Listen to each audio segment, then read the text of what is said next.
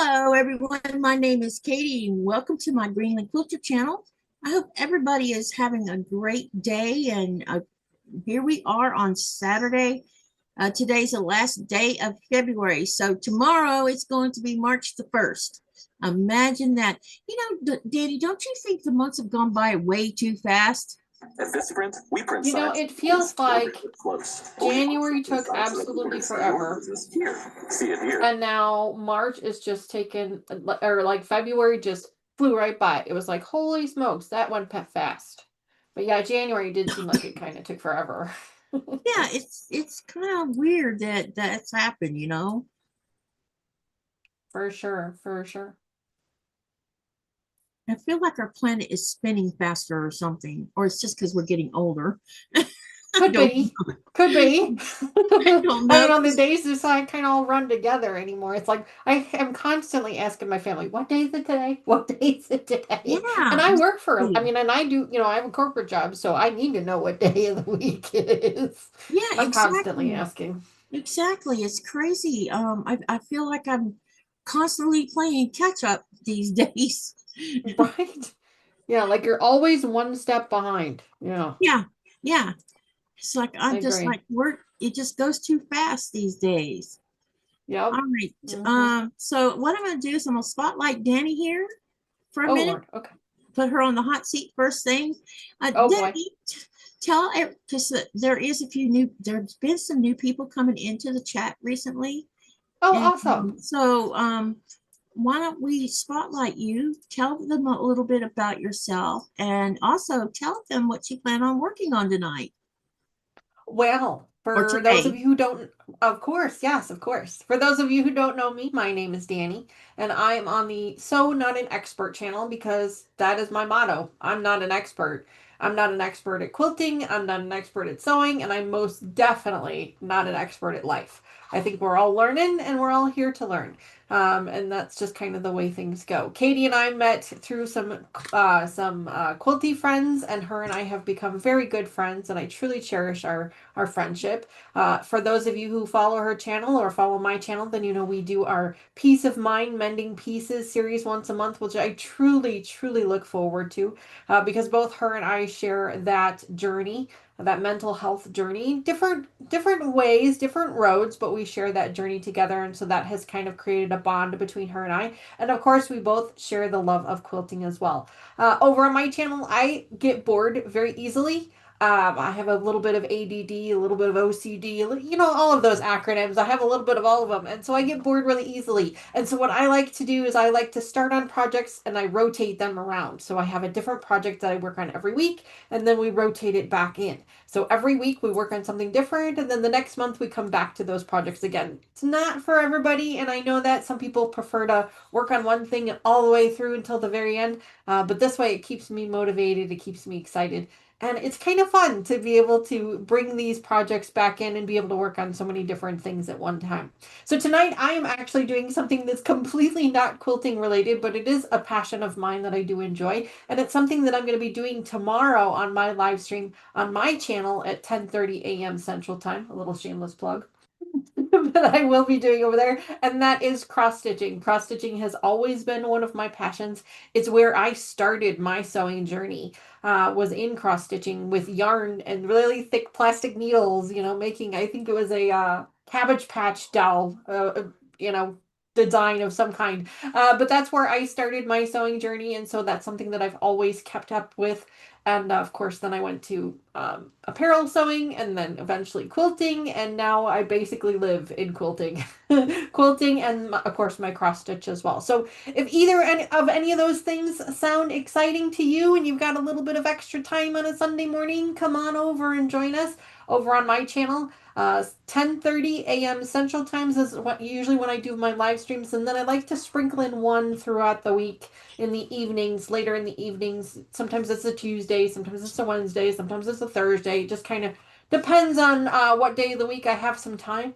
But I would love to get to know you guys better and welcome you into my community. I know Katie's community is amazing, and I truly appreciate her community welcoming me as much as they have. So I really appreciate that as well. And thank you, Katie, for inviting me on your Saturday evening stream. I really appreciate that. It's my pleasure, Danny. You know that you're right about us having a relationship. You know, when we first started out, we hardly knew each other, and we've hit it off, and we have a lot in common. And you know, I realize I'm a bit older than you, but it doesn't seem to matter. You know, No, but it really doesn't. You know, my husband is almost 20 years older than me, so that age has never been a thing for me. I've always kind of had an older soul, so age doesn't worry me. It doesn't bother me. Old, young, new, doesn't matter. It doesn't matter to me. As long as you're kind, as long as you're caring and considerate, and we've got a little bit in common, that's all that matters to me. yeah, and I appreciate you saying yes. I always love having people on to sew with me. It makes I feel like when you have a sewing buddy or a sewing friend with you, it makes the lives go much, I think, more easier. Because you can have a conversation with someone while you're having a conversation with those in the chat, and it doesn't all seem like we were talking earlier this week about how when you first started, and you'll probably agree with this, when I first started, it was creepy seeing myself in the video. It was like I was talking to myself. And there was days when it just literally did creep me out. Yeah, I can understand that. And for the most part, over on my channel, I don't have a whole lot of guests. My mom will join me quite a bit. Mama Joyce, she's a hoot and a holler, let me tell you. But she's been joining me quite a bit. She just recently retired late last year, and so she's got a lot of extra time, so she's been joining me a lot more than normal.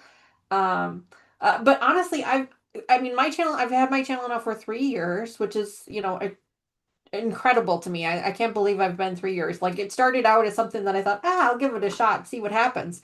3 years later, I'm here, so that's kind of weird. But it's always been, it's always just been me. Like, Yeah. so the collabs and that's kind of something new to me. Like, I'm still trying to work my way through that. I mean, we do a fantastic job on our Sunday streams, but I'm not used to collaborations. So I have to, it's a different kind of atmosphere. It's a different kind of format.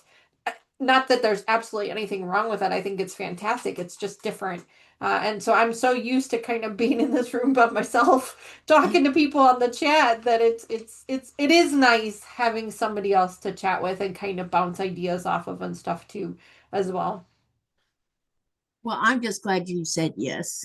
Oh, well, I appreciate the invite, and you'll have to excuse me. I've got a little puppy here. For those of you who are members or who have seen my stream, usually my stream, I have a little box in the corner that's usually like right about here, that's got a puppy camera. So I have a camera that's over here on the floor that you guys can see my puppies as they come in and out, and I have one that's sitting here right now, so I have to give her a treat real quick. Can we just Yep. She comes as soon as she hears me start talking in this room, she comes running because she knows I'm on the stream and people are going to tell me to give her a treat. So I better give her one, otherwise she's going to be incessant. So excuse me for just a second.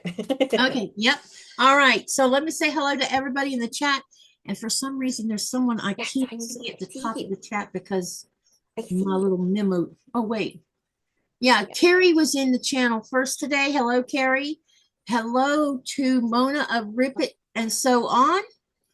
Any of you who are channel creators, you're welcome to share your channel by typing exclamation selfie.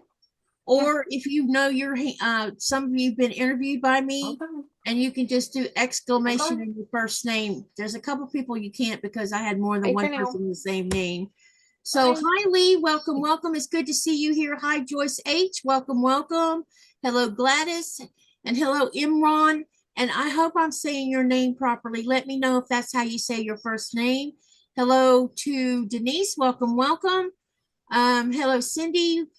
Hello, Andy. How are you doing? And I fell asleep during your live last night. I'm so sorry. I just was tired. Let me see here. We've got Dubrovka in here. It's good to see you. Hello, Susan Munger. Welcome, welcome. And it looks like I caught up everybody. Okay, here's my plan tonight.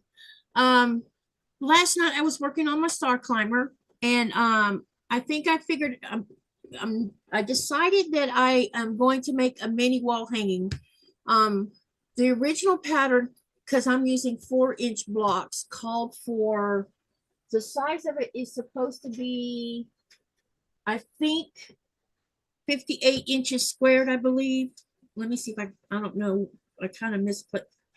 Yeah, I misplaced it again. But anyway, I think it's supposed to be 58 inches squared, which means it was supposed to be 9 blocks by 9, which was 81 blocks. So, but I decided I wanted a smaller one that I can hang up on the wall because I really love it.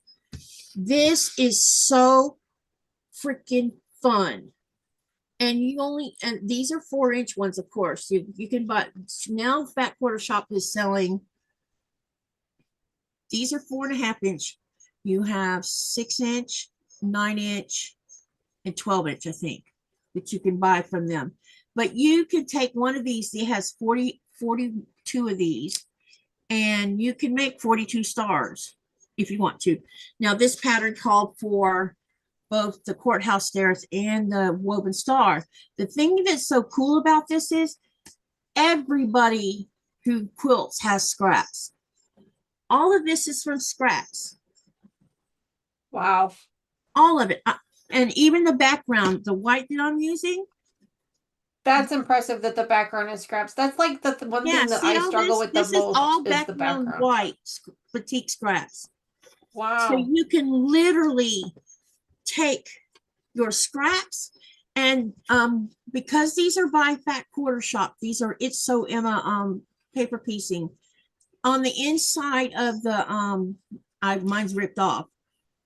On the inside is instructions. Here, I can show you with this one because this one didn't get ripped off, but I'll show you what I'm talking about.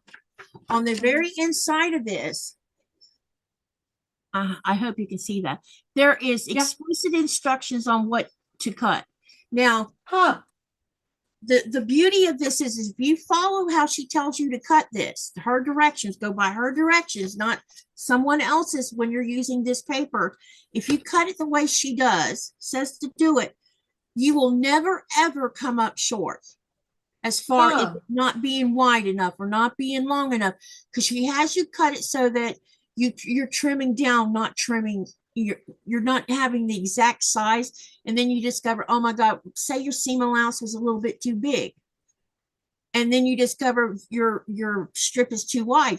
With the instructions that comes on the inside of these little booklets, you cut it based on what she tells you to cut it on, and then you're trimming down. You never ever should have an epic fail of it being too short or not wide enough, because if you do it the way it says here, it's simple.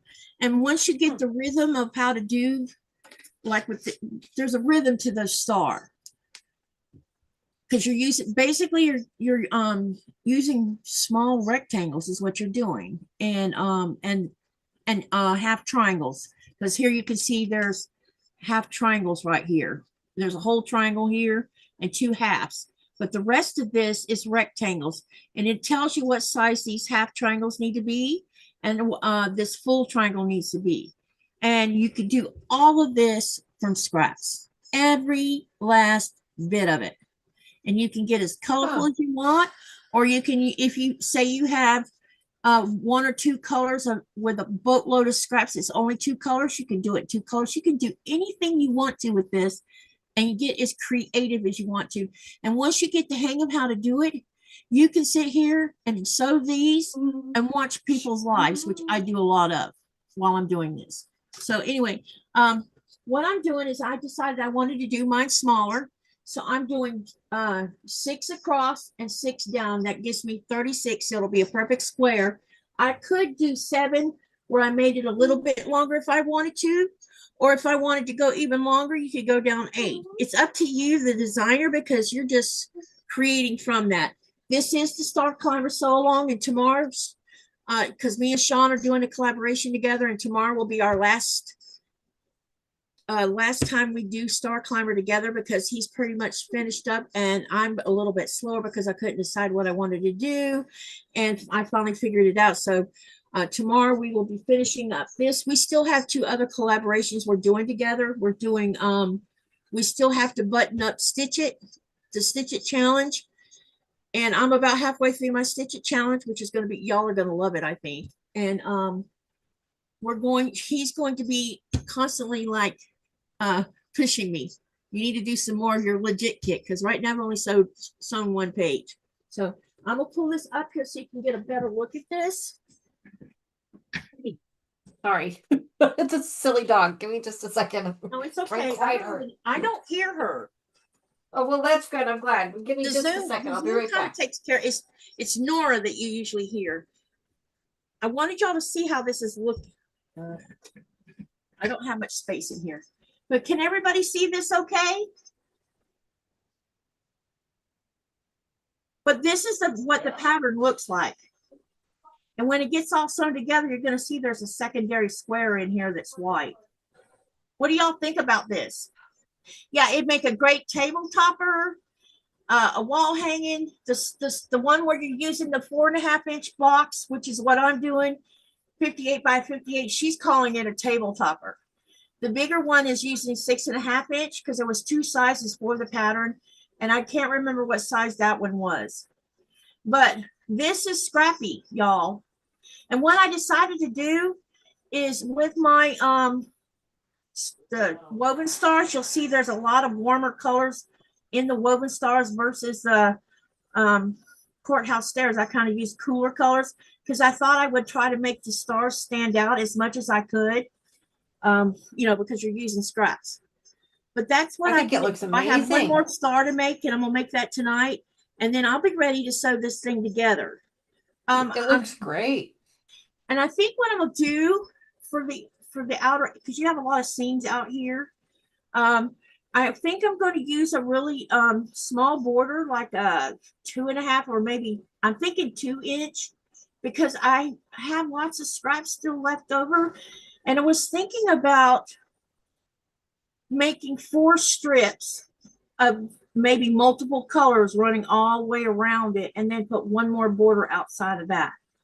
That way, that'll look great. Yeah, and you'll see all that beautiful color that I've used in here will be like a ribbon on the outside, and then a border on a small thin border on the outside, and then I haven't decided on.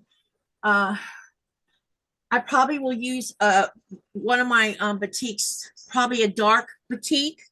See, I'll do so here on the outside. We'll do a thin white border, and then do a colorful border, and then do another thin border. And then for the binding, what I'll probably do is do a really dark color to frame it like a picture frame. Yep, I've done that before. It looks fantastic when you do that. Yeah. So that's my plan for this. And then it'll once I get the 3 small borders on here, then I'll get it ready. And it's small enough that I can quilt it on my machine here without getting too much of a fight with it. And probably what I'll end up doing, because there's angles on this, maybe I'll do diagonal, maybe 1-inch straight line in both directions, diagonal, maybe. I don't know. I haven't decided yet. Or we could do horizontal and vertical. I don't know yet, because I don't know how to free motion. And free motion would look pretty on this, but we're going to stick to straight lines because I know how to do that. Right? I'm with you. I don't know how to do free motion either. I send out I am lucky in that I actually have a long arm who's not far from me. So I send all my quilts to her to be long arm, but it does cost me a considerable amount of money over the years. But she does a fantastic job, and then she can do the all over design, and I don't have to worry about it. Yeah. It's funny. But it's very pretty. I love it. I love the blocks. It's so pretty. I really have enjoyed doing this. This has been really my first really major. I've done some paper piecing, but this has been my first major one where you're doing something and making something with them. Right. And I have to say, I have come to love this process. I really like it a lot. I mean, every now and then it's like, I must be crazy, all this paper on the back, but right.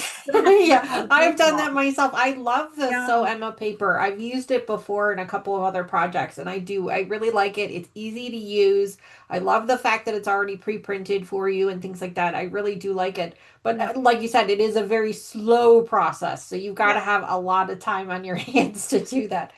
Which usually, like I said earlier, I tend to get bored easily, and so I can't stick with it. I feel like this is a project where you know, many of us have, well, like Danny said, she has multiple projects she's got going on. I have multiple ones from this year. I mean, been doing 6 for the last year. And some of them I finished up and some of them I'm trying to button up now. One thing I will say about this is anytime, and this is just a suggestion, I'm not telling you what to do, but anytime, say you lose your mojo, and we all do, we want to sew, but we're not motivated to sew because that means being whatever. This is a good project because it's, you know, because you already are sewing it, number one. Number two, it's such a mindless job once you get into a rhythm of how you're doing it, and you're having a week of where I don't want to sew or I don't want to work on my projects. This can be like a side job project. And yeah, I have quite a few of those. Well, I shouldn't say quite a few of those, but I have those kind of in my stash of just like when I don't really feel like doing anything else, I'll pull that one out. Like I have a couple of table runner projects and things like that that I'll grab. Some of those are that so I'm a paper piecing stuff. I've got a couple of those, and I've got a table runner that's from Cotton Cuts. It's one of those gnome blocks. But I've got them just kind of in a bin, and when I don't know what else to do. I don't know, like I'm on a collab. I'm not sure what I want to work on. I'll just grab that, and at least it's getting me in this room and getting me doing something. Yeah, because I have another paper piecing over there that's for it's a scrappy, where one side of it you do strings, or you're using scraps to do one side of it, and you can use them. And I'll pull this out this upcoming week because I've been messing with mine on and off. You know, when I'm not feeling, because there's times when I'm tired, but the urge to sew is still there, but I don't want to think about what I'm sewing. So I pull out my scraps and get that paper that I have that's for scrappy sewing, or I might just do crumb sewing. I mean, there's so many things you could do with these small pieces of fabric, you know, and when you suffer from mojo rejection or whatever you want to call it, it's a good way to use your scraps. And let me see what everybody's saying in the chat, because I've been yapping for about 15 minutes now. All right, let's see what everybody has to say. And then I'm going to get to sewing. So what I'm going to do is I'm going to make one more star. And then I think what I'm going to do is I'm going to put that other star up here. And then I'm going to set it aside because I'm going to sew these. I'll start sewing these together tomorrow with Sean. And then I'm going to switch over to work on Katie's Creative Chaos, because I'm on a roll with that one too, because I really want to get enough of this done so I can start showing y'all how cool it really is. And as I discussed the other day, I was looking at what I had sewn together of Katie's Creative Chaos, and right smack dab in the middle was a big, huge mistake. And, oh, I've done that. Oh my God. And because of the way I sewed it together, I had to rip out sashing to get to it. And I had to do that. Yeah. Yep. Oh. Got to rip out sashing all the way to get to the middle to be able to fix whatever the mistake is. You're like the whole time. And that's why I say leave it up to me. If I'm going to make a mistake, it's going to be me, because I do it all the time. And this is one thing I have not kept hidden from everybody who comes and watches my lives. They see me make mistakes. No. We fix my mistakes. I don't put it aside and forget all about it and we're not going to talk about it anymore. I just can't do that, because that's just not who I am. Well, that's why the name of my channel is the way it is, because I am not an expert and I make mistakes. Yeah. A lot of them. So Susan says, where'd it go? She said something. I already lost it. Come on. Susan said something. Hang on a second. She says scraps multiply like rabbits. Yeah, no kidding. It seems like I already had a scrap pile, and now my scrap pile is even bigger from the scraps that I was working with. It's so crazy. Dubravka says, I am going to do a table topper with these blocks. Easy and beautiful. Yeah, it's so easy. It's not that hard at all. I feel like any beginner, once they understand how to cut the pieces and how to follow the numbers, because this is just like a, what do you call it? Color by number kind of thing. You just follow the numbers. Yeah. And that's all you got to do. Joyce says, I can see it fine. Dubrovka says, love it. And then Andy says, sorry, I'm finishing packaging the fabric for the sale. So in the background, okay, Andy. Cindy says it looks really good. And Susan says, I can't believe tomorrow's March already. That makes two of us. And then Wow. Denise says, your colors are working great together. Do it. Sounds like a good plan. Kathy, hey, Kathy, how are you? Pretty quilt, nice color choices. And then, hi, Rita, how are you? And she's using Mr. Polar Bear, I see. Joyce says hi to Rita. They're saying hi back and forth. Rita says, mistakes, there is no such thing. Nope, they are new ways or creativity, she says. And then she says, wonder if there's such a thing as spray or neuter fabric to not produce scraps. Haha, you're so funny. Yeah, she's my funny girl. I should call her funny girl. She's funny. It took me a while to get her sense of humor, but now I get it. I love her. She's so sweet. All right, let's see if we can't get another star. What it was is I ran into this. I had already had a star pretty much made, but the problem is I'm just not loving, but maybe I changed my mind when I look at it again. I'm not sure I'm loving this one. Where's the other piece? Oh, you know, that's why you bury it in between other ones that you like better. Yeah, I was just thinking of making another star. I think what's bugging me is, hang on, you should be able to see what I'm doing. Or let me spotlight so y'all can look at this. Let's see what y'all's opinion is of this. I think there's too much red in this one. Hold on a minute. Let me Yeah, all on one side at least. Maybe can you switch some of the pieces around?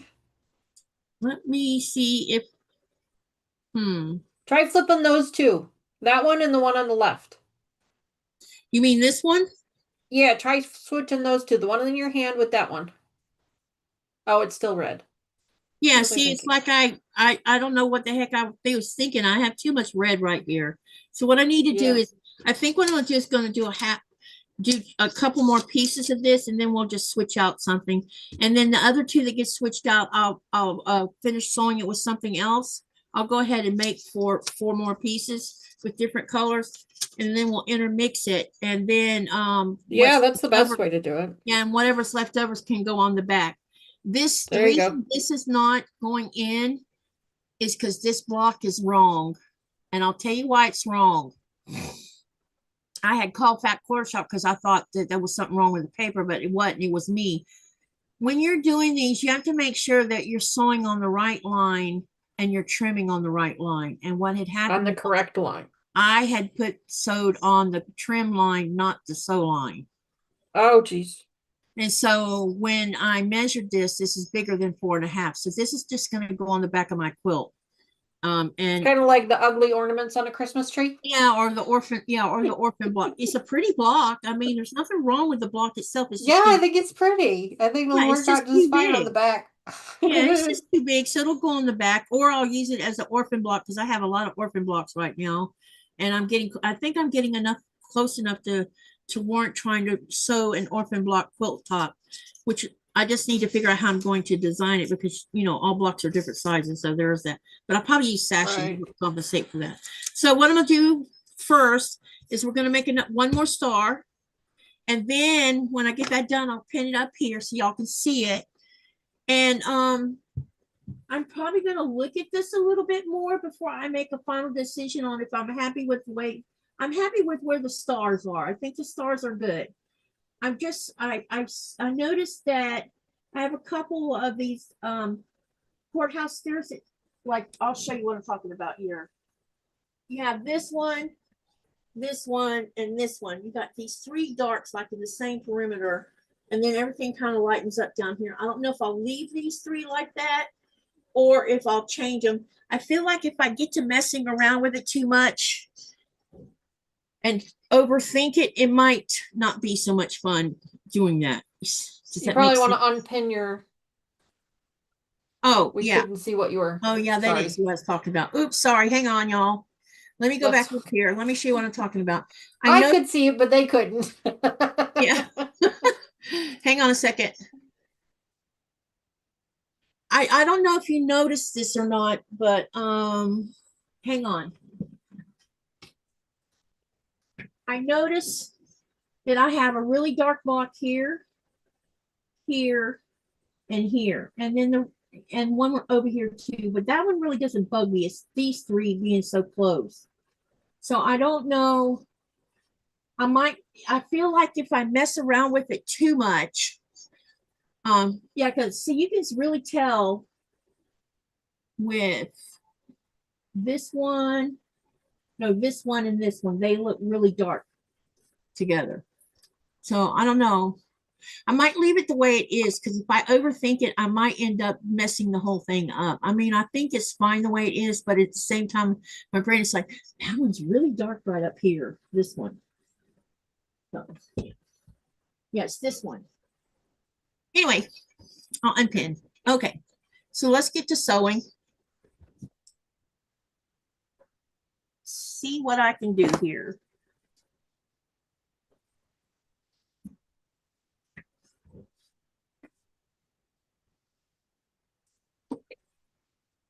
Danny, have you ever done a full paper piecing quilt? I have done the pieces, but I haven't put it together yet. I've not done a full-size quilt. I've done some table runners, but not a full-size quilt, no. Hi, Sherry. It's good to see you. Man, I have a job to do tomorrow. I've got to do some cutting after my live with Sean tomorrow for Alice's Wonderland. Because we have blocks to make tomorrow, and I need a, where is my little,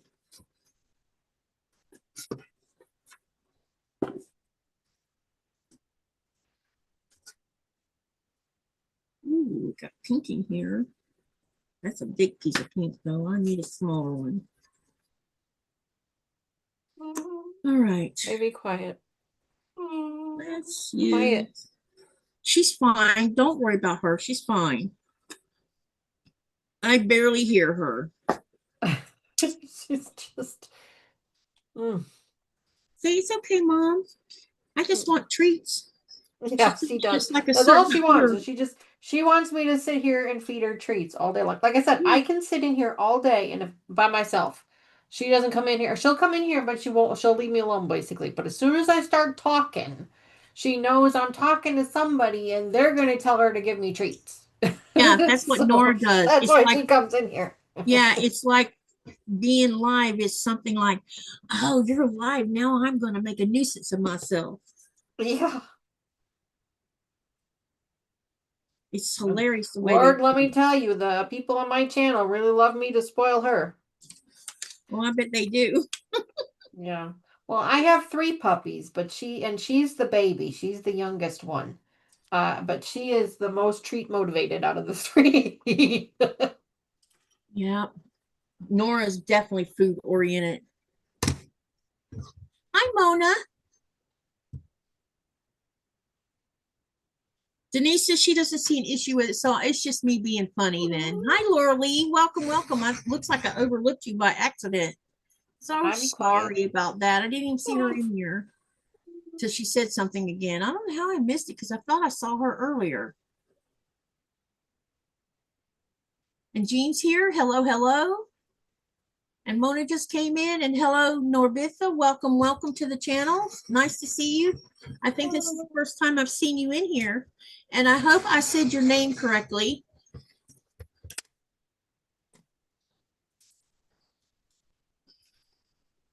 Try to be good about people's names. Sometimes you're just getting louder and louder. Would you be quiet, please?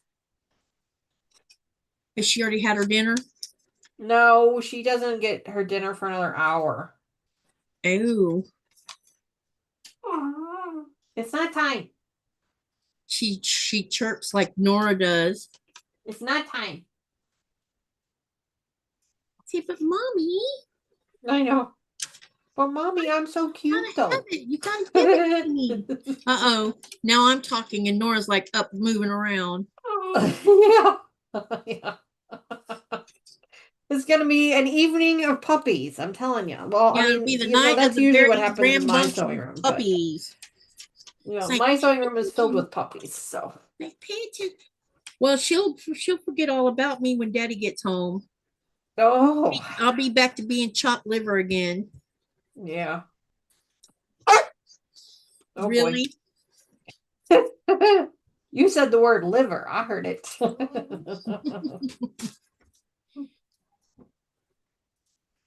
Nope, get in your bed. You've already been fed.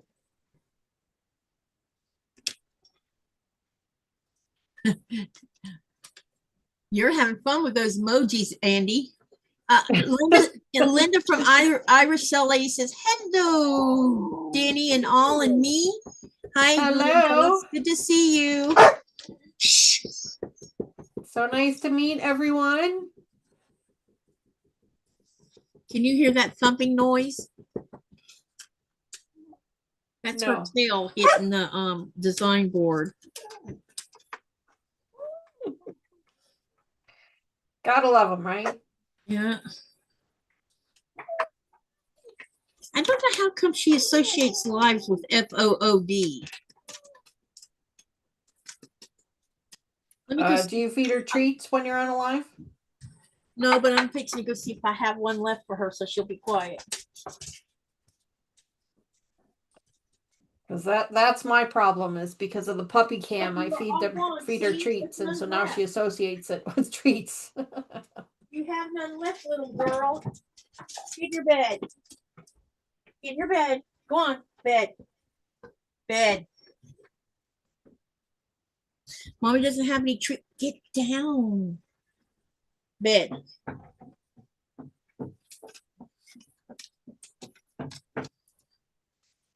It's because she heard me talking the talk. Mona says, sorry I didn't make it. I'm exhausted. It's okay. I get it. And you did tell me yesterday that if you were taking your mom out, that you could be tired by the time you get back. So I knew that. It's okay. No worries here. You can join me anytime you want to, Mona.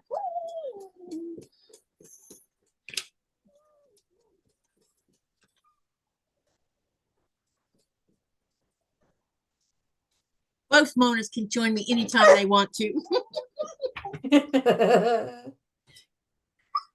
Linda says, I fed my dog before I sat to eat my dinner. And I fed her before I started this.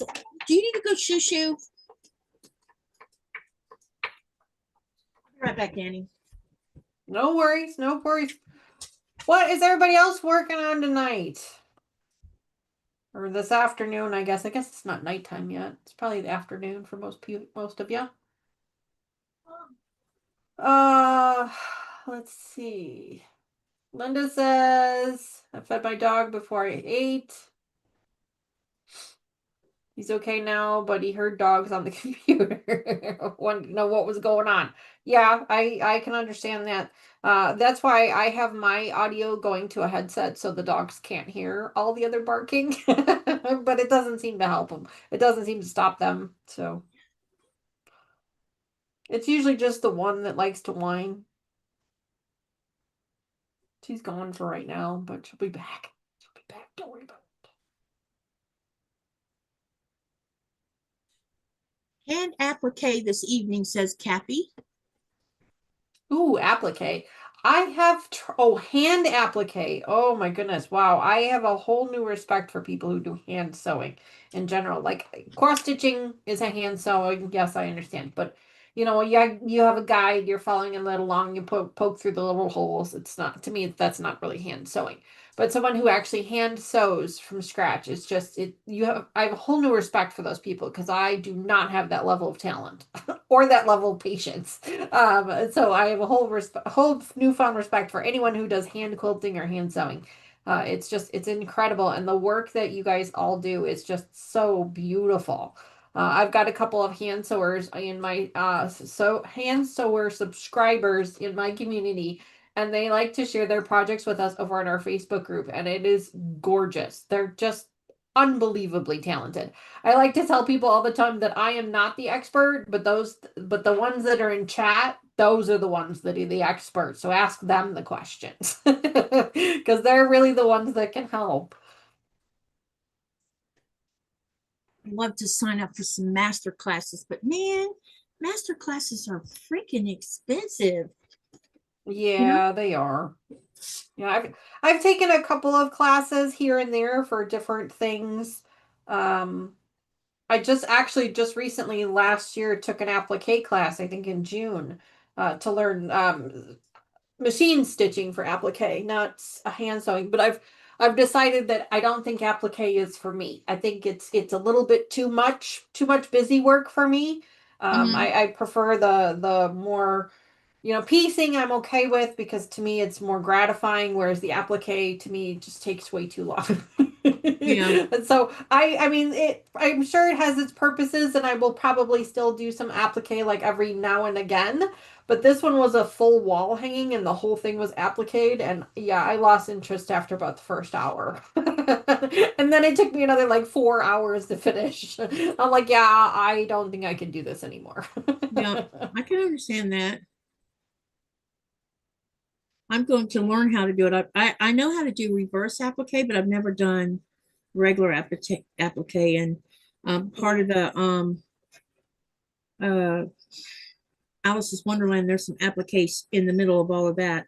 Plus, I'm doing a private sew with some members, and there's an applique involved in the little project we're going to be doing together. Oh, fun. We It's did just, it's one I'm of sorry, those go ahead. things where it's like you like the pattern, and then when you realize what's involved, it's like, okay, this will be a first for me. Yeah, it's like, damn it, what did I get myself into? Yeah, but it was such a cool pattern, and I wanted to try it because I think it's going to be super cute. Yeah, I mean, it definitely has its moments. And I think, adding some, I mean, applique can add some amazing embellishments to a quilt. So I feel like that's probably where I will do some more appliquing if I ever do it again, if I do any more again. Um, but I won't be doing like a full-size project with it Yeah, again. yeah. I don't know that I'd want to do a big project until I get where I think I'm confident enough to do something like that. I have a quilt pattern in a notebook, and I've been saving it long before I even got involved with quilting. I'm like, gosh, I want to make this quilt. And 50% of that quilt is applique. Oh, And when I looked wow. at the pattern, I'm like, oh, but I kept the pattern. It's just sitting in a 3-ring notebook.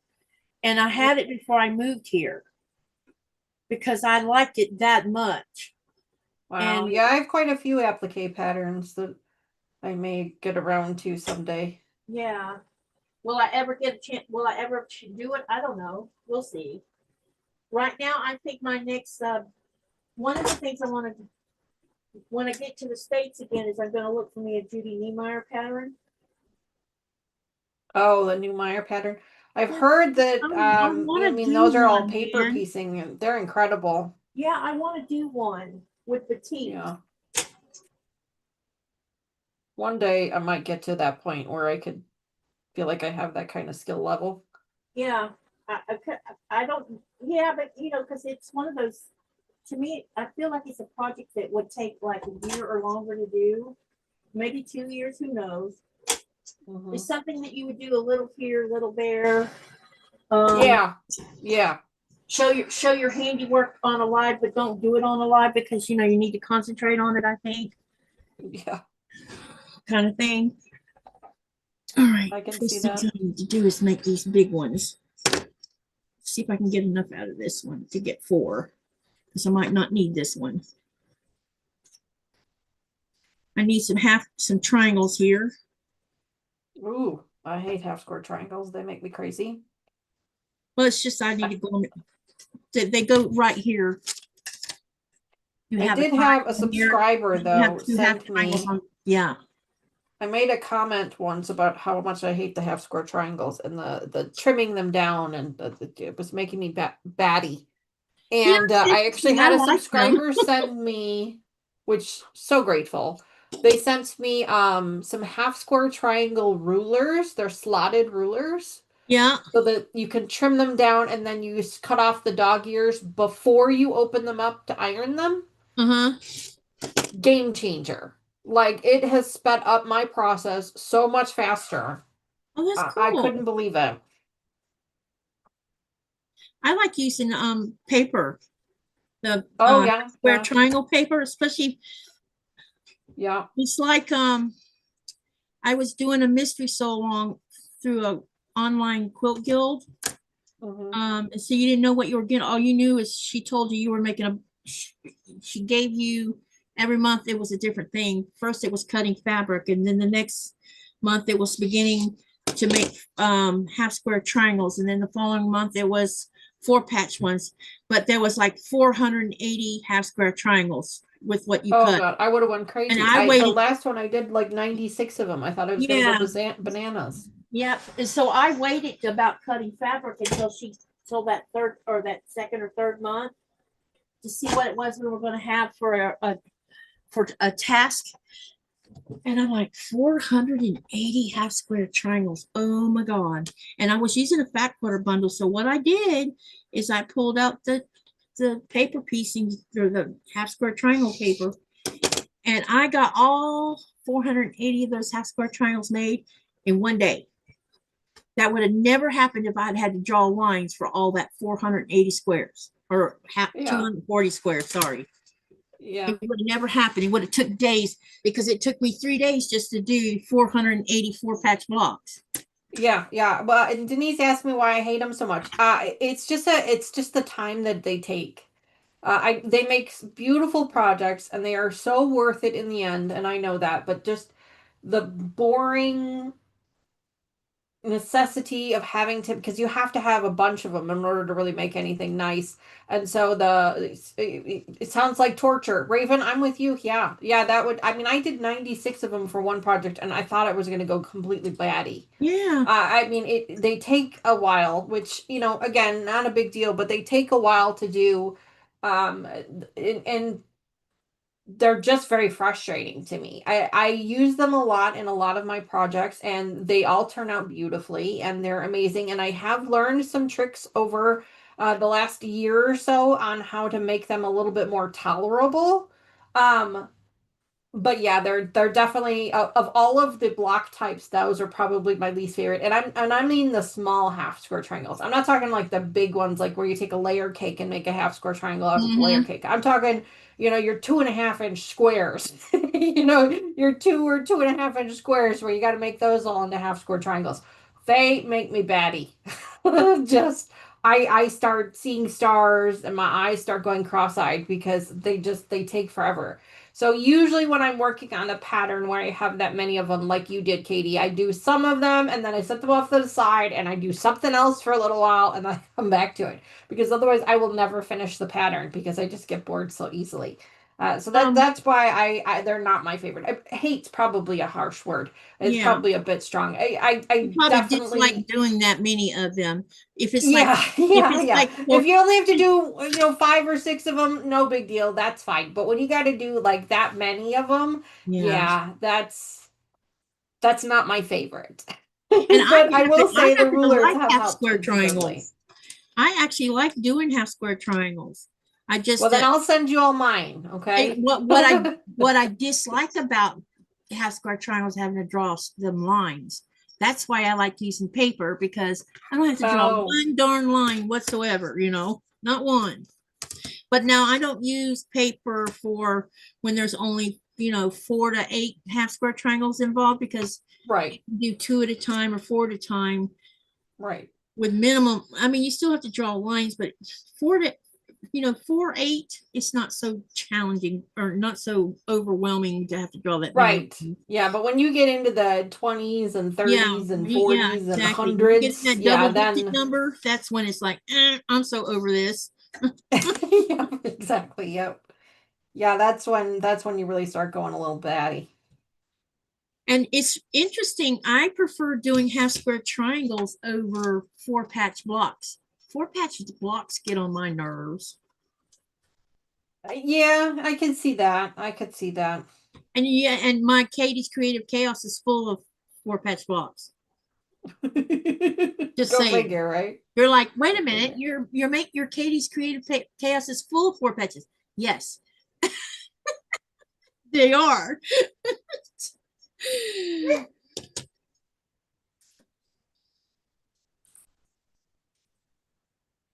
I just think it's because it's something about time, being how time consuming they are. So especially when you're Yeah, using I many really of them. think that that's all it is, especially for me with the half square triangles. It's just time consuming. And like I Yeah, said, because I get yeah. bored so easily, like doing the same thing over a repetition just makes me crazy. Yeah, that's why I made the comment. Those of you doing the Alice's Wonderland, I don't know if you looked at the end of the pattern where you have to do they're calling it diamond in a square, and I just call them square in a square blocks, and they're 3.5 inch unfinished, and you have to do 100 of them. And I made the comment, you know, if you do 20 a week, you can get all 100 of them done in 5 weeks. Wow. Right now, I have 43 of them done because I'm not going to wait till the very end to have that many of them piled on top of me, you know. Now, do you chain piece them? Do you try and just do all like one side and then try and iron them and then do all the next side? Or I'm cheating. I'm using paper. gotcha. You can actually chain sew with the paper piecing too. So I'm doing them. I'm getting them done faster because I'm not having to cut line or draw lines and all that kind of stuff. And then doing no, you have to cut half triangles. Sorry, my bad. Yeah, I just feel like the paper's faster and your squares look much more accurate because That is true. they're a lot like doing flying geese, and me and flying geese have issues. I really don't like making flying geese because they never come. I don't mind them so much. I mind them. Well, that's I'll all do right. them, but I'll be grumbling the whole way through, like they never come out. It's kind of like me with the half square triangles. I'll do them, but I'm grumbling the whole time. Yeah. The whole time I'm gonna grumble. Yep. I need to order a new ruler. I keep catching my rotary blade on this ruler edge because it's nicked. Oh, I've done that. Yeah, I've got one ruler that I actually had to replace Well, it because was I kept because doing that. I took up a suggestion about using a tracing wheel to mark the back of these paper with instead of drawing a line so that I could see the crease. Oh, yeah. Guess what happened? That tracing wheel shredded the edge of my ruler. Oh, geez. Yeah. And I mean, I'm not kidding when I mean shredded. It is shredded. I had plastic shavings all over my desk. Oh, my. Okay, let's not do this because I'm not going to ruin any more expensive rulers, but I just had got around to reordering this one. I didn't know that a tracing wheel would do that. It's because I guess, yeah, because it does have to poke. It does teeth poke on it. through. Yeah, so. It has sharp teeth on it. Yeah, I didn't think about that. Yep.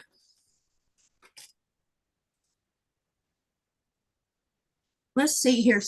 Raven's saying something. Hang on a second. I got to go back and catch up what's going on here. I'm missing the chat again. Raven says 480 half square triangles sounds like torture. Yeah, especially when you start sewing them all together. She says, well, half square triangles, I do not draw lines. I just sew triangles together. Oh, you cut them up. Yeah, I'm not doing that either. Raven says, I hate trimming them to size. A clearly slotted has helped, but still. Yes, the clear slotted rulers have helped considerably with regards to trimming them. So then Danny would not want me to send the 300, 1.5 inch half square triangles that I made to put together as a postage stamp mini quilt. Now, see, I would be willing to sew those 300 1.5 inch together because that would be so much fun. No, Welcome I'm back, good. Mona. I am not a fan of the small pieces. Denise says, can't you double them up to shorten the time? Double what up? And then Mona says, use a nail file to smooth it, maybe. That might be an idea. Yeah, because I have a little nick on here. Actually, I have 2 nicks. And my rotary cutter keeps getting caught on them. All right, we need to get some. Yeah, a nail file would probably work well. Now it's time to choose some colors. let me look at these because let me see here. I want to look at these so I can figure out something. Can you hear her or no? I cannot. And mine has finally laid down. Yeah, she's in there chortling right now.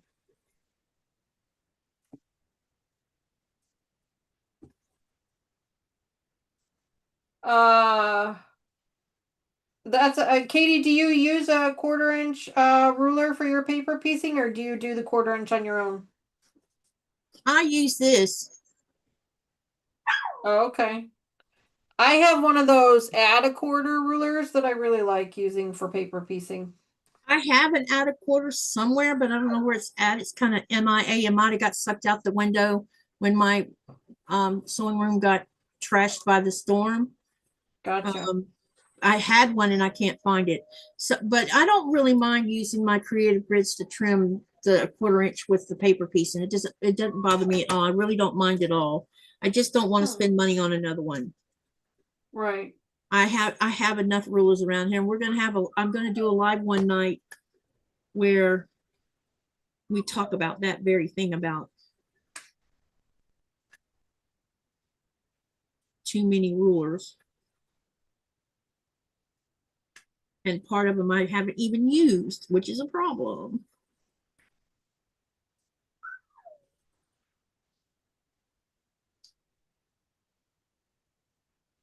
Let's see what I can do with this. Go ahead and use no yellow. Well, I think that's when I heard her. Can you hear her talking? Yeah. She's talking.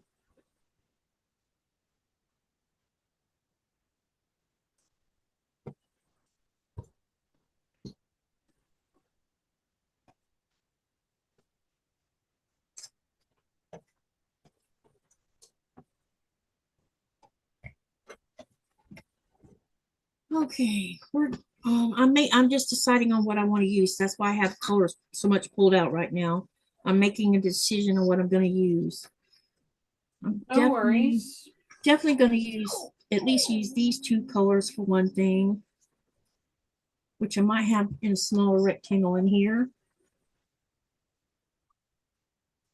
I had a little bit of a knot in the back that I didn't realize I had, so now I've got the knot out. Now I got to pull it all the way through. So I want someone to teach me how to cross stitch, but I don't know when I'm supposed to find time to learn how to cross stitch.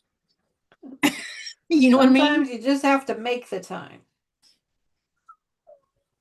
It's like I don't know if I have the time. That's the problem. Oh, I'm going the wrong way. Yeah, I actually decided last year when I was doing it a little bit on my Wednesday. I have a Whip Wednesday live stream that I do once a month. And so I was doing it a little bit on that one. And then I decided, you know what, I really want to do this on a more regular basis. So I've brought in an actual series on the channel once a month, the first Sunday of every month, where I will be doing my cross stitch. And tomorrow I'm actually starting a brand new cross stitch project. Not this one here that I'm working on right now, but a brand new one. Because I'm getting a little bored with this one, so I'm going to switch it up a little bit. So you could always watch that one, Katie, and I'll kind of show you how to start one. Okay. Now the one I am working on is a pre-printed one, so it is not. Yeah, I'm willing to try as long as I can see what's going on. Part of my, well, you might be the same as me. I'm a visual learner, and I need to see what's going on. And if I can't see it, it's a little bit harder for me to decipher. Yeah, well, I do have a Zoom camera that I set up for my cross stitching. So you guys can kind of see. But the one I'm working on tomorrow is a pre-printed pattern. So the pattern is actually printed right on the fabric. And so you just kind of sew over top of it, as opposed to following a pattern. This one here I'm actually following a pattern with. But the one we're going to start on tomorrow is pre-printed. And then that way I can switch back and forth between the two and I won't get too bored with them. Yeah. But they are not a fast moving project. Cross stitching, at least in my opinion, maybe I'm doing it wrong. I don't know. But cross stitching is not fast moving. It is very slow. It's probably just like any other thing that's handwork. I mean, crochet. Yes. Yeah, unless Yes, you're absolutely. unless you're a speed sewer of some kind, or a speed crocheter, or a speed cross stitcher, or a speed embroiderer by hand, then maybe that doesn't necessarily fit within the criteria. But me, I don't do anything in a hurry No, no. because I don't like being rushed is what it is. Well, and this is supposed to be a hobby. This is not. You're supposed to have. This is supposed to bring you joy. And to me, anything that you give yourself a timeline on or you rush through it, that's not giving you joy. That's giving you a task to do, and that's not what Yep. the point of this is. I Yep. mean, don't get me wrong. I know that there are people out there who do this for a living and they do this to make money, and that's fantastic for them. And those people need to rush through it because they are on a timeline and they need to get things out to sell. Whereas, at least for me anyway, I don't sell any of my stuff. I mean, eventually I may start to sell it, but I'm not selling it ahead of time. I'm selling it once it's done. And when it's done is, well, when it's done, whenever I'm done with it. Yep. All right, let's do these two together. Katie, did that tutorial I did on the applique? Yeah, it was good information. I just couldn't see everything you were doing. Katie, I was stuck in a hotel for travel. I know your experience with this. I cross stitch then and it travels. Yeah, I take a crochet with me is what I do. Because I'm on an airplane for a long period of time. I do it for that reason, because 9 hours, unless I'm flying to California, which is an 11-hour flight. If I'm flying to the East Coast, it's excuse me, I'm going to be doing that a lot again tonight, clearing my throat. I always have crochet. Plus, I also have earbuds to listen to music at the same time so that I can block out people. That's kind of like me. I always have to have some type of background noise going on in order for me to focus. I can't have complete silence. Where, like my husband, Mr. Wizard, he makes models. He does model cars and model airplanes and things like that, and he prefers complete silence when he's doing his stuff, and that makes me like I can't think when it's that quiet. Like there's too many other voices in my head. No, I need to quiet the voices in order to be able to focus. I've watched her doing cross stitch, but I can't see her doing what she's doing. I mean, her camera's up close, but you don't see. All I see is her fingers moving a needle in and out of the fabric. I don't know how she's determining where to put it in. I absolutely cannot see that. I need it where I can actually see where the needle's going in and coming back out again, because cross stitch is not the same as embroidery. No, cross stitches is in my opinion, it's easier because it's all just X's. Yeah. It's X's, but I need to see how she's doing it, because she's doing it in, it looks like she's doing one part of the X in one direction and then coming back doing it the other way. And, yes. And I need to be able to see how she's determining where to put that needle on the back of that fabric, and you can't see none of that. You could if you were sitting next to one or in front of someone right there in their airspace. Yeah, I actually have a book that was gifted to me, gosh, forever ago. How old was I? I was probably 13, 14 maybe.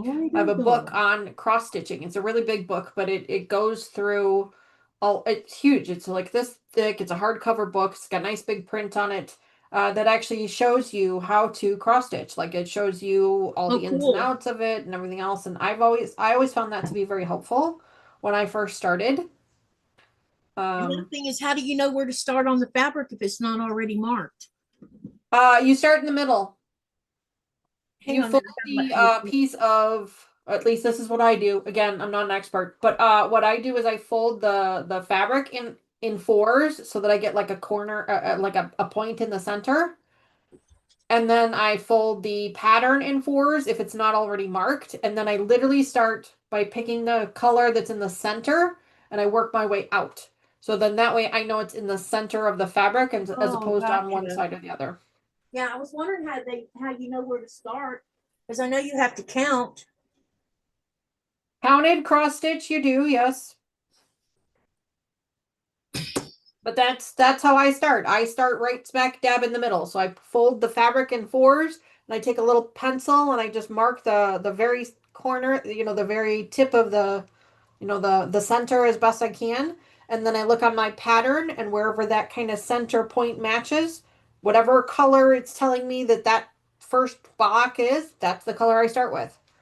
I don't start with number 1 or number 2. You start with whatever one that design is, and you work your way out either to the left or to the right of that line. Yeah. Usually, you know, you go one direction, so usually it's either the right or the left, and then you work from there, and you start with your first color, then you go to your next color and your next color, and so on. And when you get bored with one color, switch to another one. Yep. Rita, Because please. there's no rule that says you have to do everything in one color at a time. You do one color one way, and then you go back and you do the next color. What I like to do, and again, not an expert, have no idea if this is how you're supposed to do it or not, but this is what I do. On my pattern, you guys can see my pattern is sitting right here on my table. On my pattern, you guys saw me doing it earlier. I actually take a pencil and I very lightly, very, very lightly color in the squares that I've sewn in already. So then that way I know what I've already sewn, and that way I can slowly follow along with what I need to do left. Yes, Denise, I will definitely get that book. It's buried in my stuff, but yeah, I will definitely get the name of that book and share it with you folks for sure. And I'll give it to Katy too if it might be helpful for her. Yep. Rita, please don't take what I said about it not being close enough. I have trouble with many videos for that very reason. It's not just you when you're teaching something. So you did a good job teaching. I just need to see some stuff closer, because I'm a visual learner, and that's why. And I think Danny understands that too. Oh yeah, for sure. We all have different ways that we learn things, and Yeah, that's why there's so many different resources out there. Yeah, it's like the lady that was doing the video on the Janome 6700P. Whoever was helping her with the camera work had her camera pointed it in just the right way, and it was zoomed in just good enough. You could see what she was doing. Then they put the camera away, or pulled the camera away, so that she could move and show. She went to go to show the presser foot plate on the Janome, and she was explaining the lines. She never put the camera back down there so you could see what she was pointing at. So that whole part that I wanted to learn about, which is this plate, was lost because she didn't have the camera down there where I could see it. Oh, that's so unfortunate. You can listen and hear words, but they mean absolutely nothing to a visual learner if they're not seeing what you're talking about. Right. Right, for sure. And that is not me. I'm not bad mouthing anybody. I'm not. No, everybody learns differently. It's just the way I learn. I need to see it, visually see it while I'm hands-on learning it.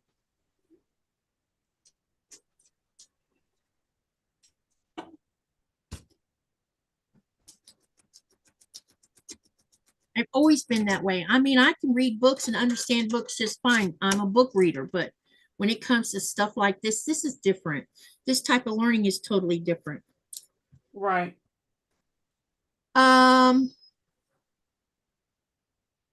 Let's see here. Uh-oh, hang on a second. Rita, do you use heat and bond paper with your applique projects? I've got an entire roll of it.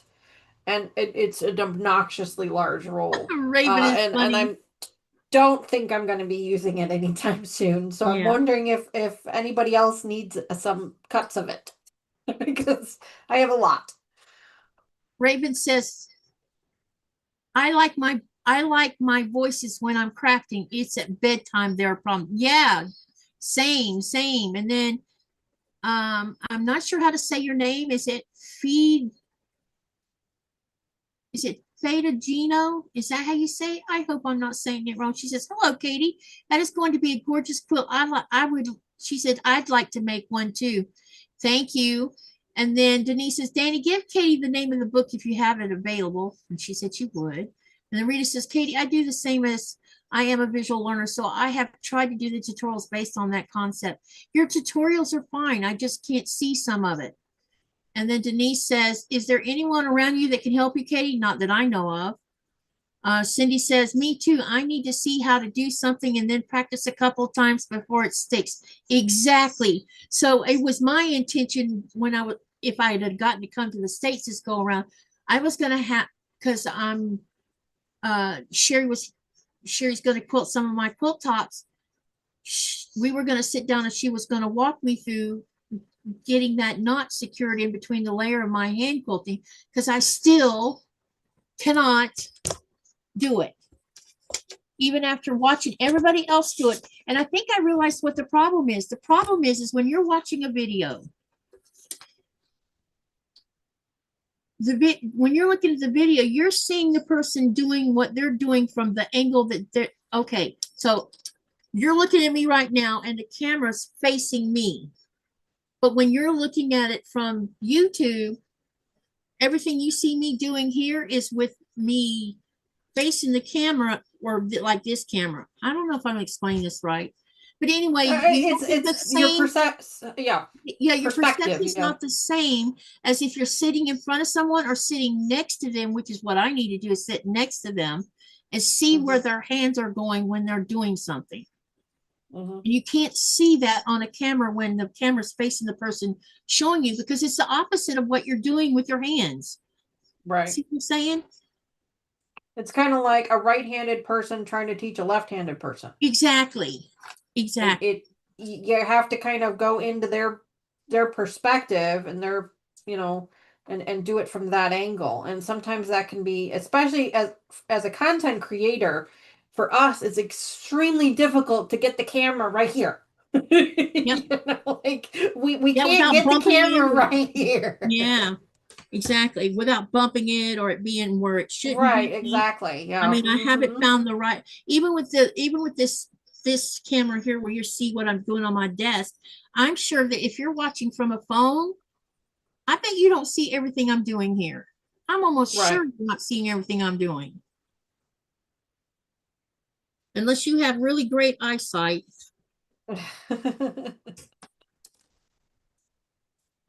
So and I'll eventually figure out how to accomplish that as a creator. But for right now, I mean, you're getting more than you got from me a year ago. I didn't even have a second camera a year ago.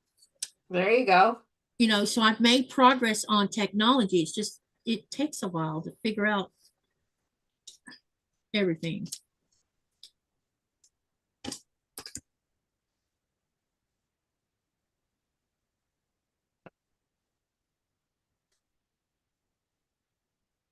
Rita says no and yes, I use heat and bond. And then Rita says prefer just using washable Elmer's glue. They don't sell Elmer's glue here. Which I've been thinking about having some Elmer's glue sticks sent to me. Those are nice for paper piecing. I've used the Elmer's glue sticks for paper piecing. Well, I'm really enjoying this sew line one right here. Because when you peel the paper off, the paper doesn't stay stuck to the fabric. That 505 someone recommended. Oh my God. When you rip off the paper piecing, some of the paper's left on the fabric because of the 505. Oh yeah, I bet. It'll come off when the quilt is washed, basically. Yep. Yep, that's when that comes off. Yep. Yeah. But it's like, oh, I do not like this idea of it sticking like that, No. So I'll just use the 505 for other things.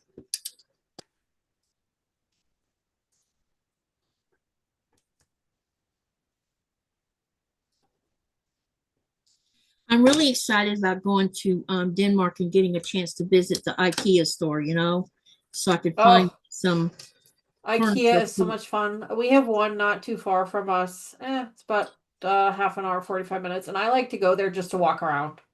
Yep, because I'm on a mission. And if you have a small space, like I have a small sewing space, if you have a small space, it's great for small spaces. Yep. I keep thinking they've got, the Billy bookcase that so Becca's got, the big tall white ones she's got. They actually have a corner unit now. Yeah, I'm gonna buy I want to buy 2 corner units so I can have less wastage. Yeah, I keep thinking about buying a corner unit for my sewing space here, and I have a problem with commitment.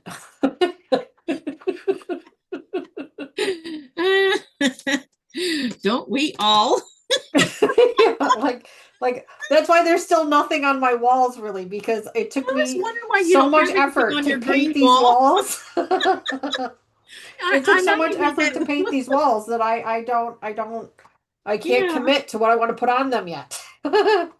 Denise says, I'm a visual learner as well, but if you don't find anything online or social media and no one around to help you, what is there left for you to do except forget about it? I keep trying, Denise. I mean, the best thing that you can do is try. I mean, that's really all you can do. Maybe, yeah, you just keep trying, and when you finally figure it out, or B, you just keep trying it until there is until opportunity presents itself. Yep. That's how I look at it. Yep. I might have to wait until next year to learn how to do that invisible knot in my quilt, my hand quilting. And if I have to wait that long to get shown, okay, that's fine. It's not time yet. It's not the end of the world yet. Yeah, it's not the end of the world yet. She came down here to see. Are you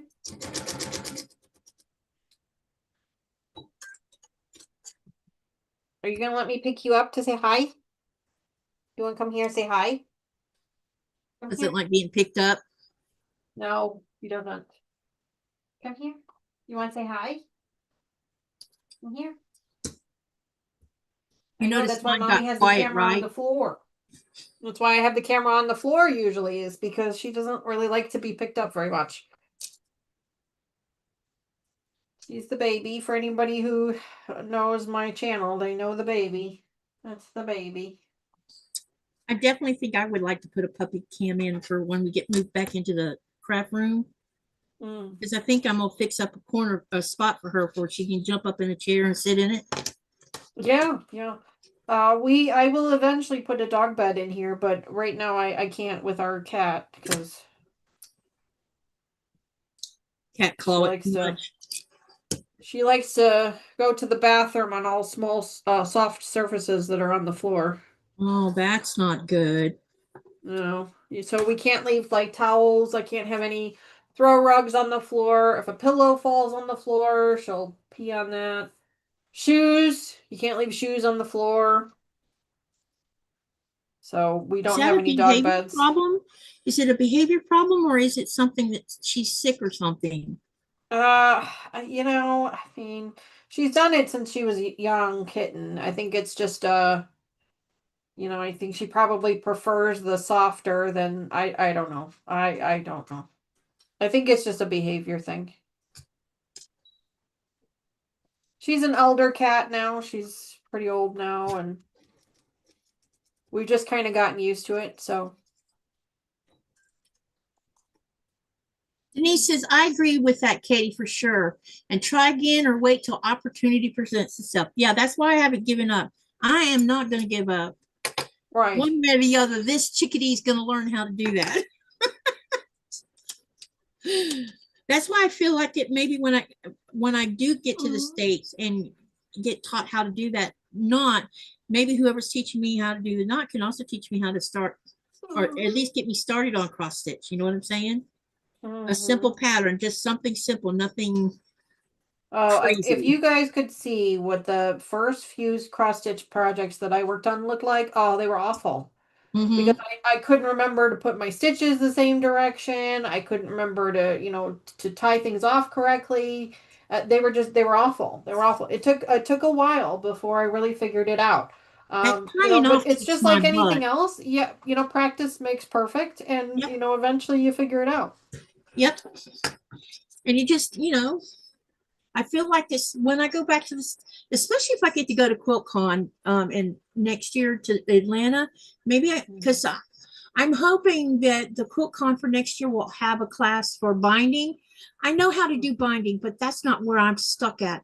I want to watch them bind the mitered corner parts of it, because I've watched a bunch of videos of the mitered part of it, and I feel like I'm doing the mitered mostly correctly, but the videos is the same as what I said earlier. They don't really get right up against, take their camera and get close where you can see when they bend both sides over and how they do it, Gotcha.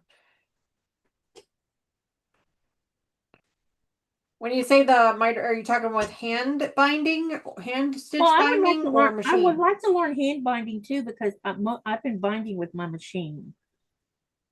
Gotcha. And that angle always gets me where you have to sew the two ends together. That takes me about an hour to accomplish, because I always get the angles turned around wrong. Because I mean, I've done that a couple times where it's turned around wrong, but yeah. That's funny. They've watched me do it on a live where I get it turned around, and it takes 2 or 3 times before I finally, with help from the group, no, you need to turn it this way, and then I finally get it, and then it's like, yay, it's a big deal. Because it is a big deal when you get it accomplished, because a lot of times you get it truly is, yeah, frustrated with it. Yep.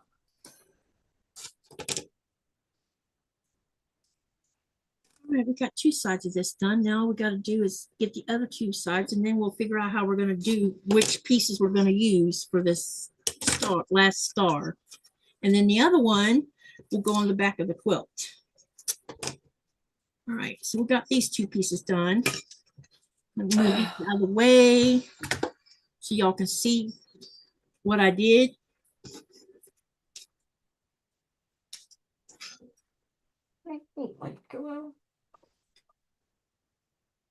All right, now then, I want to make sure that this thread does not end up against that side.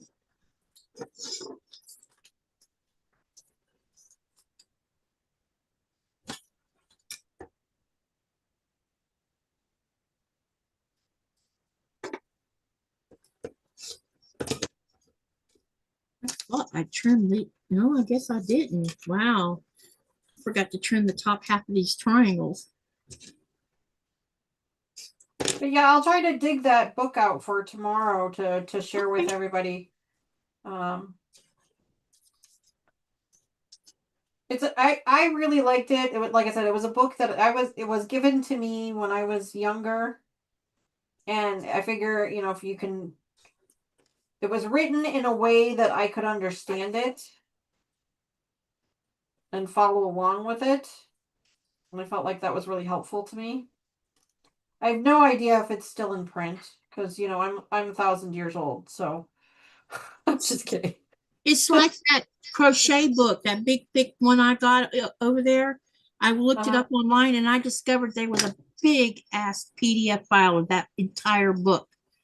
All 379 pages of that book is in a PDF format for free. Oh, geez. And I'd had that book a long time, so I thought, wow, they don't have to pay for it. They just download the PDF. Let's just download it, yeah. Just download the thing. Yeah. Let's see. I think I'm going to put the yellow on this side, which means the yellow needs to go on this side and on that side. Yeah.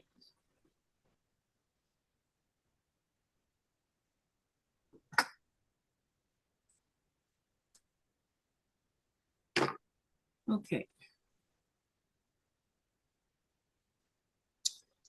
So now we need.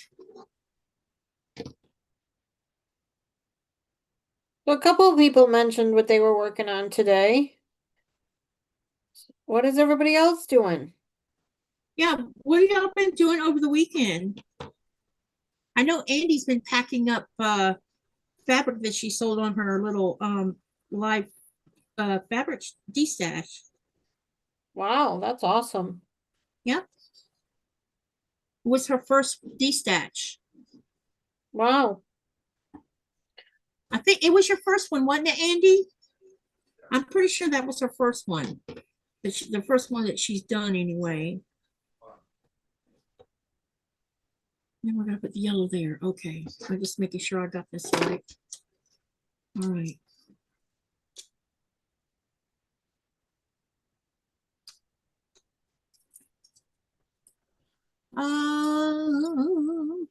Denise says, I've worked on a desk for 30 years that was set up for right-handed people. I didn't know that it was for right-handed people until someone decided to point it out.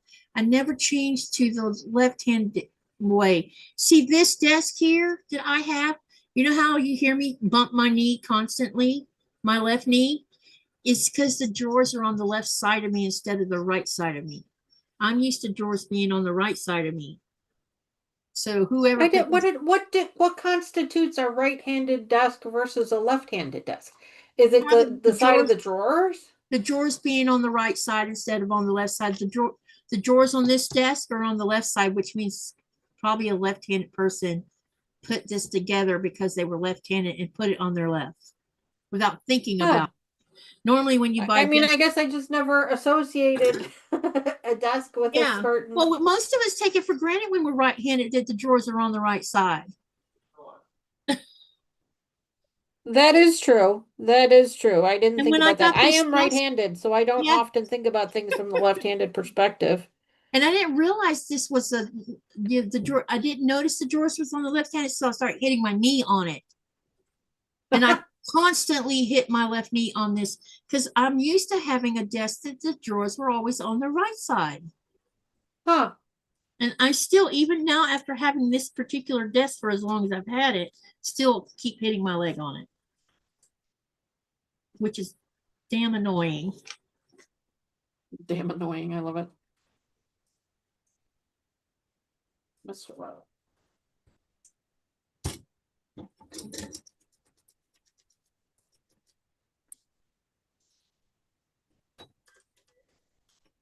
Now, Nikolai's desk that's in our bedroom, it has drawers on both sides. So it's an ambidextrous desk. Yeah. And I've actually seen desks where drawers are on both sides, but usually the center will be wider than normal. And this desk, it's like not so, it's wide enough, but if you're someone 6'4", maybe not. My goodness, yeah. I mean, I'm not 6'4", I'm 5'6", but still, you know, I have, my legs are longer than some females. They're longer than mine. Yeah. It's like when you get in the back seat of a car, the first thing I say, because I get on the passenger side, I never get on the driver's side because I'm not going to ask them to put their seat forward because they might be long-legged when they're driving. But I'll ask someone sitting in front of me on the why did that do that? Why did what do what? I sewed this, but it doesn't have thread in it, but I still have thread left. Let me check and see what's going on with this bobbin. Maybe it's real close to running out. I've been waiting for it to play chicken with me. Maybe it didn't catch. Let me see what's going on with it. Yeah, it's not. Wait a minute. No, it's not catching it. Wow. Oh. Should be catching it. Oh, it's got teeth. Time to change bobbins.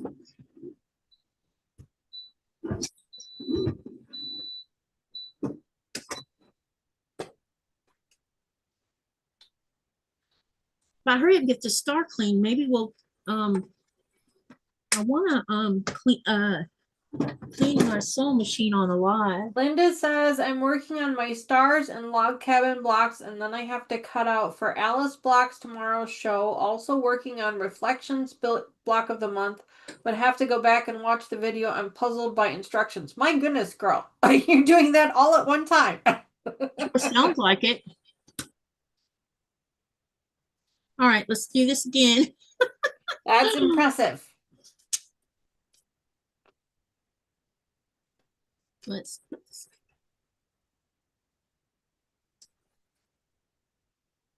Denise says my desk had drawers on both sides. It basically was what side the corded mouse was located and things like that before headsets came along, Rolodex something. Etc. Yeah. Yeah. Gotcha. Gotcha. Hi, Andy. We see you. Oh, she's saying hi to everybody else. Never mind.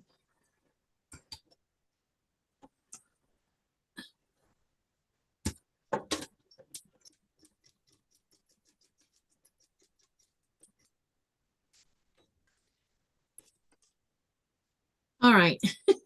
That's all it was. It's like the bobbin gets to a certain lowness.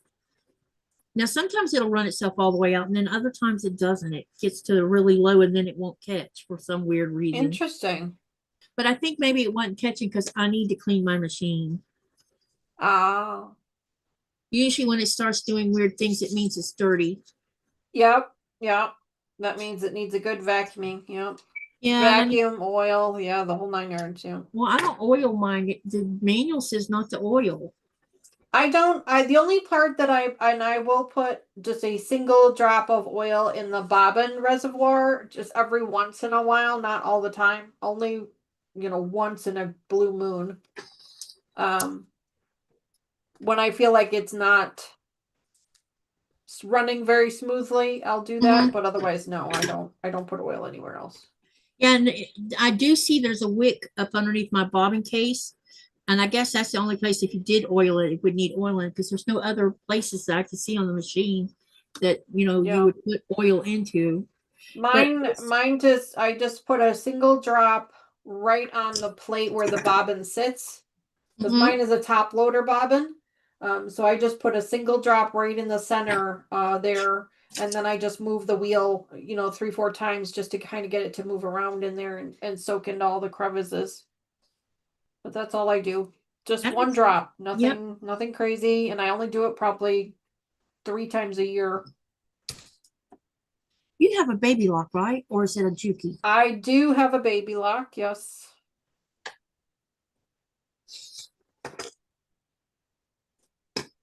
Baby locks are expensive too, I noticed.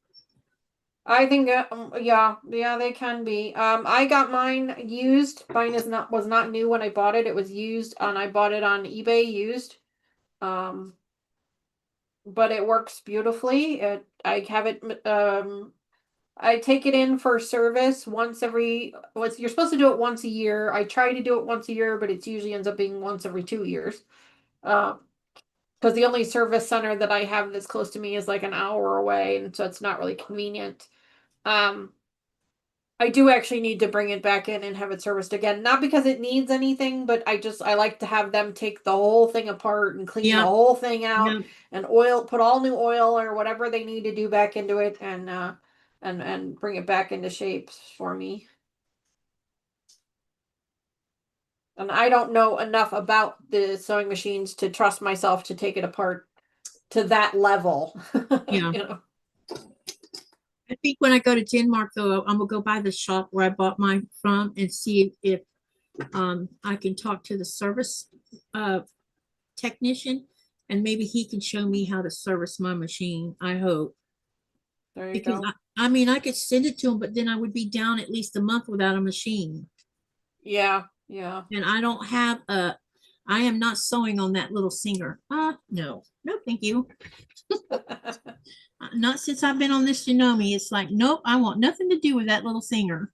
Yeah, I have a brother as a backup. It's not as, fancy as my baby lock, but brother and baby lock are the same brand. Baby lock is just like the Cadillac of the brother brand. And so I do have a brother machine that's as a backup that I use. I take that one to my retreats and my classes and things, and then I also use it as a backup when the baby lock is being serviced.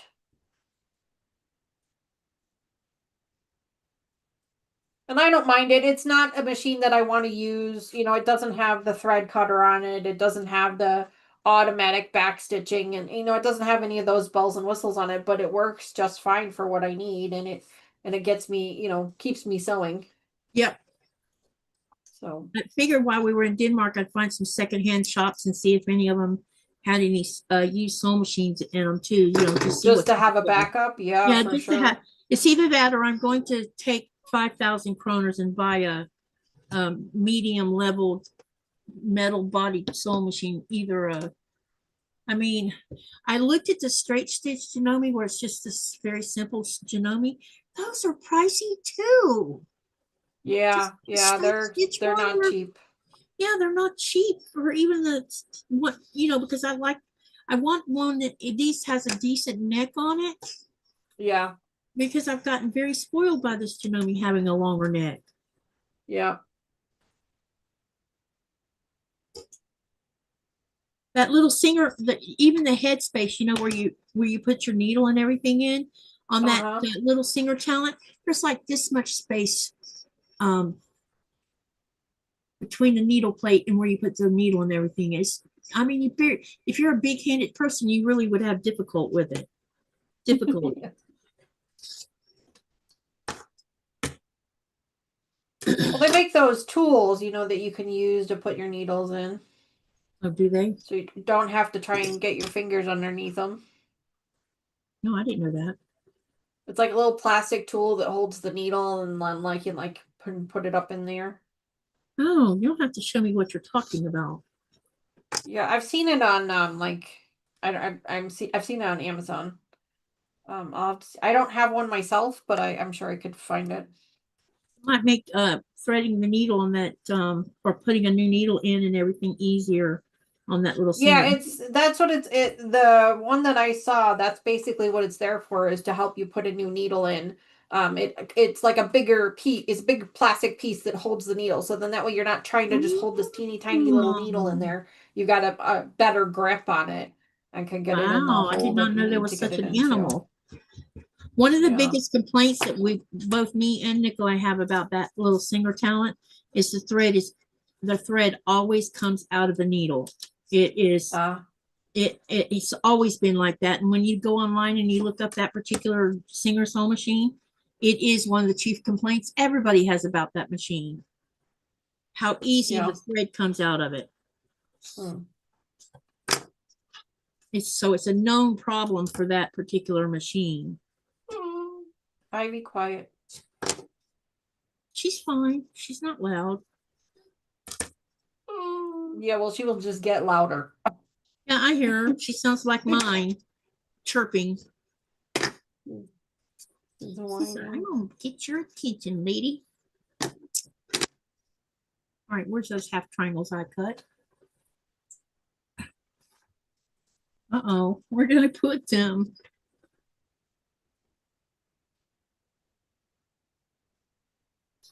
Woo. Why did I put them in here for? I was going to use them.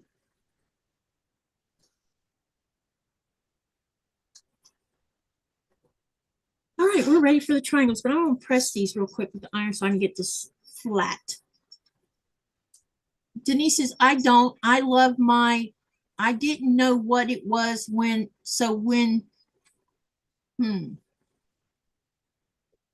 Hi, Jess. I think it's built in, but I haven't looked that hard. Oh, they're talking about something. So also I've made, oh my gosh, I'm behind on the chat. Yeah, I think the thing I'm talking about, it's just a little plastic piece. I think people are just making them with 3D printers.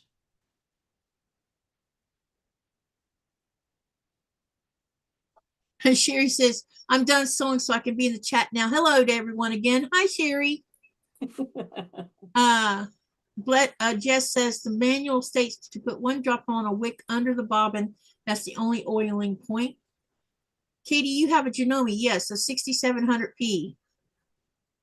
Yep, that's mine. What the where she's talking about the oil, that's Yeah. where I put mine, and I only do that about 2 or 3 times a year. Sherry says that really is nice when changing needles on a long arm. Wow, cool.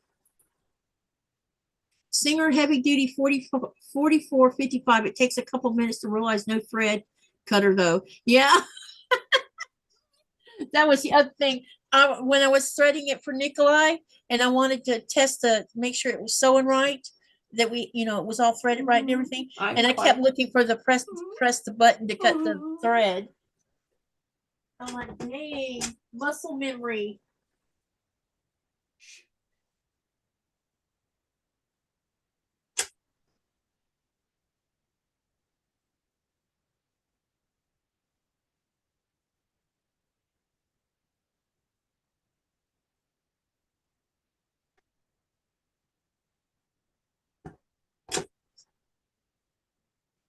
All right. Now we can get these triangles on here and we'll have this ready to sew together. Nice.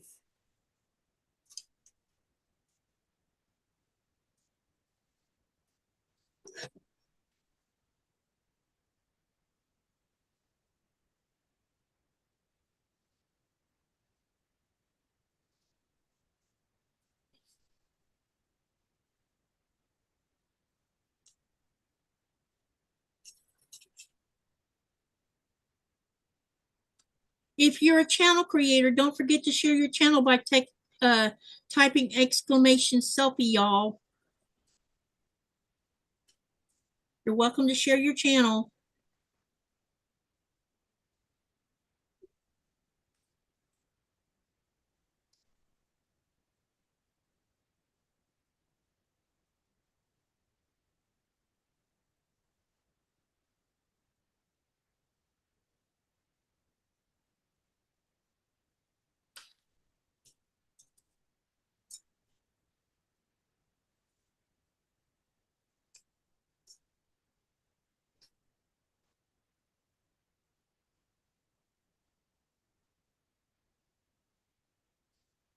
So tomorrow, like I mentioned earlier in the live, some might have missed this.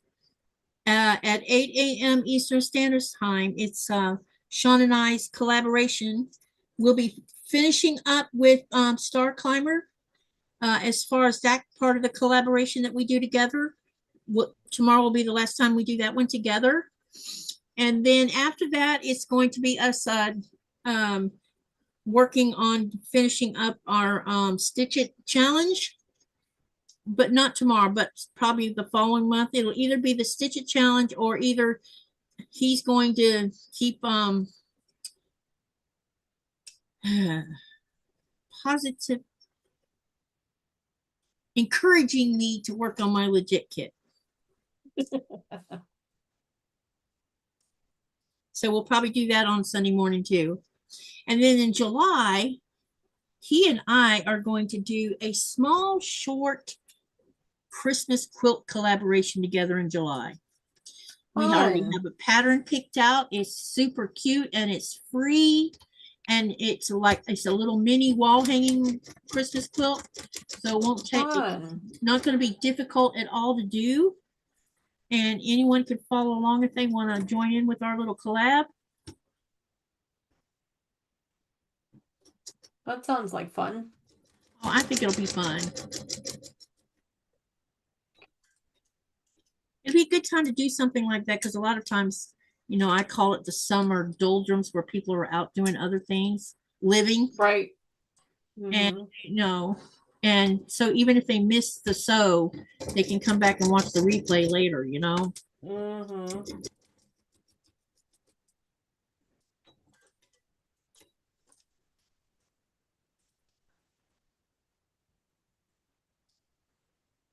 What are you having for dinner tonight?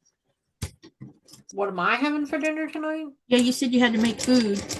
Yes, I am making chicken with chicken and mushroom risotto for dinner. Oh, that sounds yummy. I think I have some leftover broccoli from a dinner I made earlier in the week, and so I'll probably steam some of that up as another vegetable. I usually make my mushroom risotto with pork chops, but this time I decided I have some extra chicken breasts, so I'm gonna chop them up nice and small and saute them up in a pan and then add them to the risotto. I'm so glad when Nikolai gets home. I talked to him briefly last night, and you could tell he's tired. He's ready to Yeah. come home. Yeah. How long has he been gone? Since let's see, I think he left the second week in January. Oh my. And this time home is short because they have 1 month where um their time off is short because it has to do with the switching how much time the other team is going to be out, because it'll be their Gotcha. time to be home for Christmas and it'll be his time to be at sea during Christmas this year. So Oh, that stinks. he'll be home for 6 weeks instead of the usual 8 weeks because of that. Yeah. Because it's going to be his turn, their team's turn to be at sea, and they'll have more work hours, I guess you could say, than the other team, because they won't get off. Yeah, that makes sense. Yeah. I was just happy he got to be home for the big milestone of 15 years of being married, Yeah, yeah. How was your dinner? It was yummy. I remember you were talking about that before. Yep, we had steak dinners at the hotel. Nice. That's really nice. Ribeye steaks. Mr. Wizard and I celebrated 16 years in January. Congratulations. Yeah, in January. Every year that goes by is another milestone. Right, exactly, yeah. Jess says, absolutely, I'm cutting fabric to hopefully sew something, she says. Sometimes that's all you can ask for. Wait a minute. I did a bunch of cutting earlier today for a bunch of projects that we're going to be working on here. We've got a bunch of block of the month programs that I signed up for because I signed up for way too many of them last year because they all looked amazing, and so I have like 3 or 4 of them running right now. It's just crazy. My budget is seriously hurting because of it, but some of them are almost over. But the problem is that all of them, none of them were pre-cut ones. They're all I have to cut the fabric ahead of time. So that is basically what I spent most of my afternoon, late morning and early afternoon in here doing, is cutting up fabric for these block of the month programs that we've been working on. So, but the patterns and the projects have been a lot of fun. I'm really enjoying them. I think they're beautiful. Um, uh, I don't. I wish I knew how to pronounce your name properly, so I'm gonna try. Freda Gino. Yes, it's hard, quite a bit. Yeah, it's like it's and I knew what I was signing up for. I mean, it's the wife of a sailor, so. But there are times when I'm like, I really wish he was home. I told him the other day, I'm like, you need to come home. He says, I'm going to do my best to be home in a couple days. It's just what he told me. Because we're always at the mercy of Mother Nature. Right, for sure. No. And guess what? It snowed a little bit today. Oh, geez. Everything's all white outside, but those clouds I saw right before it got dark, they looked mighty threatening, so it might not be done. We'll see. But you guys are in for another Arctic blast, by the way. Yes, we are. I heard. Because I've seen it. Yeah, the polar vortex is going to break down again for probably the last one. And so half of it's going to be sitting over the United States, and the other half is going to be sitting over Europe, and we're going to be nice and toasty and warm while y'all are freezing your little tissues off. Yeah. Yeah, they've been talking about it the last couple of days on the news. For those of you who don't know, I'm in northern Illinois, a southwest suburb of Chicago. So I get the fun Midwest weather. And I'm far enough away from the lake that I don't get lake effect snow, because that's a thing here in Chicago. I am far enough southwest that I don't get the lake effect snow, but I still get a decent amount of snow. And we've been teasing, the weather has teased us. For like last week, it was in the 50s and 60s. It was absolutely gorgeous. And then earlier this week, it got down into the 30s and 40s. And then yesterday, it was in the 60s again. And now, like Katie said, the bottom's going to drop out and it's going to get cold again. And we're like, oh, that's why we call it false spring, because it's not really spring, but it feels like. We call that the false spring because that's usually what happens in February around here this time of the year. So anyone that's from this area is used to it, although we still grumble about it. But Yeah. we're used to it. And probably after this last breakdown of the polar vortex, it'll probably be the last one that is going to cause any trouble for the U.S. Yeah, usually February is where things, the bottom kind of drops out in February. Of course, we're into March now. So, February, March is usually where things, and then usually towards mid to late March, it usually starts to get a little warmer. Although, I have twin girls. They turned 23 this year.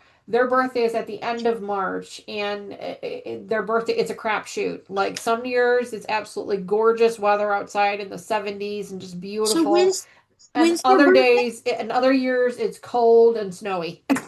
Yeah. So, it's just an absolute crapshoot. When's their birthday? The end of March, March 21st. That's not the end of March. Well, Here, listen to this. Because tomorrow we start in March, and March is birthdays for my family too. So, and a friend or two. So on March the 17th is my friend Melanie's birthday in New York. Then on the 19th of March is my youngest daughter's birthday. On the 23rd is Nikolai's birthday. And on the 26th is my birthday. And then on the 31st is my brother's birthday. Oh my goodness, so many in March. Yeah. Us March babies. Yeah, no, the girl's birthday, the girls will turn 23 on the 21st. Oh, wow. That's so cool. Yeah. Kristen will turn 36. And then birthdays after that, let's see here. We have a birthday in April, which will be my youngest granddaughter, Ava's birthday. That's my mom, Mama Joyce's birthday is in April. Yeah, and then in June, Blaze will turn 10 years old. No, wow. I'm sorry, that's wrong. It's Arya's birthday that's in June. Oh, let me try this again. April is Arya's birthday. So she turns 8, I think. She was born in 2018. Yeah, she turns 8. Yeah, 8, yeah. Yeah, so she turns 8 in April. And then in June is Ava's birthday. She turns 6 because she was born in 2020. And then in July, it's Blaze's birthday, and he turns 10. Wow. And then in December, my oldest granddaughter, Abby, turns 15. Wow. That's awesome. Yep, she's getting closer to that dating age. I hope that Derek has a baseball bat at the front door. $70 degrees, Cherry. That must be nice. It was, I think, a high of, what is it right now? Let's see. Right now it's, oh, it was 61 today. So it was nice. It was a nice day out today.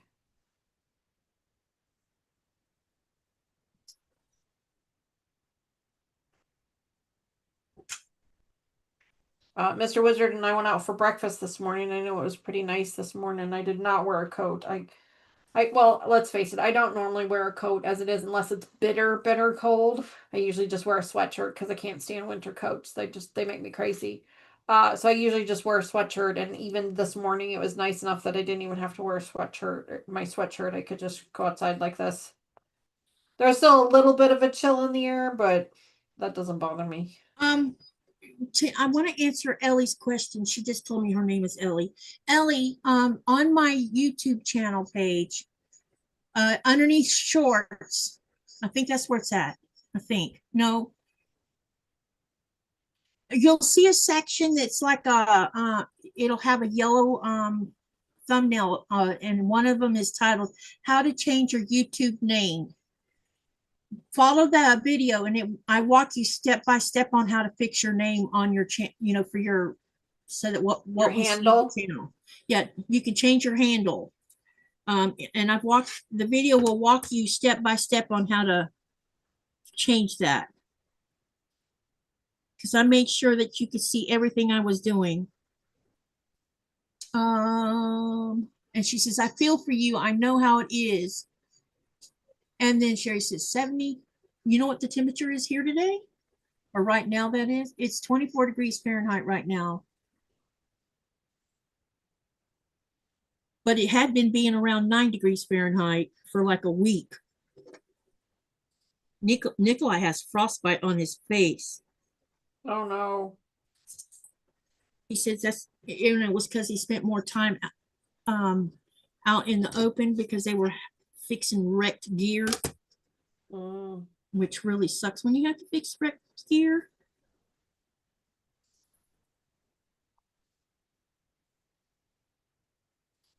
So what I'm doing now is I'm just trimming these so I can sew them together. Except I'm not going to trim this one side. That can get trimmed after the fact. Wait a minute, that needs to be trimmed some more. Yep, that needs to be trimmed some more.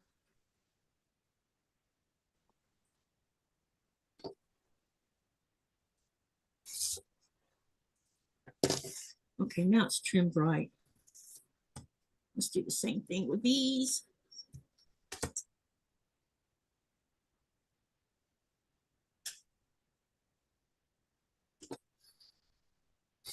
Does anyone know if Zaza was going live tonight? Can someone check and see for me if you don't mind? I know she went to QuiltCon, but I didn't know whether she was going to have a live this week or not. She usually has her live on a Saturday.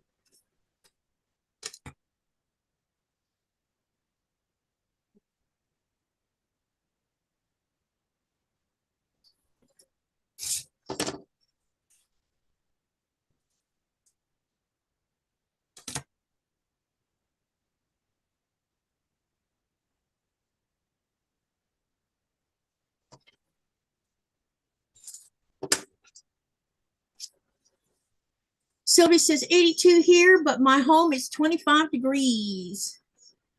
No, she's still in the States, says Sherry. Okay.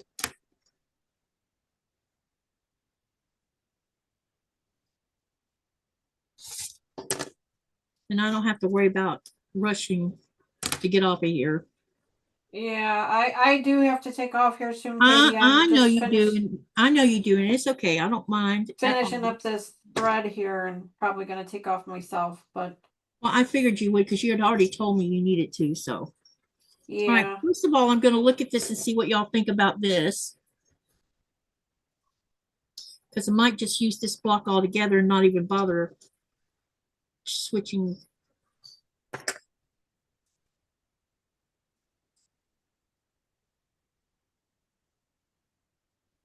You know what? I think I'm gonna leave. I think I like this one already without having to. Oh, this is pretty.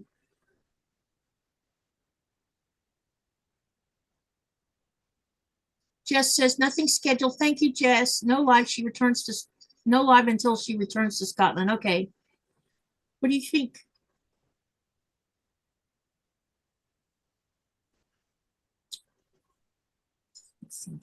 Yeah, I like that better. Yeah, this looks good. All right, yeah, so I like that one better. The other one will just get sewed together and I'll use it on the back or use it as an orphan block. One or the other. All right, let's go ahead and start sewing these together. Let me just color these in real quick. Otherwise I will lose my place for sure. Ellie says, pretty. Hi, Jean. She says, hello, Katie and Danny. Can't stay, but wanted to pop in and say hi. Hi, Jean. Hi, Jean. How are ya? Hey, Jean, before you leave, type exclamation Sophie so you can share your channel, please. Because I know you have a channel, so I've watched your videos. Oh, she's got an amazing talent. Yeah, she does. Yeah. Thank you, Ellie.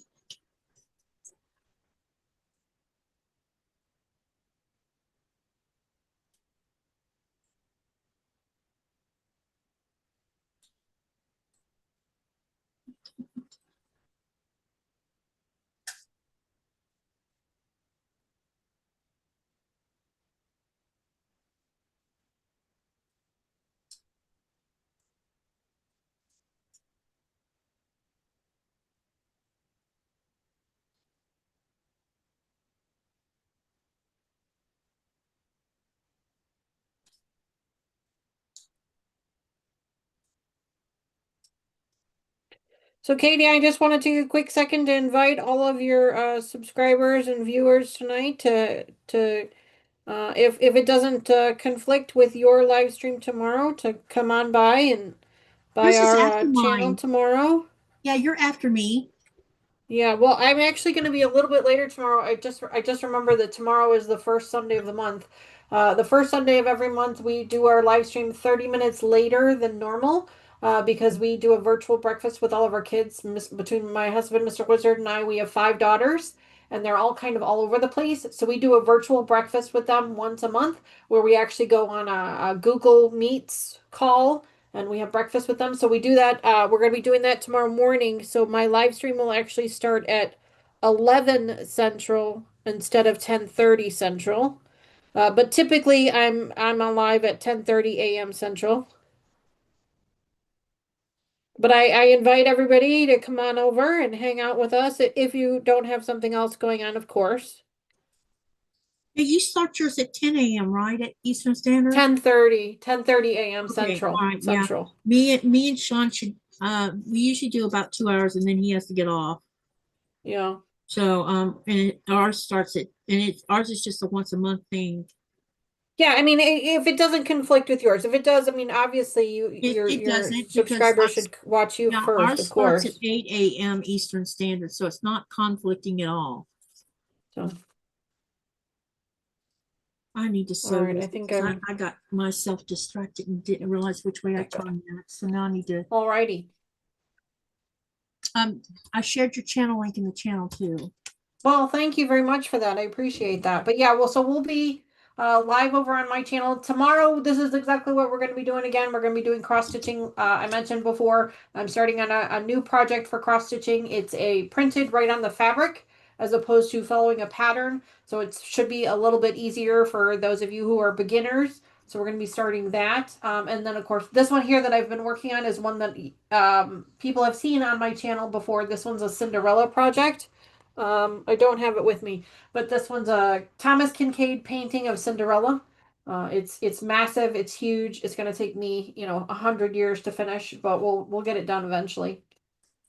Go big or go home, right? Pick the most obnoxious patterns and work on those, right?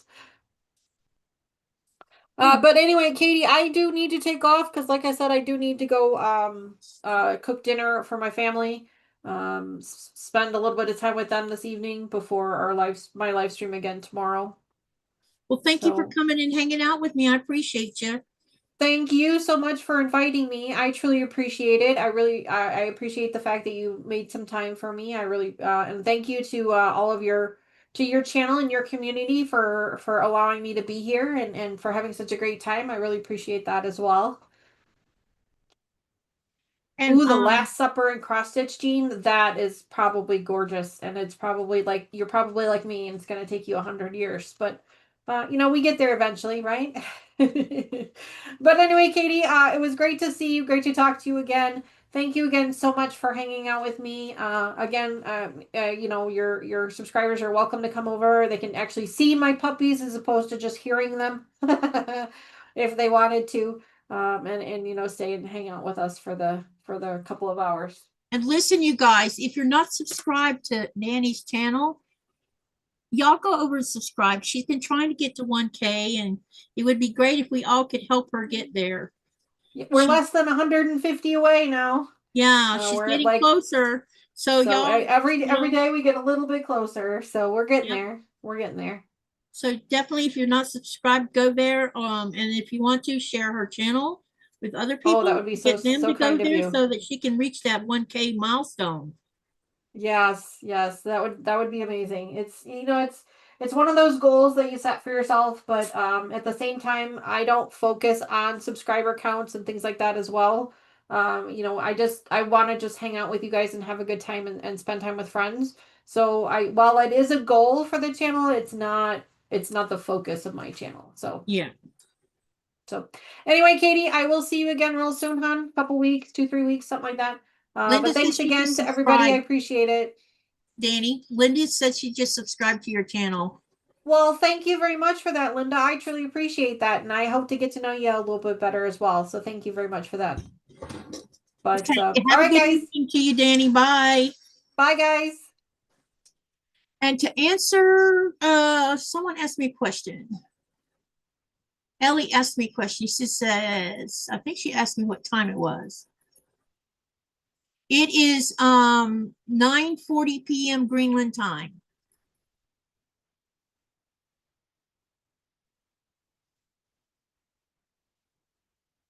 Hey, Jaja, how are you?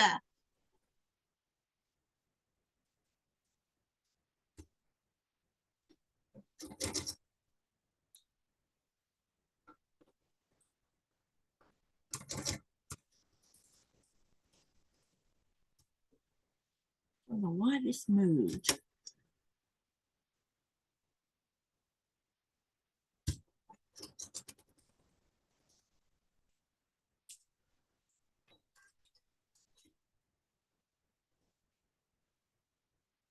So, Ellie, I'm 3 hours ahead of Eastern Standard Time, and I'm 3 hours behind Europe time.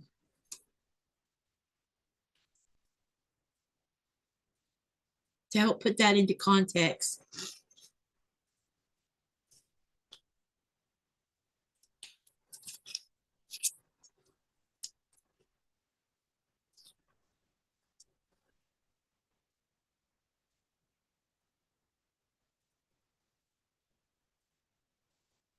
Jaja says, doing good, just cutting some fabric. And Mona says it's 6:41 in Ohio. So you're you're on Eastern Standard Time. I didn't even realize that. For some reason, I thought Ohio would be on Central Standard Time for some weird reason.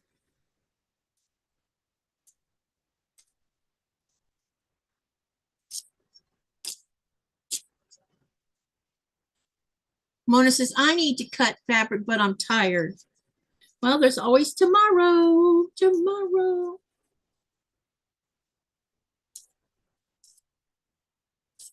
I know I need to do some fabric cutting myself, and I'm gonna wait till tomorrow to do it between my live with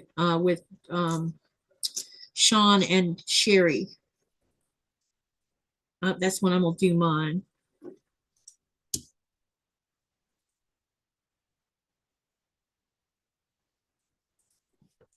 Just need to cut some scraps.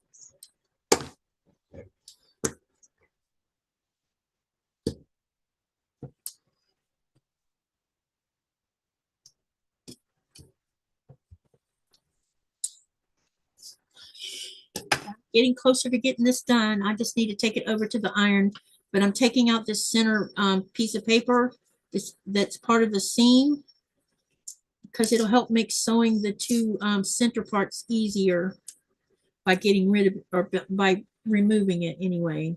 I'm not taking the rest of the paper out, just the part on the center.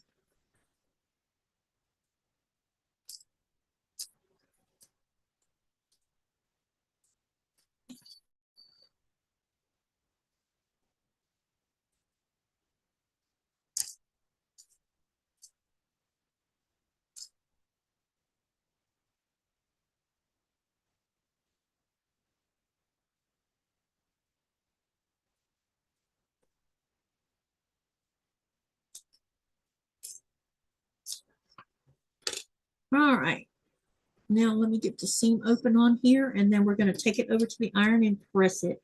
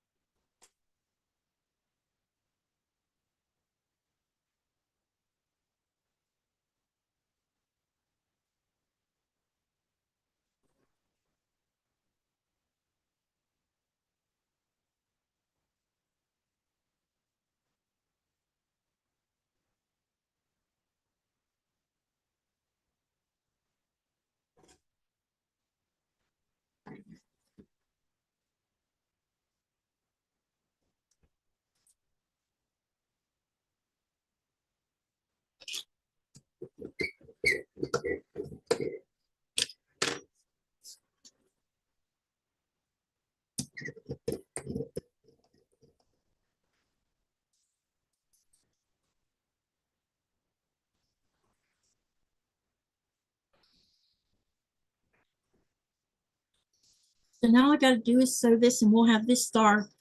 Then what I'll do is I'll sew it, press it, trim it, and then put it up here, and that'll be the last spot right here.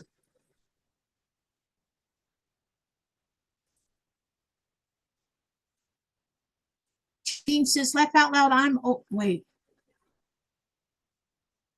Mona says, I got my big table out so I can make some quilt sandwiches.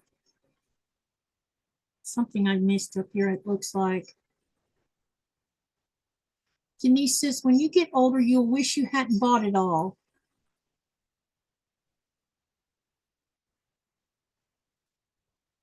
Mona says, I got the big table out so I can make some quilt sandwiches. And then Jaja says, Denise, I'm working on a show and tell quilt, but it's a BOM from my local shop.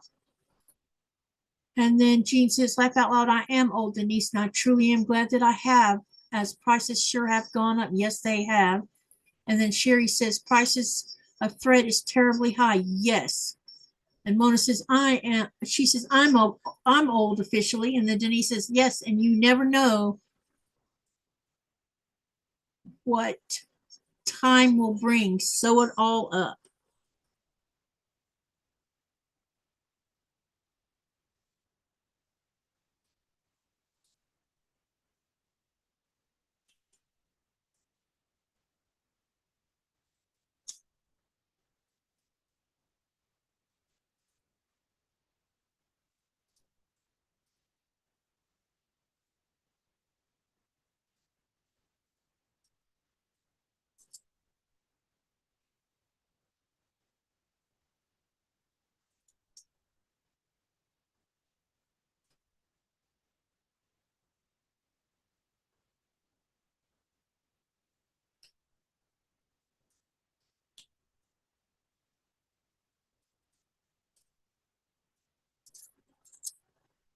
Or share with your stitching friends.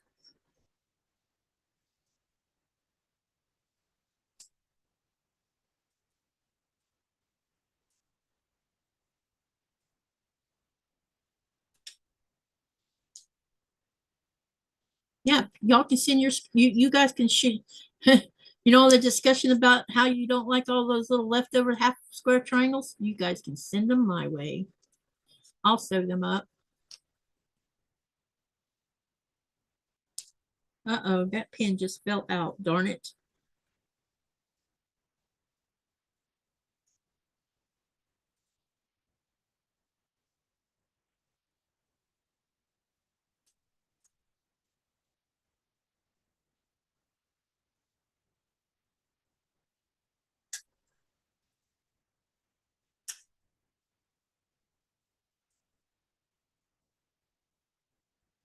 Okay, let me see here. Mona says, I've been selling and getting rid of everything. I'm tired of all the stuff. Who knows the price of thread in Canada? I'm going to look for Aurifil when I go to Denmark. I'm hoping I'll find it somewhere. Well, I hope to find the color that I'm after. I'm only after one color. And it's the 2600. Because that's the one I use constantly. Jess, are you still there?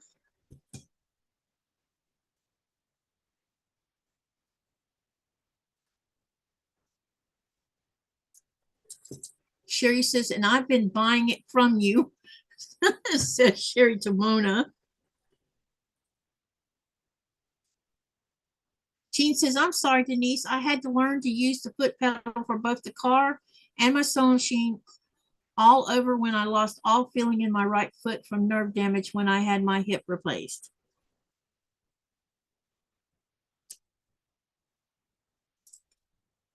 Hey, don't forget to send me an email with the information I needed from you.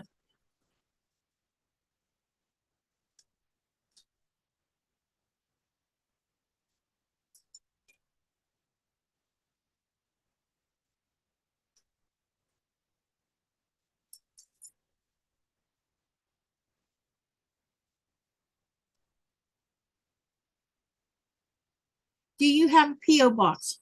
No, but the mail goes to the post office anyway. You just my physical address, or the address that you can mail things to, is sitting on my YouTube channel page. I don't see anyone getting on an airplane coming over here to do something, so I'm not too worried about people seeing my address.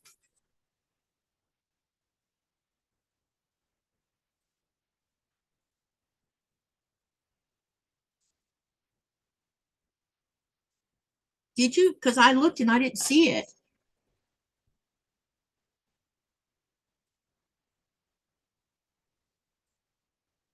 Yeah, it's not here, Jess.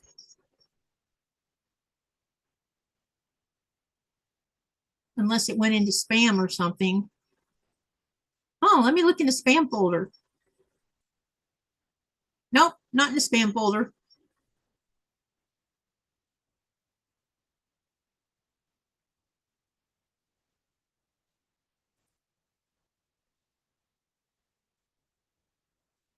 Hi, Fern.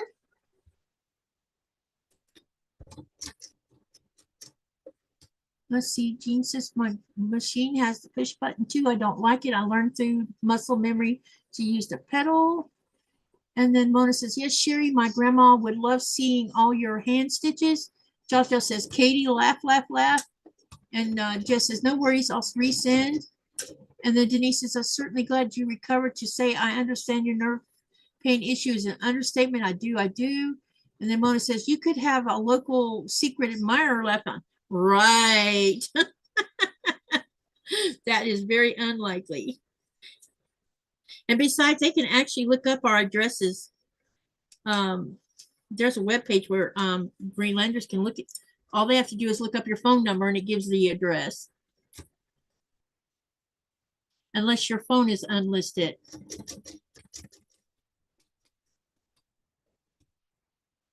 Ours is listed, so it doesn't really matter.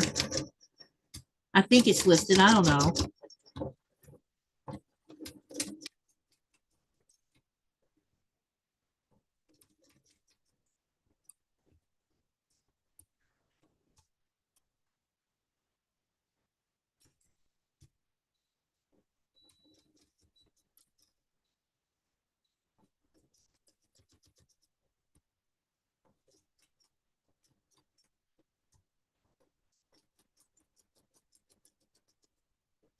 All righty.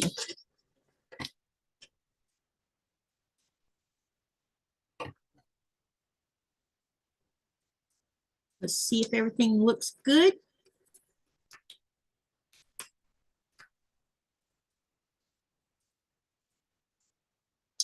Yep. Now I'm going to tear off, or maybe not. I might just leave this on here like this. Stitch and sip. Oh, that's a reminder for me to drink, huh?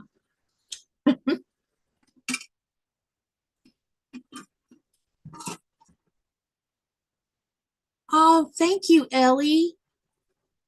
That would be great.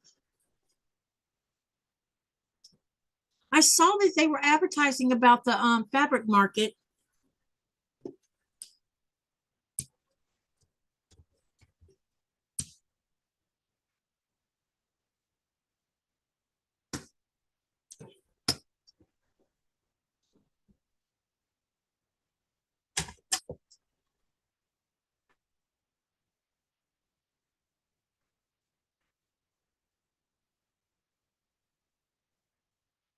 Jess, are you on tonight? Asked Mona.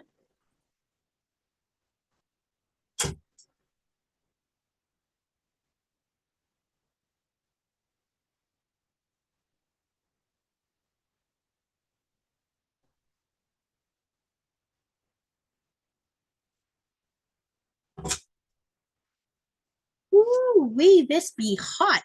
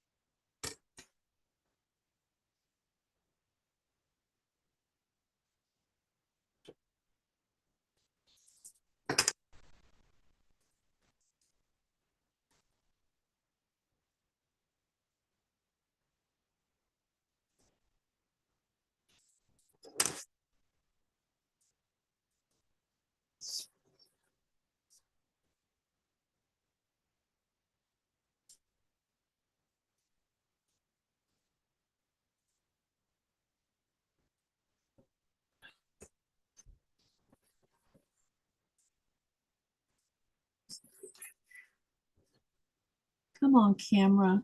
Shh. Here we go.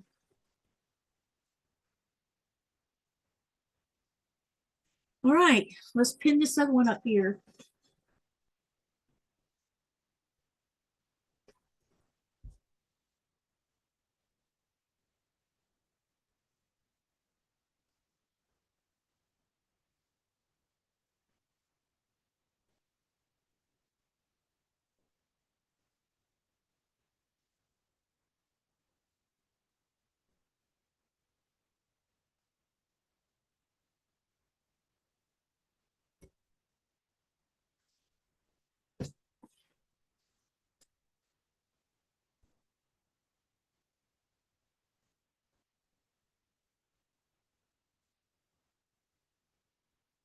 What do y'all think?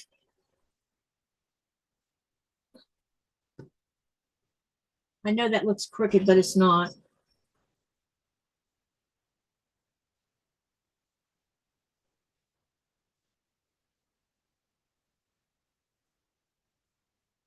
All right, so this is ready for sewing tomorrow morning.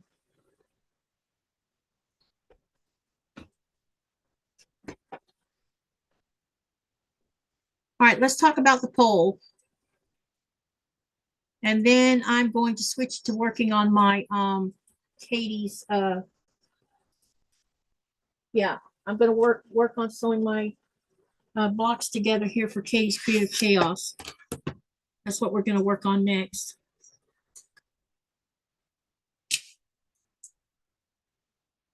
Fern King says, wow, stunning.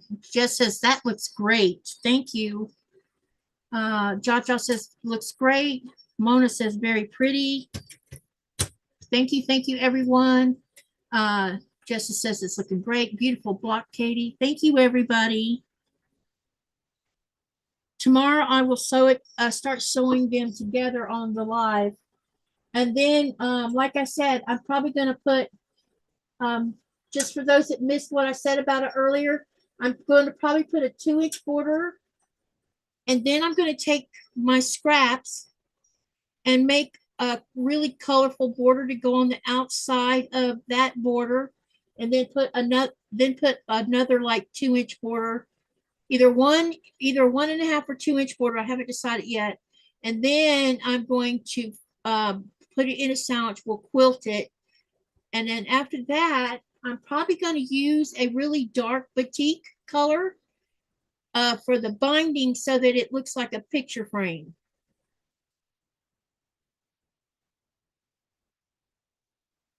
Thank you for coming, Mona. Cindy Surratt. Chris says that really looks really nice. Thank you. And Mona says it's beautiful. All right, now let's work on. I have all of this I need to press. I haven't even pressed them yet. But we're going to work on sewing this stuff together.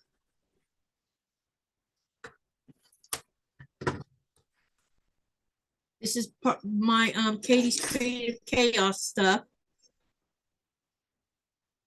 And then what I'll do is I'll get these pressed so that I can start sewing them into 4-patch blocks.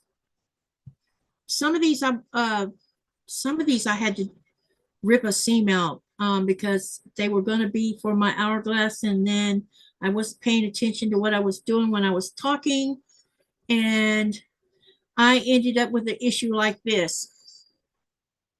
These were supposed to be for hourglass, and I cut them like 4-patch. So I'm gonna have to rip out one side of the seam and use them as 4-patch because there's nothing, they didn't get cut the way they needed to be hourglass blocks. So, oh well. Dubrovka says, beauty, beautiful. Jess says, see you later. Mona, have a great night. So are you leaving, Jess?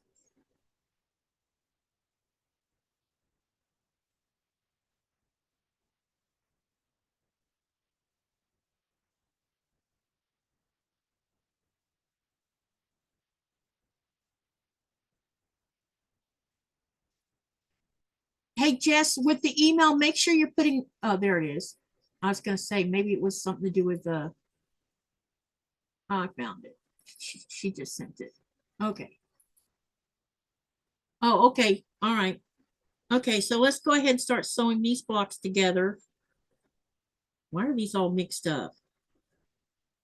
That's a really good question.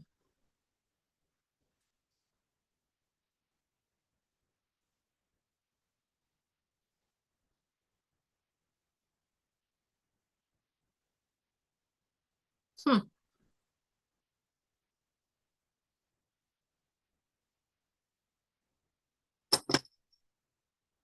Oh, because I already started pinning them. That's why. At least that's what it looks like I was doing. Because there's that one and this one.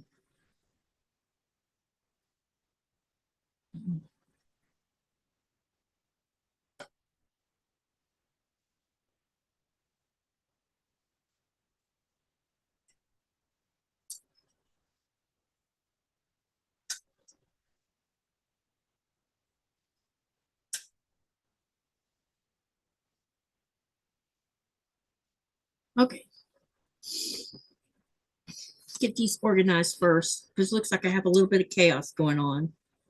Okay, these are for this one. We got all these.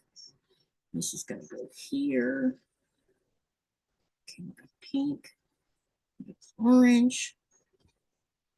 It's the purple. Okay, now we have them organized. Okay, so these are the ones I'm making into hourglass blocks, or some people are calling it broken dishes or something. I just call them hourglass because I'm talking about the center of it, because they look like an hourglass. Okay, all right, I'm just going to stack them up so that I can chain piece.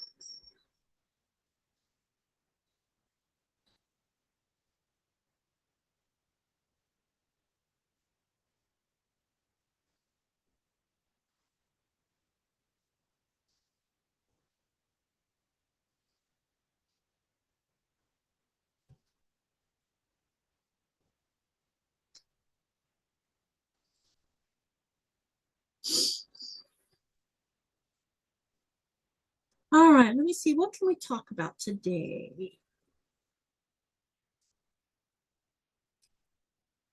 All right, let me ask you a question. If there was one person that you would like to go to in person and see either sew a quilt top together or quilt, who would it be? Who would you like to go see in person quilting or making a quilt?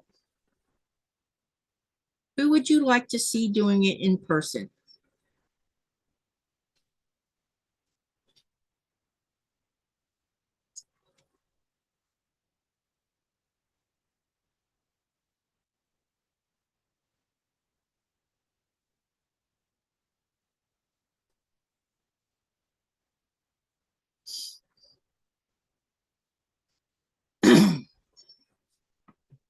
Who would you like to see in person sewing?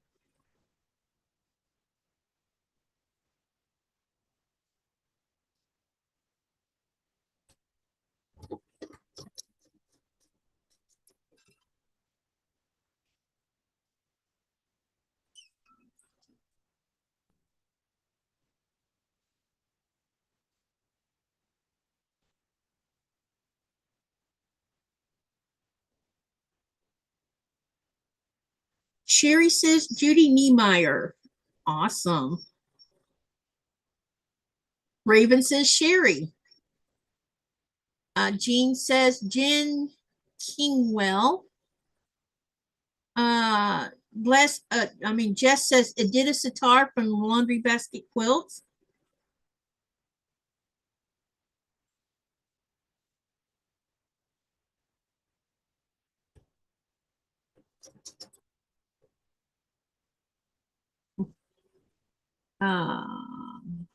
Carissa says Kevin and Tijuana at T Quilts. They're hilarious together.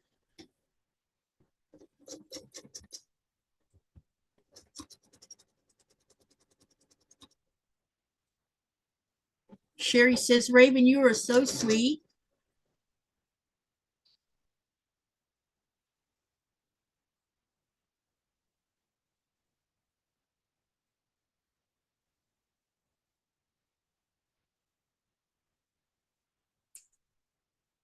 Laura Lee says K Facet.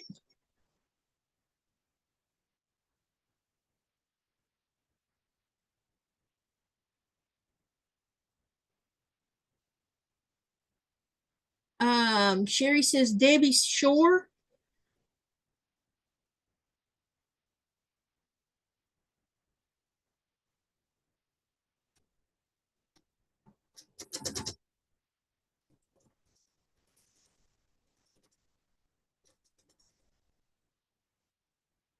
Anyone else? Jess says Angela Walters.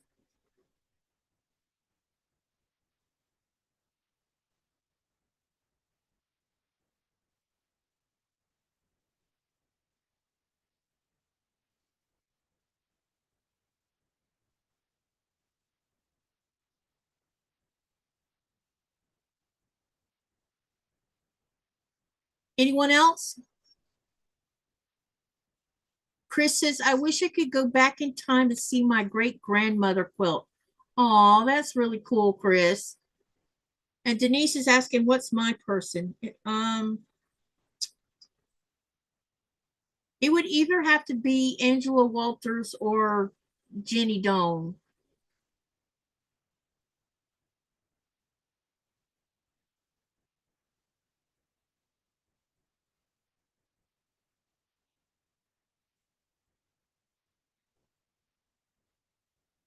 And then Sherry says, Jean from Captain Stitches would love to sit and sew in person with her.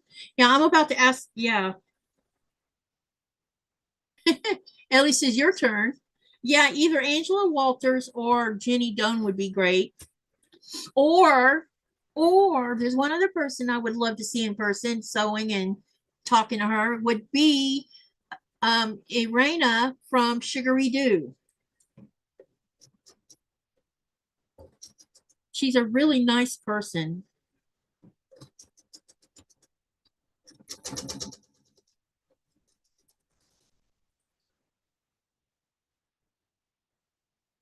Let's see.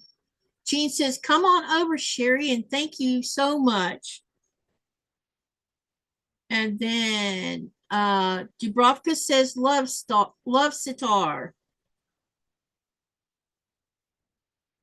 I tell you who else would be fun to watch is Gudrun from GE Designs.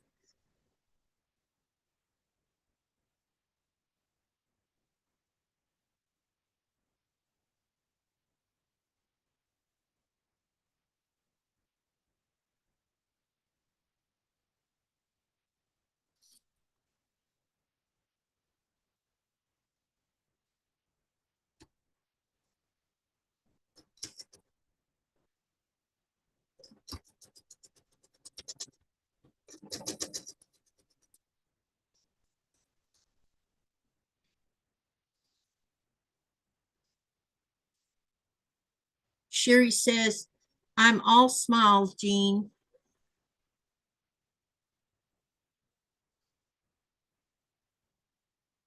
Okay, let's see here.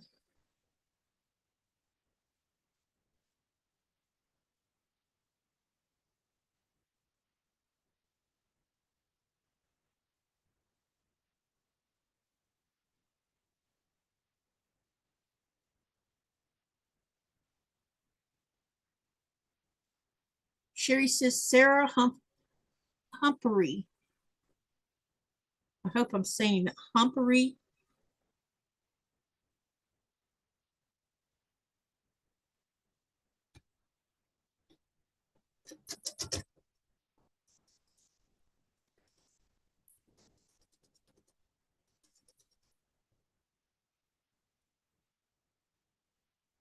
Sherry says she embroiders.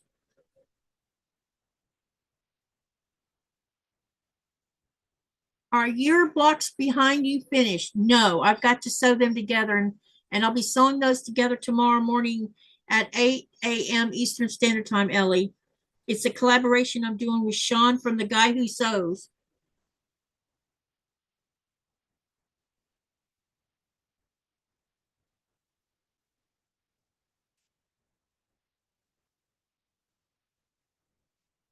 But I'm going to do it that size because I want to hang it up on the wall.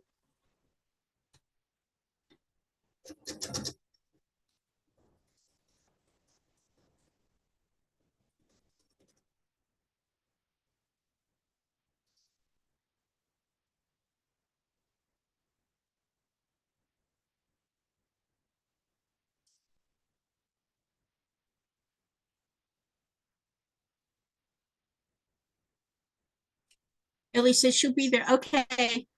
Yep, we go live in the morning at 8 a.m. Eastern Standard Time, which is 11 o'clock a.m. my time.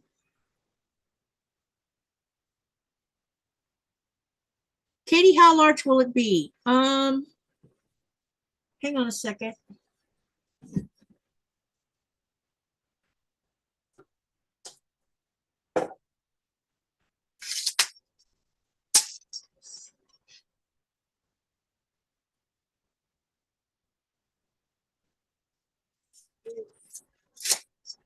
Got to do a little math here.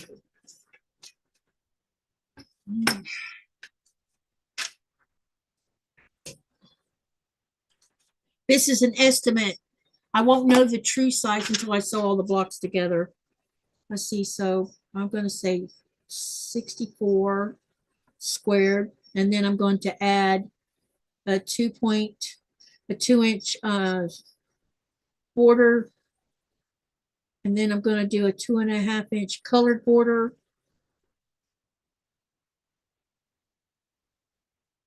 And then another 2-inch border after that, that's white.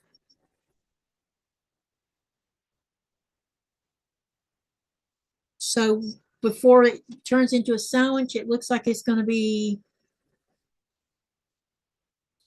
66, 68, probably like 72 with the borders.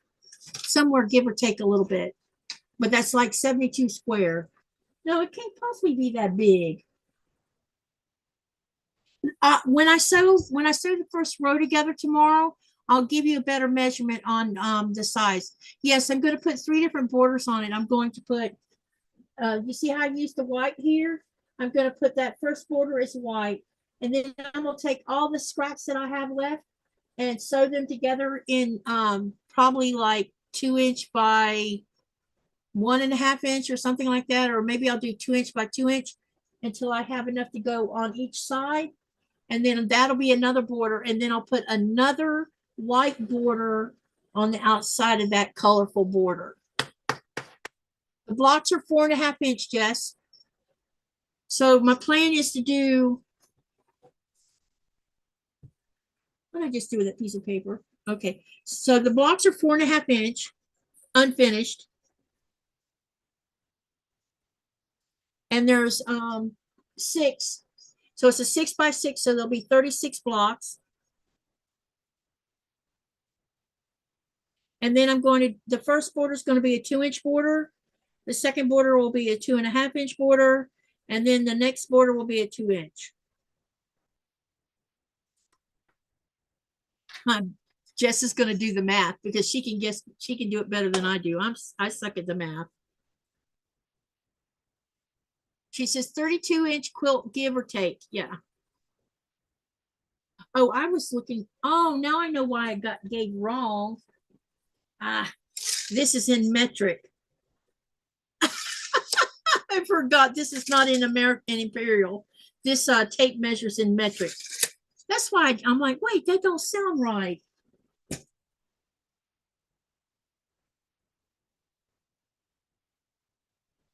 I need to buy me an American tape measure and bring it home with me.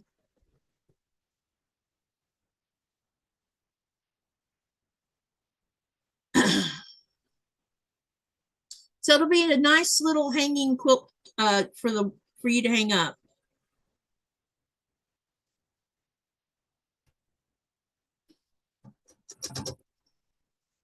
And Jess says, laugh out loud.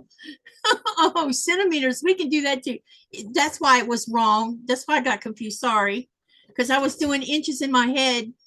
And I'm like, wait, that don't sound right. There's no way it could be 72 inches. It's because that tape measure was in metric. My bad.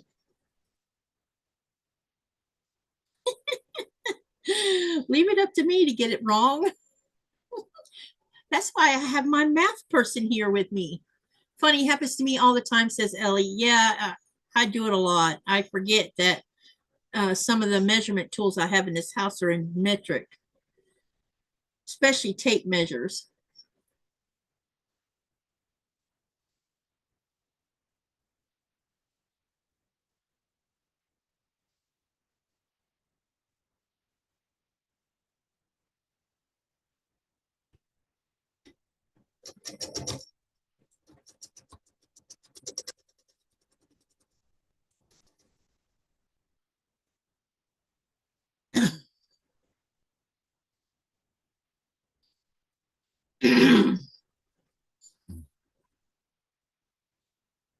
Man, my throat is giving me a fit tonight. That is beautiful. What color binding are you putting on there? Probably a dark, I'm probably going to use a dark navy blue binding. That way it'll look like a picture frame.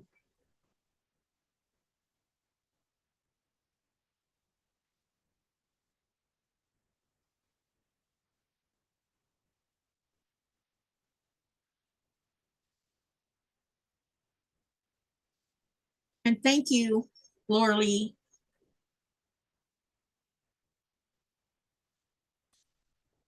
I definitely want to do another woven star, only do like maybe multiple sizes, because I think that would look cool to do an all quilt star quilt with scrap fabric.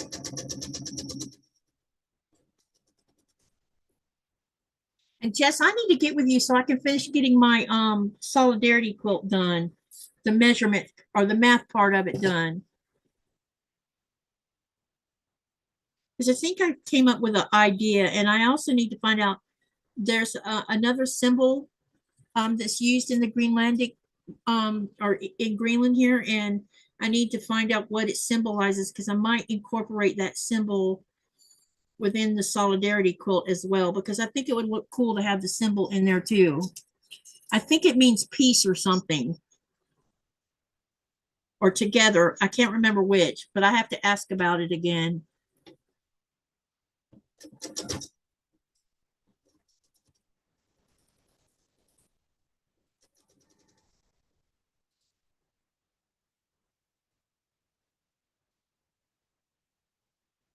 Gotta run, Katie. Glad I caught you. Happy stitching. Thank you for coming by, Jean. It was good to see you. It's been a while, and I hope things settle for you soon.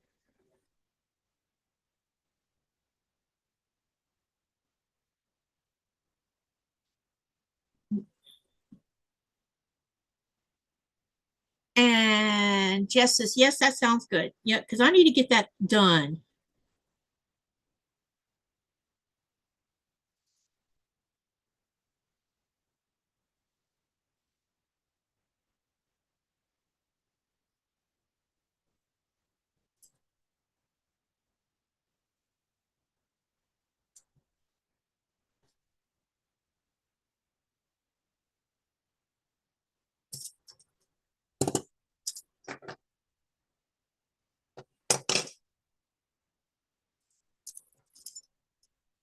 Ellie says, I'd like to make one too, but it would have to be without paper. I'm just not good at picking colors.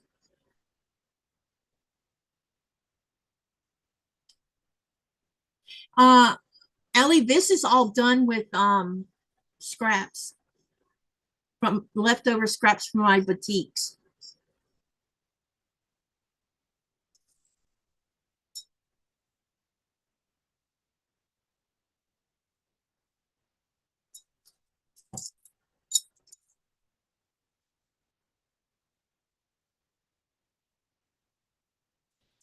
Okay, let's get these done. We're about to have some hourglasses here soon.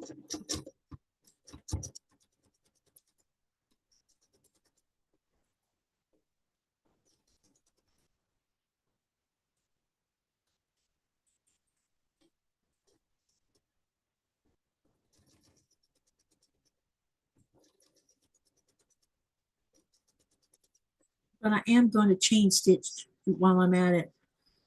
Okay, let me see here.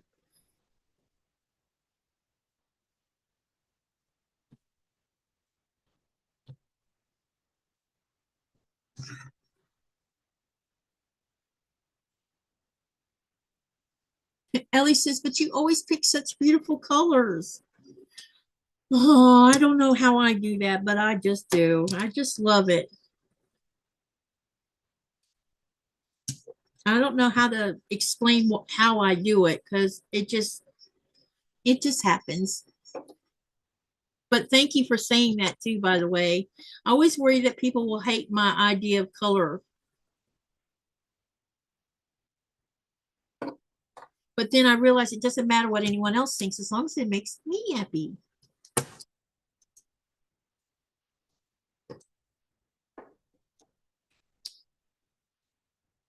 We're creatures of habit, though. We want other people to like what we like too.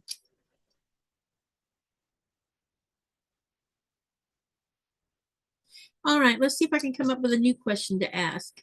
Let's see here. We talked a lot yesterday about finding creativity and how we made decisions about fabric that we picked and patterns that we picked. Let's see. And how you find your inspiration. We talked about all that yesterday. Let's talk some more about that.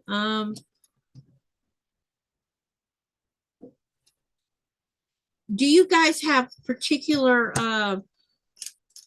when you're looking at different designs and stuff, is there any particular designers that really stand out to you that help influence what you choose to when you're getting creative? Ellie says, it makes me feel happy when I see your quilts. Oh, and that was the idea. Thank you for that. Yeah, because I feel like these are happy colors.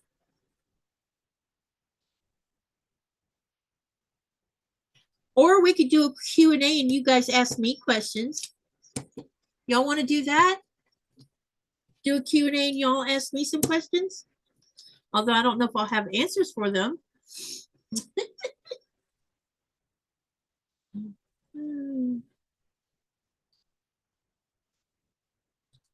That makes me happy what you said, Ellie.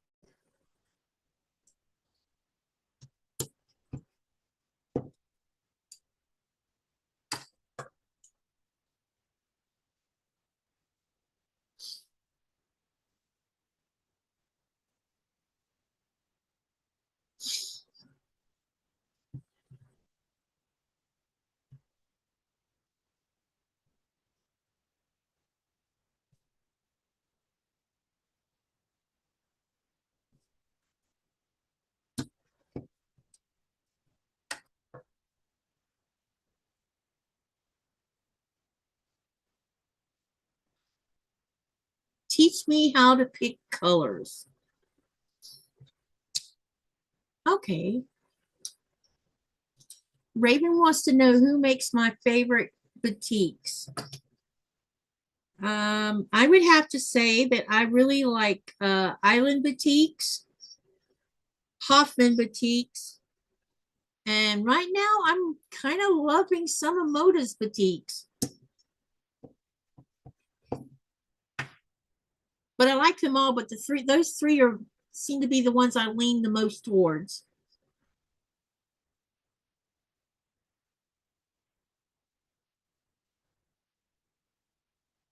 So what I could do, Ellie, is one night I'll drag out a bunch of my scraps and we'll sit and we'll because I've done this before where I'm making a block and I'll share some colors and I like to ask you guys, what do you like best about a color, you know, and we could do that one night too. This is going to be upside down, looks like. Upside down. So yeah, those will probably be my three ones I like the most. And that's probably what I have the most of. But I love all of them. Yeah, I really love all of them.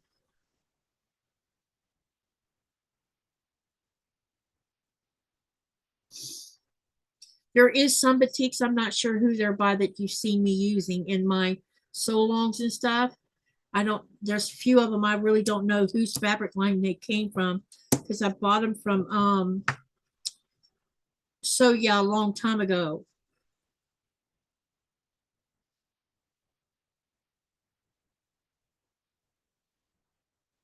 Come on, you guys. You can ask some questions. I mean, I don't care what you, well, yeah, just ask questions. And if I don't like a question, I'll let you know. I don't think you're going to ask me anything I don't like.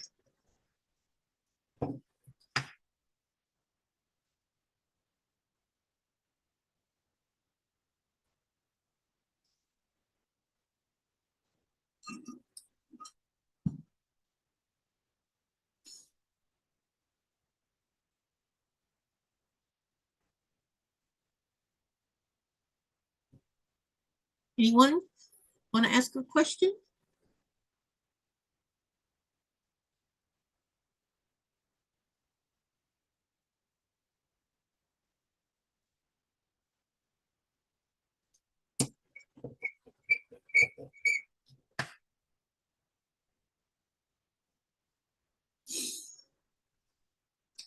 Okay. Let's see.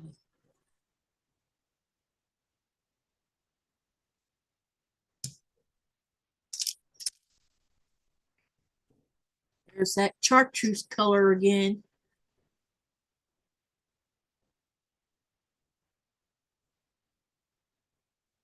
Raven says most might be lurking for dinner time. Yeah, I figured maybe they're eating or something because the channel got quiet.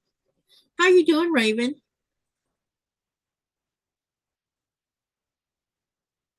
Sherry says, gotta go. Thank you. I'll see you tomorrow, Sherry. Hey, Sherry, don't forget to share your channel and share the link for the live tomorrow. Would you please do that so they know where to go?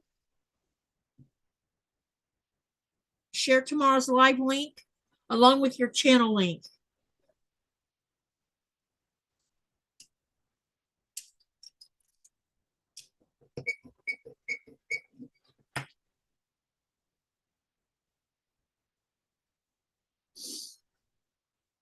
What do you cook when your husband is at sea? Sometimes I'll just make chicken in the oven, roasted chicken. Sometimes I eat bacon, well, not bacon. Sometimes I eat bacon, but not much. It's mostly, a lot of times I'll just make myself eggs and that's what I'll eat.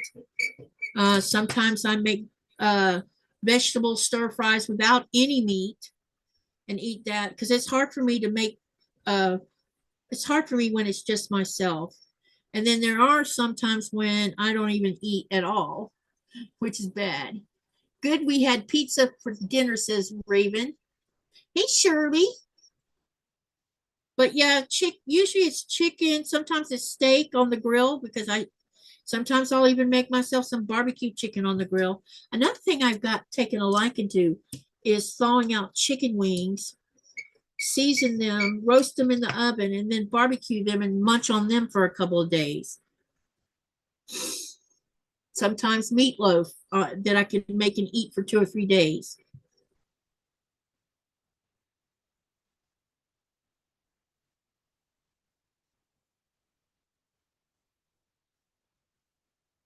And Raven said she had pizza for dinner.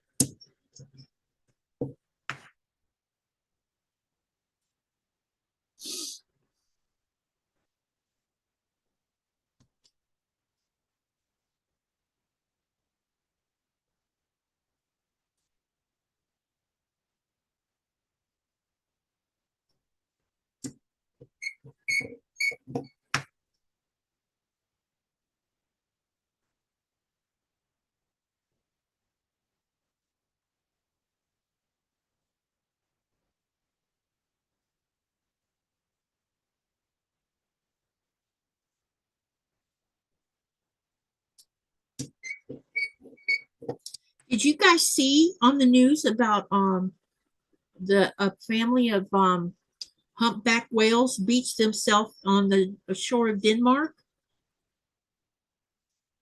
It was like 4 or 5 of them.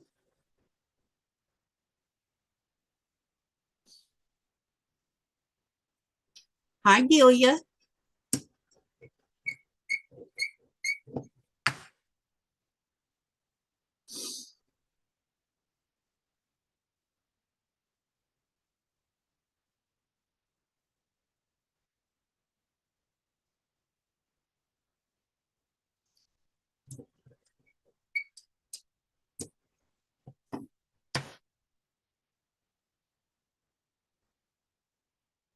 Katie, are your courthouse steps and stars sewn together? No, not yet.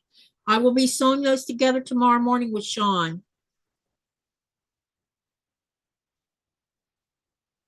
What do you think of the layout, Shirley? It's going to be fun sewing them together finally.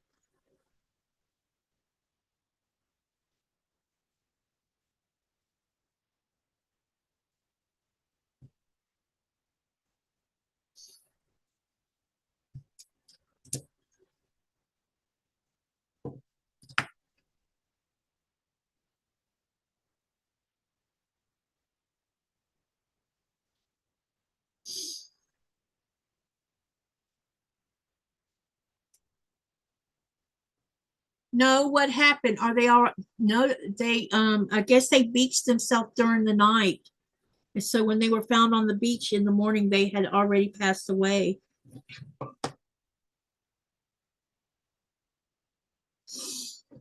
So they've got veterinarians out there taking samples and stuff and doing an autopsy to see if they can determine what happened to all of them, because it was an entire pot. It looked like a family of them.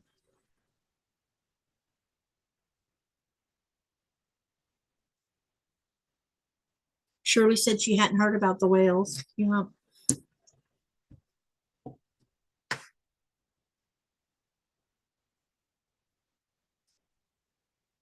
Ellie says sad. Yeah. They sometimes they get sick and then other things happen. I don't know. It's a good question. And why it would be that many of them beaching themselves is even worse, because it must be a whole ecosystem that got disturbed.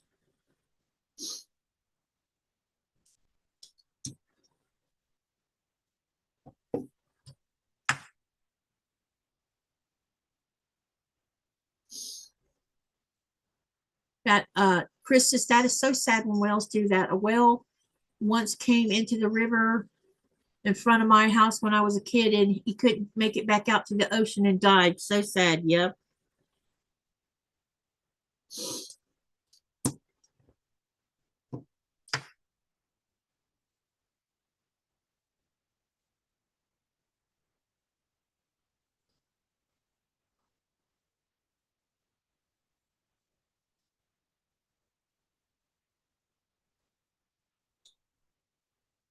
I know when I woke up today and saw what was on the news, I'm like, oh, great. That's not good, what I saw. I'm not good. I'm sure y'all all know what I'm talking about. We have had an occasional whale do that here, I'll bet. Do you see humpback whales a lot up your way, Shirley? Or is it a different whale like the bowhead or something like that?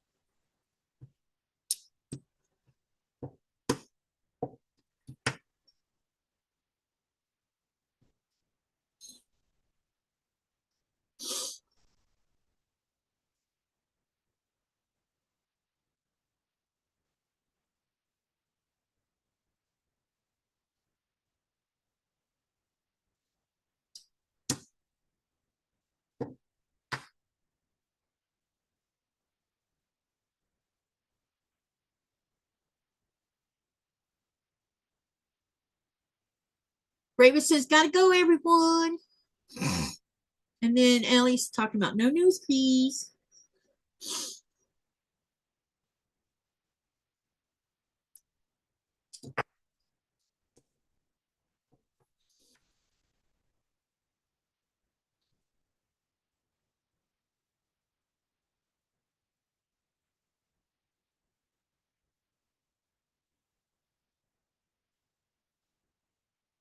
I'm hoping I'll find out how many cruise ships we're going to get this year.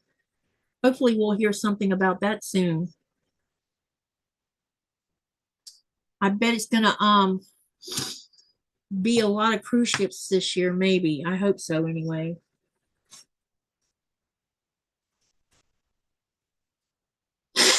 And our airport opens in April, so we're probably going to see a bit of extra tourism out of that too.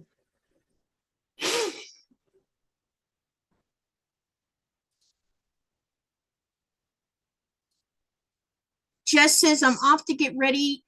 I'm off. Wait, I've enjoyed your live, Katie. I'm off to eat and get ready. Talk to you soon. Okay, sweetie. Thank you for coming. Ellie says it makes her scared. Chris says, we got lots of whales here in Newfoundland. It is so exciting when you see one splash out. I know, right? That'll be so much fun to see one of those.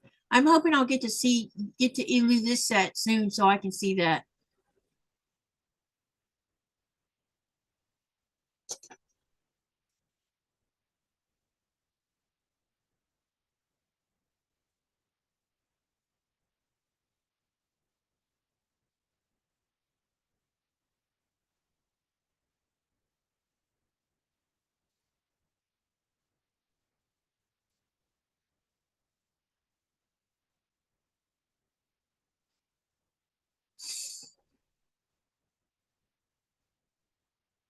All right, what just happened? Come on, I was trying to do something here and it disappeared before I could get it done.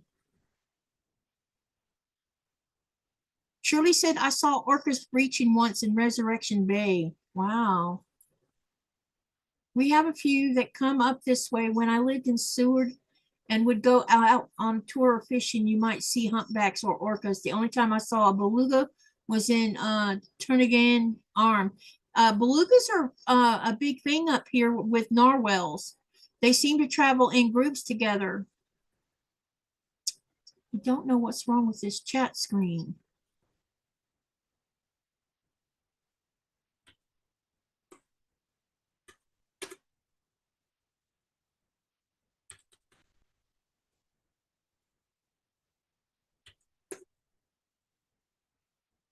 Uh-oh.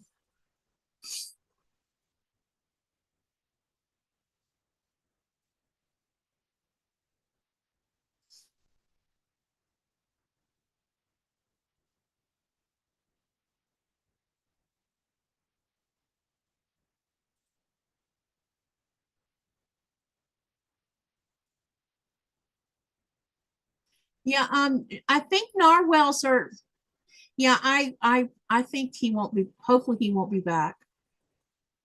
Because I just did something to fix that. Um, I don't know if narwhals are indigenous anywhere else except in the up here around Greenland. No, I'm trying to figure out what's wrong with the chat. This one didn't want to move. It's working now, whatever was wrong with it.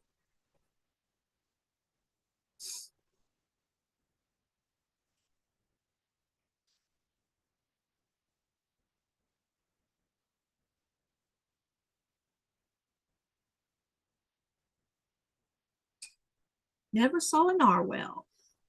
I haven't seen one, but I've seen the tusk of them. There's 2 or 3 people down here that have tusk from where they've hunted the narwhal.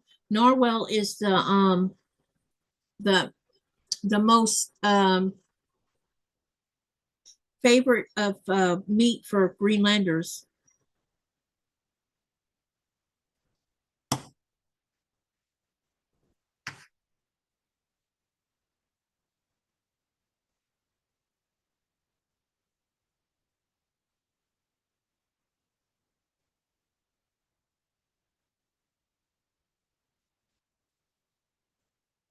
I'll be pinning these together soon.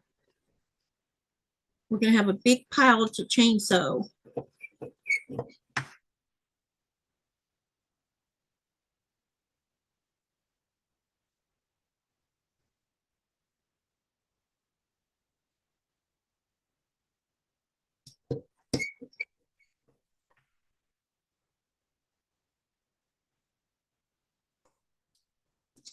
All right, let's see what else we can ask a question about. Anyone want to ask another question? Feel free to do so.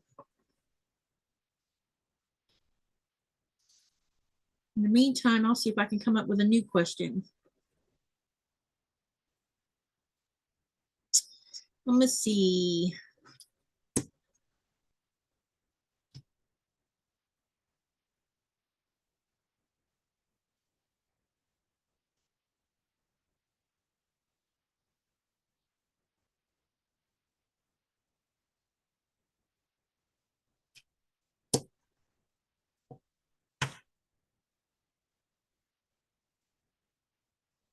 Sorry, forget you said yesterday that you had trouble with jokes.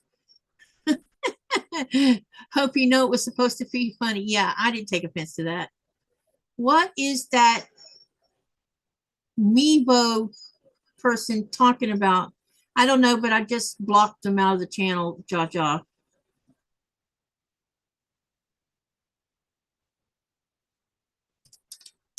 Probably a troll.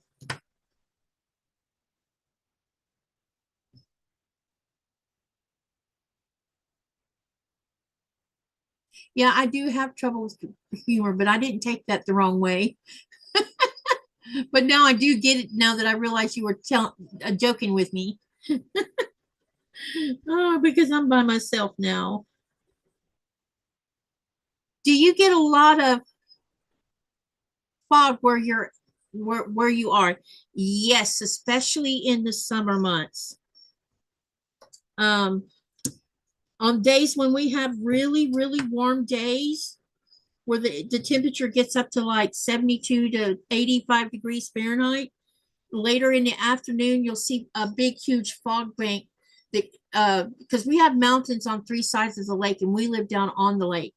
And so on this one side, which is on this side of our house, you can look across the lake and there's a valley where two of the mountains come down like this, and you'll see a low dip in there. And when we have actually hiked that area all the way to the fjord. It's on the other side of the mountain. And so what happens is the warm air gets mixed up with the colder air in the upper atmosphere, and it creates a big, huge fog bank. It looks like a big wall, but it reminds me of a worm at the same time, because when it comes in between the valley, it kind of snakes out. And I have pictures of it, the way it looks, and it comes out and then it slowly creeps across the lake. And then other times we'll have fog where it covers the entire town. Jaja says, oh, okay, I wasn't looking at my iPad, just listening, and then came over here and it was like, huh? Yep, I know. When I saw it, I'm like, uh-oh, we got a troll.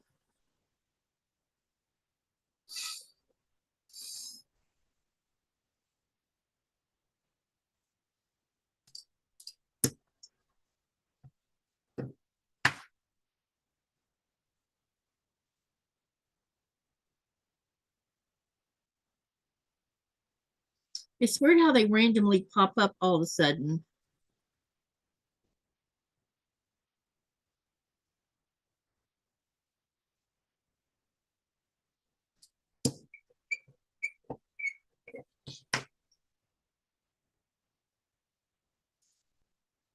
What is national dish in Greenland? Okay, national dishes would be dried fish with what they call madek or medic, which is Matttak, which is the fat of whale. And they slice it in small little tiny squares, and they'll eat dry cod with the fat, or you will see them eating whale meat or whale soup or seal soup. Or I don't know that they eat the meat like they do the whale, because the whale meat's done different. It depends on who it is with the whale meat, but with seal, it's usually made into soup. There's also muskox, and they'll eat the meat several different ways. Let's see what else. There is all kinds of fishes that are native to Greenland, like cod, salmon, shrimp. Other native things that you would find would be like, and it's on the top of angelica, used within something. There's another indigenous vegetable that cool season vegetable grows here, and I can't think of the name of it. It's like on the top of my tongue. I've had whale meat as a steak. I've eaten that. I don't eat anything raw, so no, anything that's raw, I don't eat. I won't eat the dried fish either, but I will eat fresh cod and fresh salmon. So, but Nikolai will eat all of that. But I do, Nikolai, Shirley says I tried Medec or Medec, yeah, Medec once long ago and it's ew. Yeah, see, if you're not raised on it, you're probably not going to like it. Now, there is some people who don't have a sensitive food palate and they'll eat anything. They don't care and it'll taste good to them. My palate's a little more sensitive, but I've come to love salmon from living here. I love duck. These are all the things I never had when I was living in Florida. I had never eaten salmon, never eaten cod, never had duck, never had lamb, never had muskox. I hadn't had any of that. And I love, and reindeer. Oh my gosh, reindeer's the other one. Um, Reindeer's also another Greenlandic dish. People eat seal filbers here, but they don't eat whale. Where is here at, Chris? Because some places it's illegal. Here in Greenland, it's not because it's part of the indigenous. And it's part of how they survive in such harsh conditions. Muskox is good. Yes, it is, Shirley. I think it tastes good.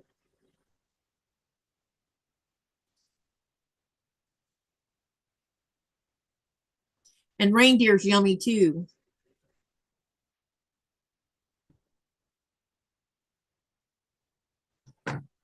But now I don't eat any of the seabirds because they also eat different kinds of seabirds.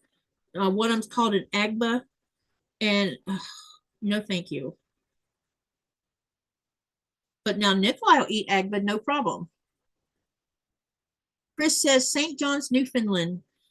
Is it illegal in Newfoundland to eat whale, Chris? What about the indigenous in northern Canada? Are they allowed to eat whale? Because that's part of their way of life. Ow.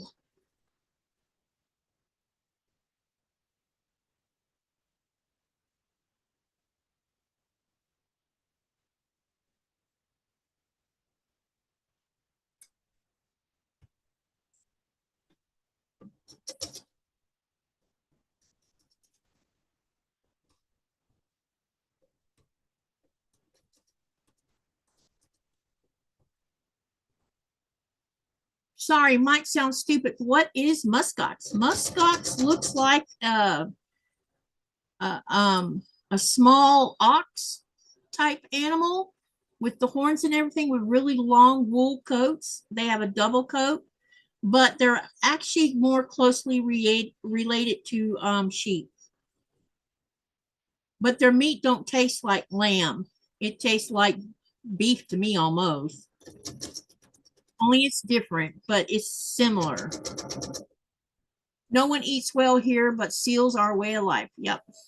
Did you know, Chris, that the seals, we only have two indigenous seals here in Greenland. One of them is the harbor seal, I think, and the other one is, I don't know the name of the other one because they just discovered it, but all the other seals that we have here in Greenland, they migrate here in the spring and they eat and mate and get really big and then they go back to Canada. They're indigenous to Canada.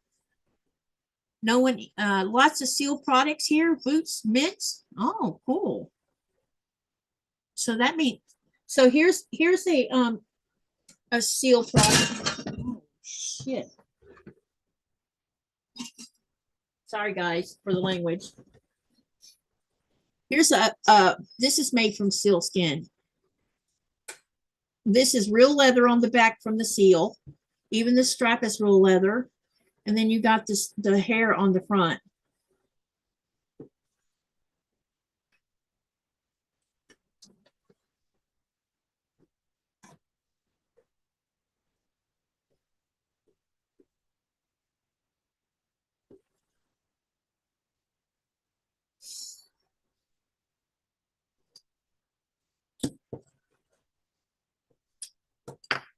We have tons of seals here.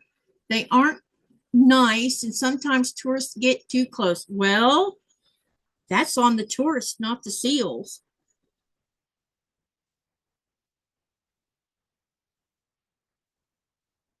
You have to respect nature.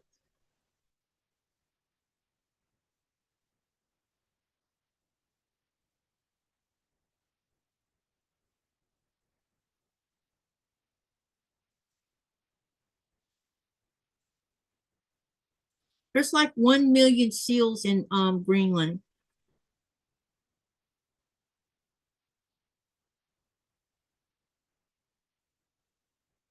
And I bet you Canada has way more than that. Shirley says, I have some seal skin Christmas ornaments that Ed and I received for a wedding gift 46 years ago. Oh, that's really cool, Shirley. This is seal skin right here. This little heart. Oh, you can't see it. That right there, that's made from seal skin. And then this is this smaller heart right here that you see. I don't know if you can see it or not, the little white spot. That's a heart that's made from reindeer horns.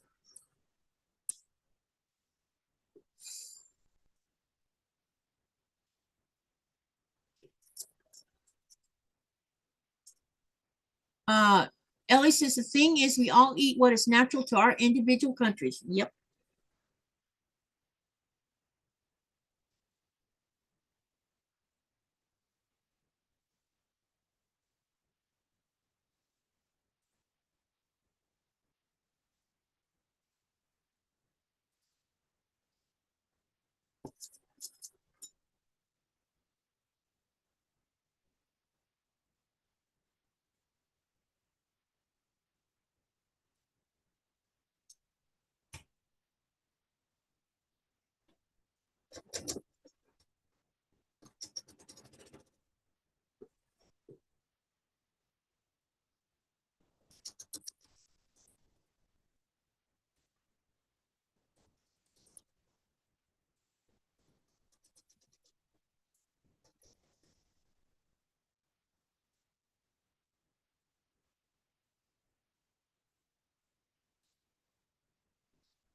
Now I need to get more water in my cup. I'll be right back.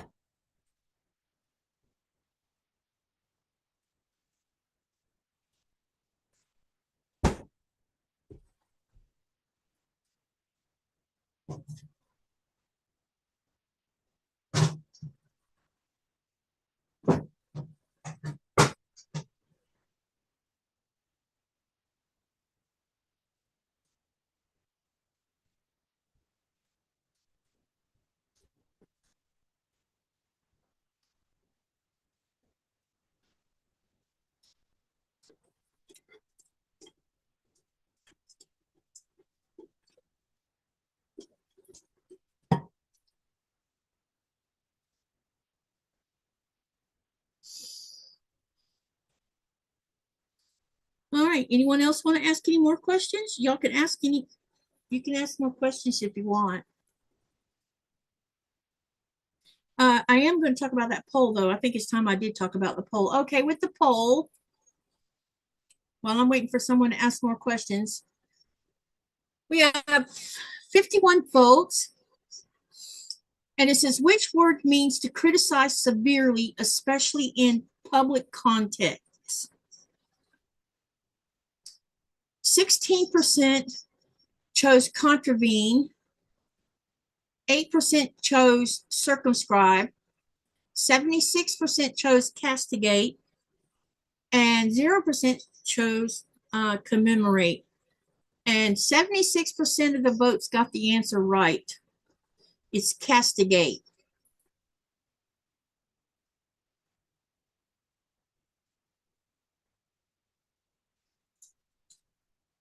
Surely I always wanted my husband, when he was in the military, to put in for Alaska, said Ellie.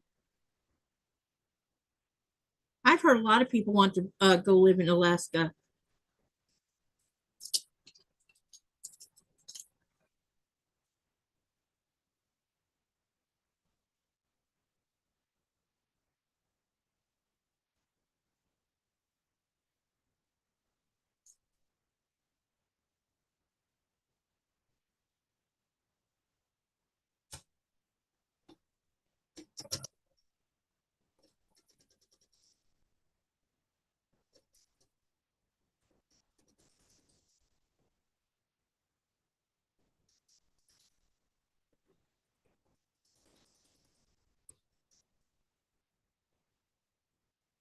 Oh, oh, I was about to say, wait a minute.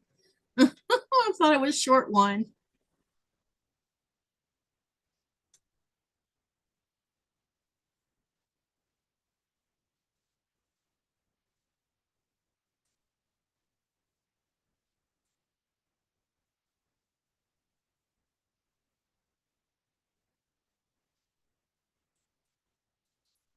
I don't like the heat and or the humidity, says Ellie.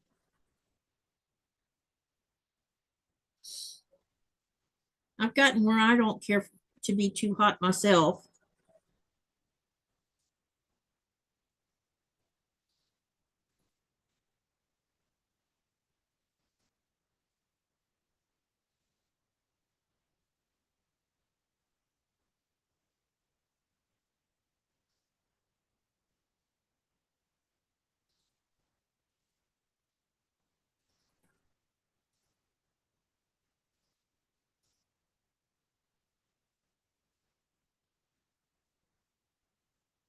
We're coming along on these half square, yeah, half patch ones. We're gonna have quite a few 4-patch ones here directly.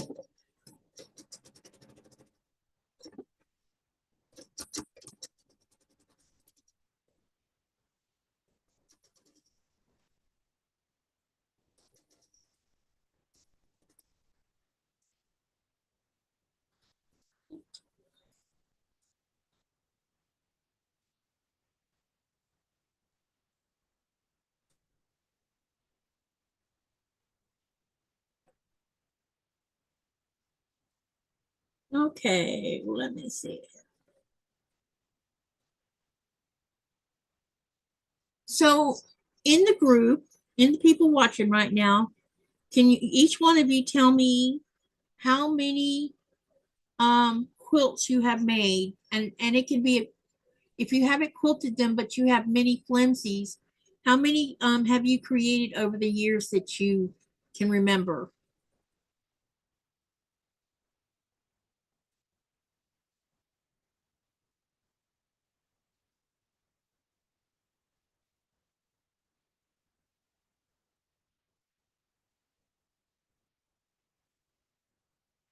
Shirley says, now I am old. I do not enjoy winter at all, but I love Alaska.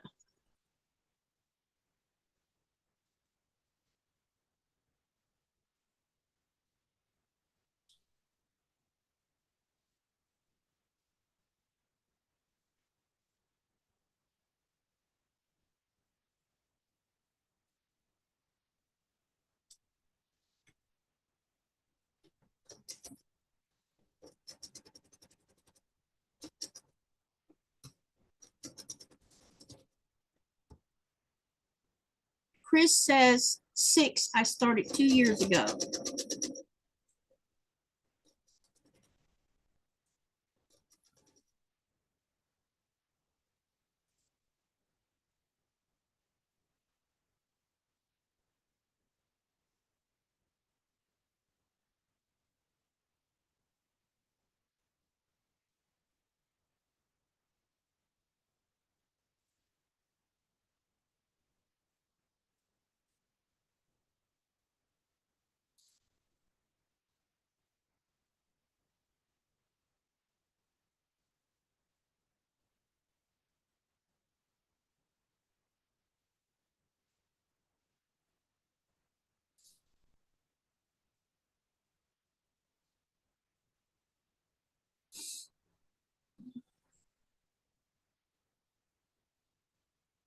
Ellie says, I am very old, but still enjoy winter more than summer.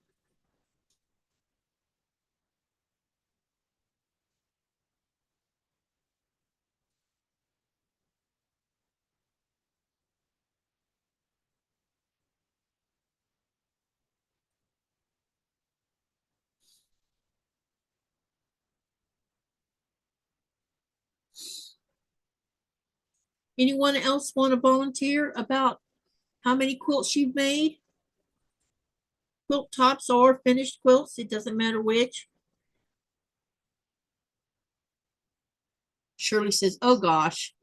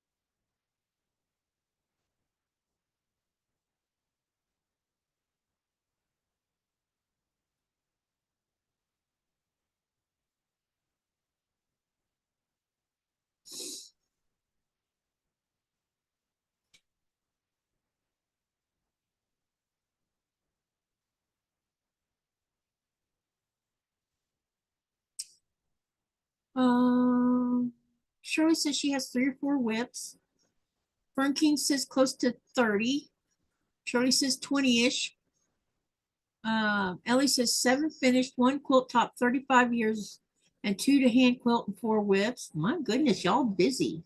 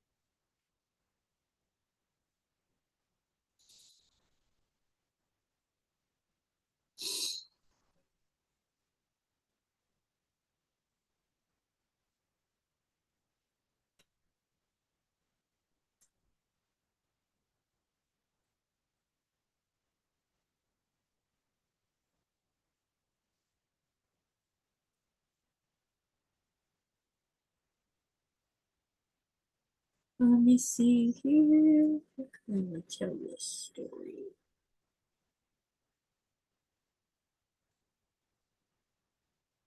What can we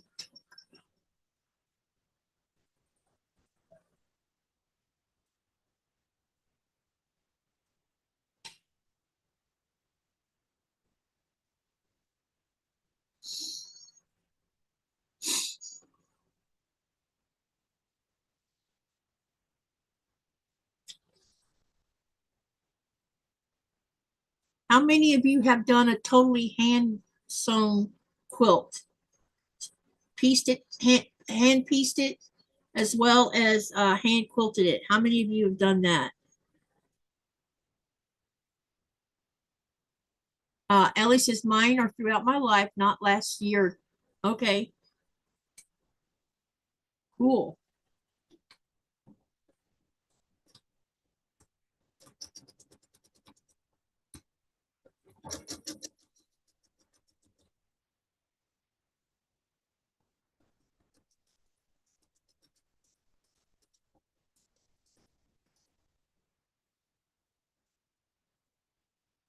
Ellie says 1.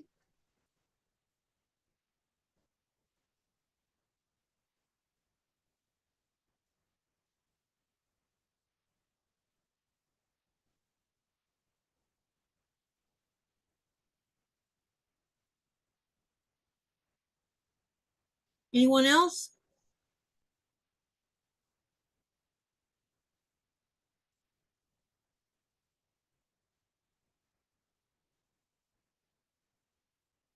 I have bad arthritis, so 0 for me, says Chris. Fern King says it did 1. A sewing machine never touched it. It was a double wedding ring. Wow, I would love to see a picture of that.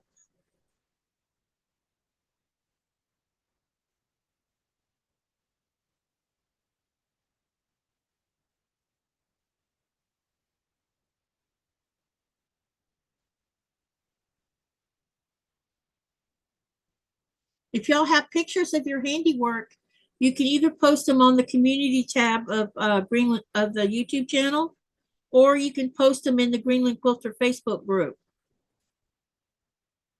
Fern,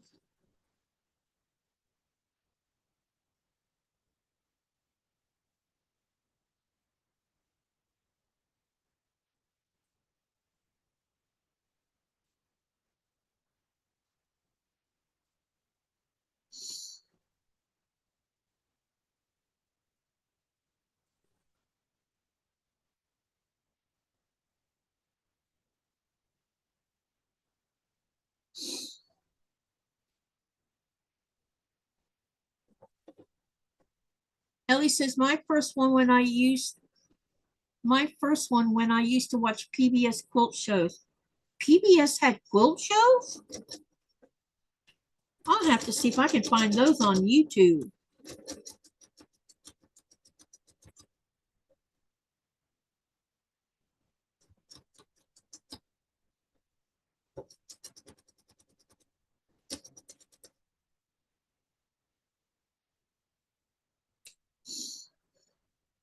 You're more than welcome to share your pictures on the community tab, Ellie, or either in the Greenland Quilter Facebook group.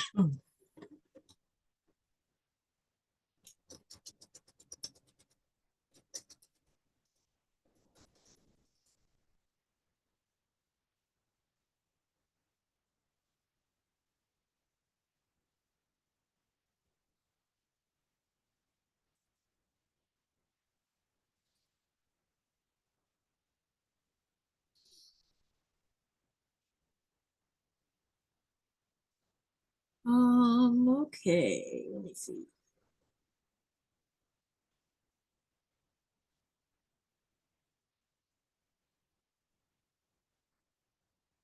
Yeah, sewing with Ellie says, yeah, sewing with Nancy, Eleanor Burns, and Kate. Oh, I definitely will have to see if I can find the episodes from that. Carol says, grandmother's flower gardens still have to learn how to finish the sides, then to quilt it. Awesome.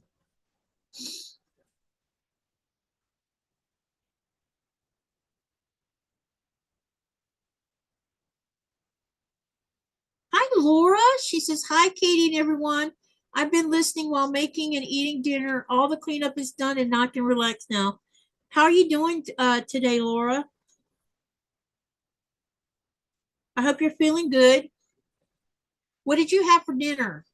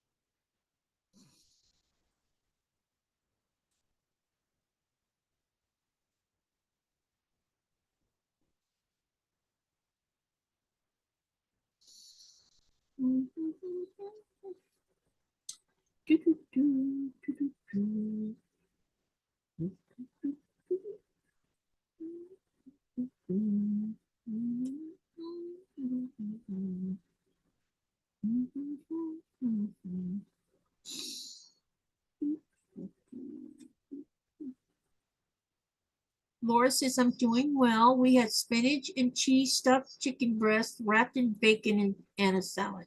I've been craving protein. I don't know. Oh, that sounds yummy.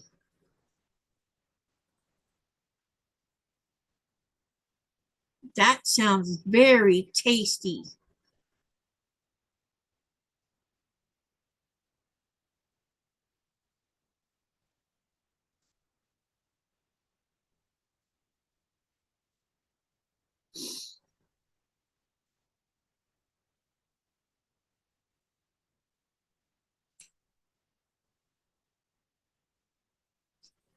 Ellie's like, mmm.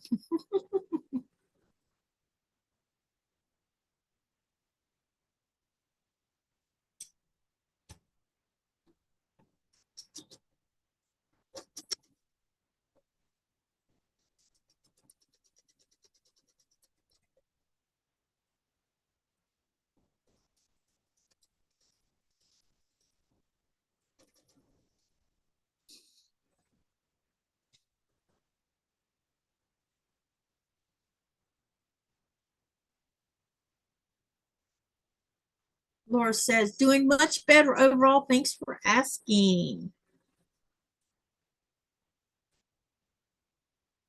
Did you get any more accomplished with your organization that you were working on, Laura?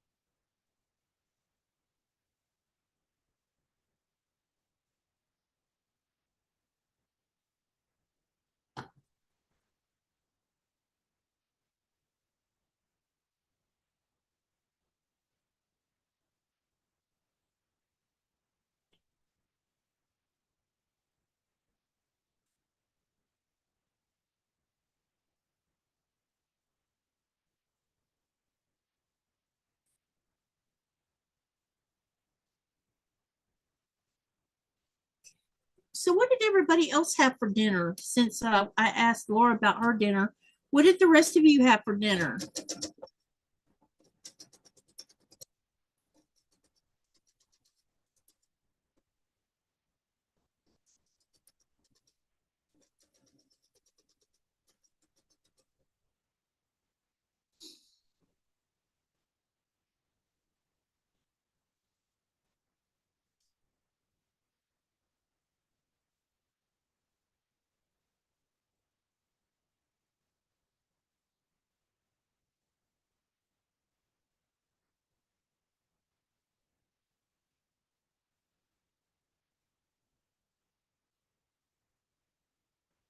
Fern says taco salad.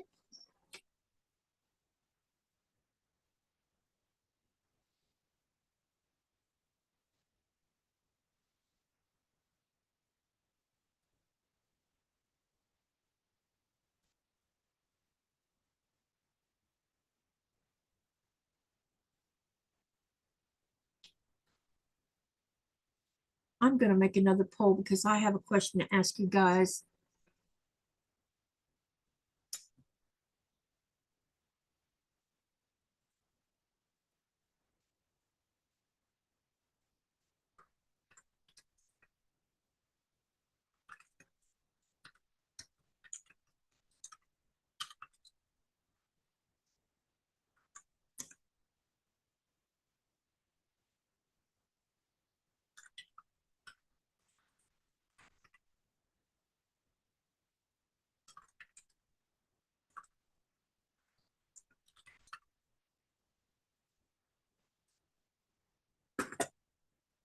So the poll is, which are you watching the live from, the horizontal live or the vertical live?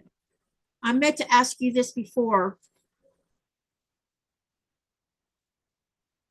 Hi, Chris. I love pot stickers. Ellie says, bye all. It's time for bed. Cindy Surratt, Ellie, thank you for coming.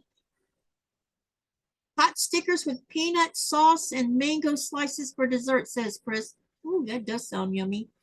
And then Laura says, yes, I feel like I'm getting more organized, and it's been a long process because my chronic fatigue has been a factor. I've filled 3 to 4 drawer filling cabinets and have ordered 3 more. Oh, that's awesome, Laura. So it sounds like you're making progress. Let me know if you're watching the live from the horizontal or from the vertical.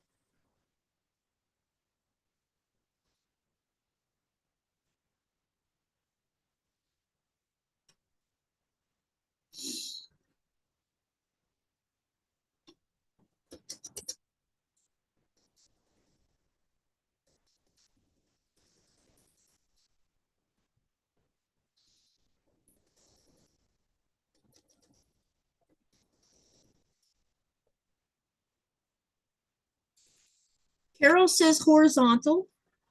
Yeah, I'm curious to know. So you probably noticed for the last what, I don't know, couple of weeks now, I've been when I set up my lives, I've also been allowing for vertical lives too, because I know some people watch the lives from their phones. So I was curious to see if they like, the problem that I think is a problem with the vertical is if you're talking in the vertical, I don't know that I'm seeing any comments from the vertical.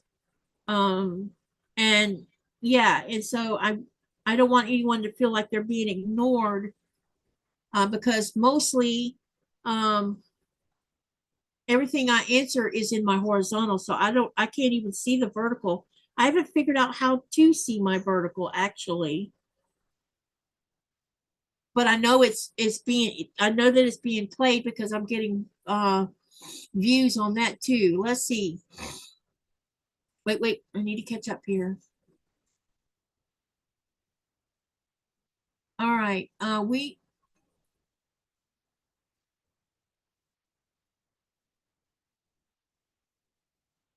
let's see. Shirley says we haven't had dinner yet. Daughter just said it will be pizza only 4 hours. Oh, it's 4 in the afternoon. Okay, gotcha. Carol says horizontal. Chris says she has it on her TV in the horizontal and vertical on her phone. And then Laura says, Katie, baby steps. I'm just taking one day at a time. My husband helps me when he can. I think it's excellent that you've gotten as far as you have already. And Jaja says horizontal. Okay. Did you guys know that 50%, 52% of the viewers watch me on their TVs?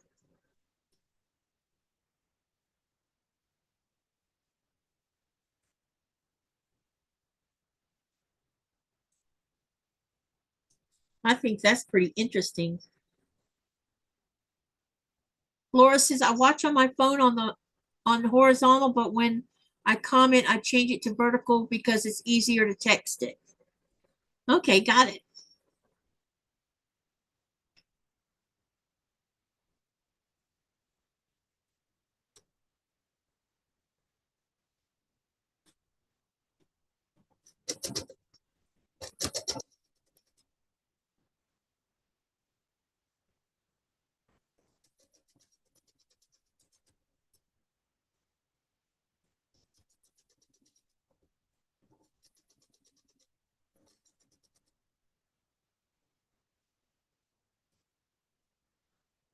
The screen is horizontal, says Shirley.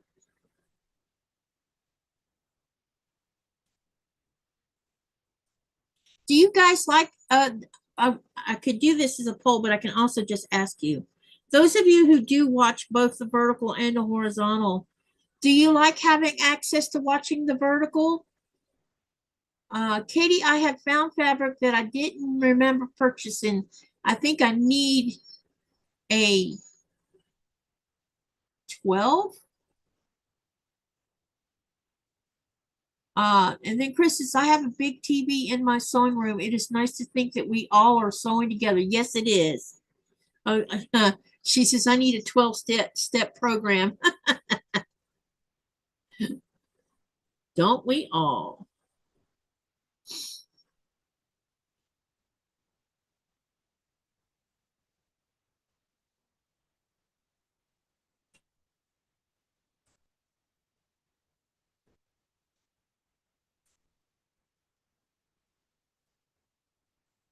Laura says she prefers horizontal.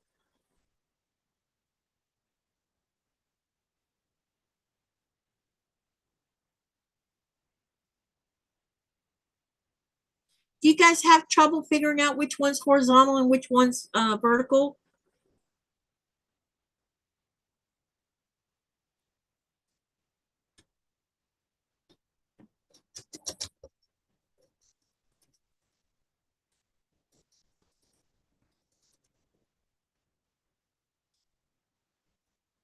Laura says, I need a 12-step program for my fabric addiction.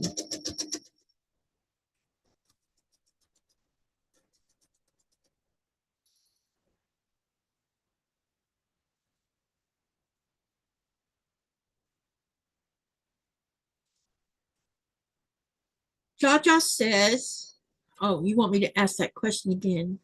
Oh, the one of the questions I asked was, which do you like better, the horizontal or the vertical? And most are answering that. And then I asked, do you have a hard time figuring out which one is vertical versus horizontal when you're picking the one you want to watch the live on.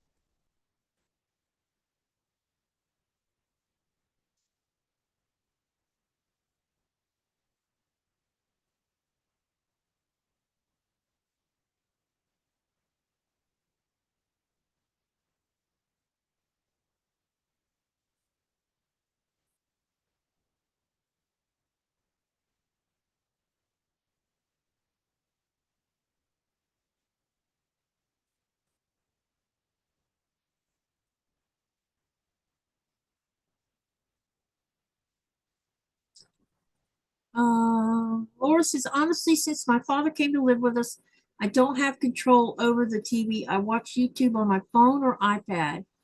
And then Jaja says horizontal. I just click on one and then notice if it's vertical or horizontal. I don't like vertical. I don't like vertical either. I feel like it limits your viewing of what you see.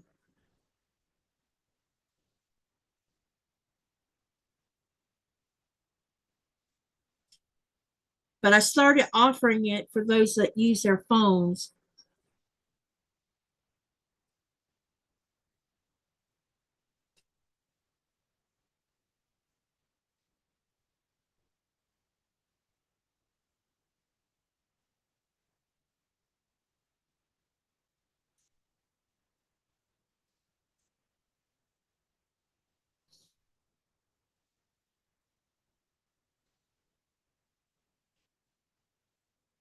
Julia says, hi, Laura. Jaja says, also, when there is two streams going, I can't see all the chats. Yeah, totally. That's why I said I can't even find the vertical when it's running so that I could see that chat.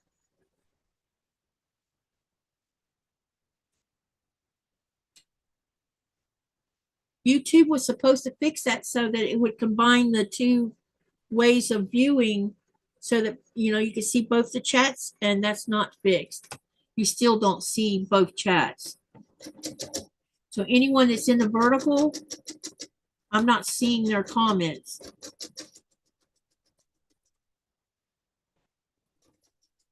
Not that I know of anyway.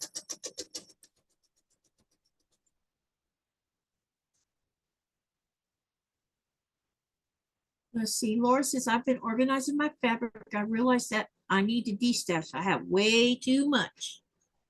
And then Laura says, hi, Delia. I hope you're having a wonderful weekend. I hope all of y'all are having a great weekend. I'm starting to burn out, I think. My candle is flickering.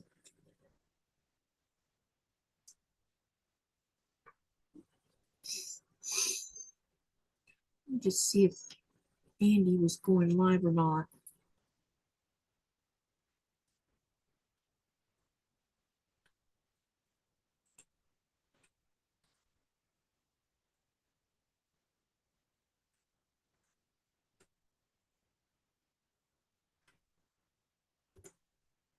Oh, wrong screen.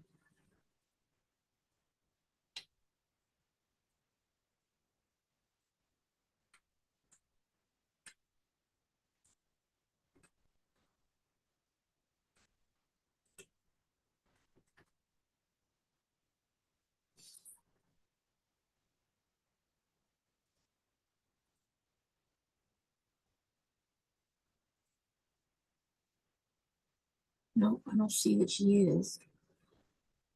Unless she does it late. Okay. Hi, Bonnie. It's good to see you. Rita says, so I can say watching neither vertical or horizontal, but upside down. Does that count? Upside down? Delia says, Laura says, Delia, I've had a great day and I'm relaxing in my recliner as well. And Rita saying hi to Bonnie. And then Delia says, tomorrow is another day, Laura. And Laura says, hi, Bonnie.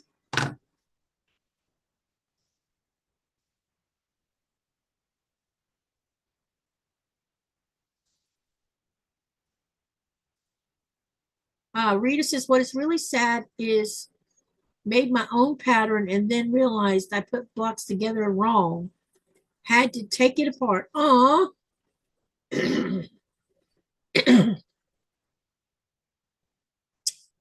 And then Laura says, Delia, tomorrow is definitely another day, and I already have my list ready. And then Bonnie says, nice design.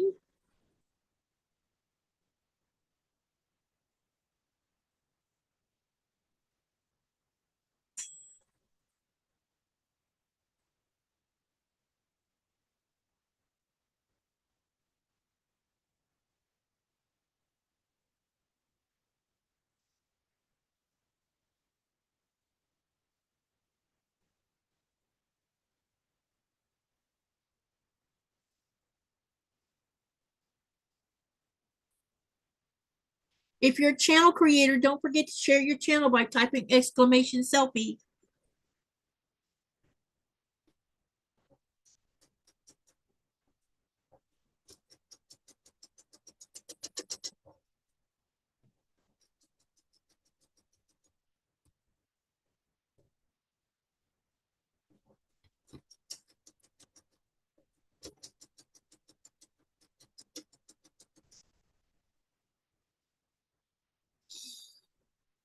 Rita says, have to decide. I want homemade meatball sub.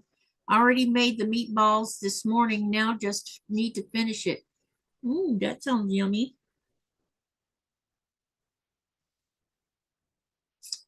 And then Delia says, Laura, don't have a list, but I am hoping to get the blocks finally finished for one of the Lori Holt Scrappiness is Happiness quilt top.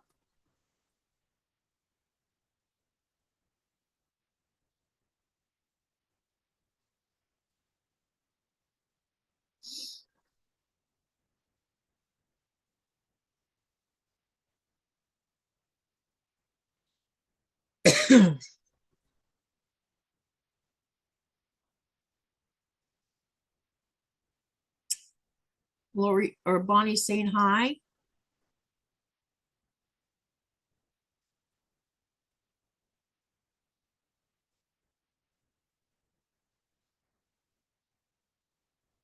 We got 3 more of these to go.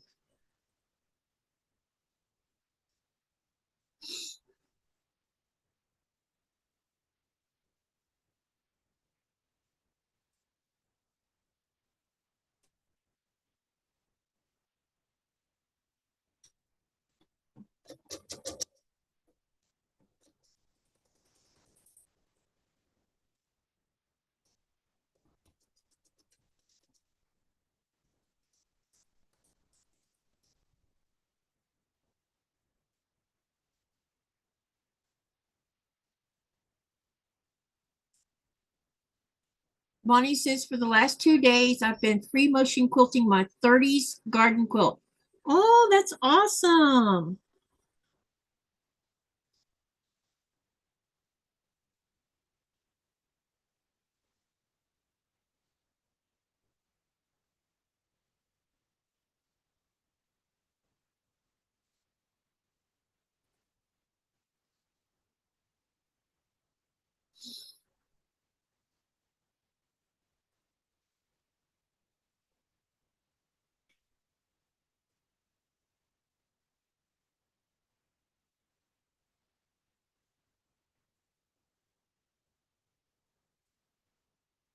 Let's see.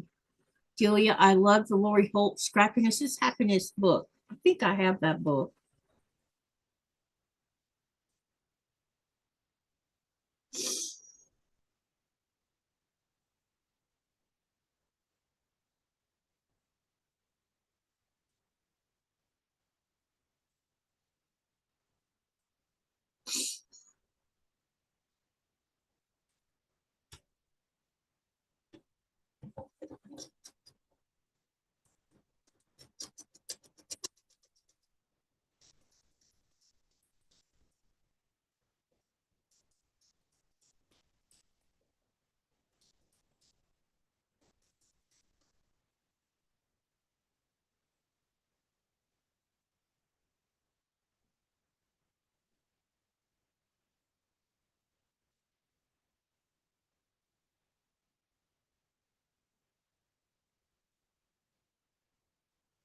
Let's see. Delia says I have another quilt from that book already cut out and ready to sew. Just got busy doing everything else.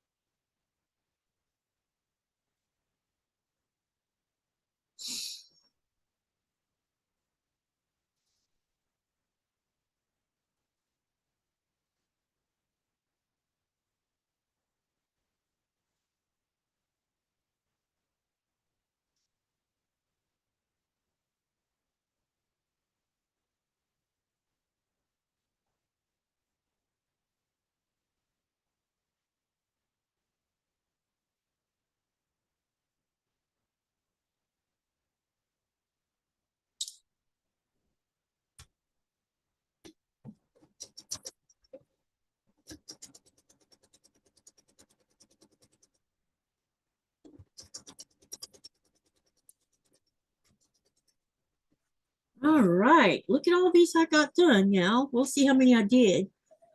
My pile is growing here. Gonna have lots to press.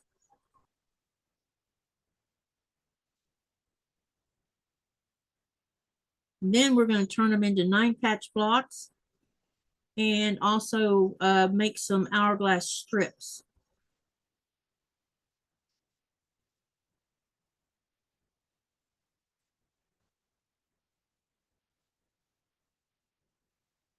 You're making 4 patch? Yeah, I'm working on more 4 patch right now. I also, at the beginning of this big pile, there's some hourglasses I'm working on too, because I still have to make more hourglasses. I don't have enough yet, but I'm getting there. Got quite a few hourglasses in here. When I was cutting these blocks that I had sewn, some of these were meant to be hourglass and I cut them like 4 patches. So I have one side I have to rip the seam out of because I can't undo cutting, unfortunately. Katie, is that black or dark blue? It's dark navy blue. The camera sees it as black for some weird reason. But see, these were supposed to be hourglass. See what happened? I cut them like 4 patches instead of cutting them on the diagonal. And I did a whole mess of them like that. See that? So I'm going to be ripping the seams out off of one side and turn them into 4 patch blocks and start again on making hourglass blocks. Because I need a whole bunch of those too.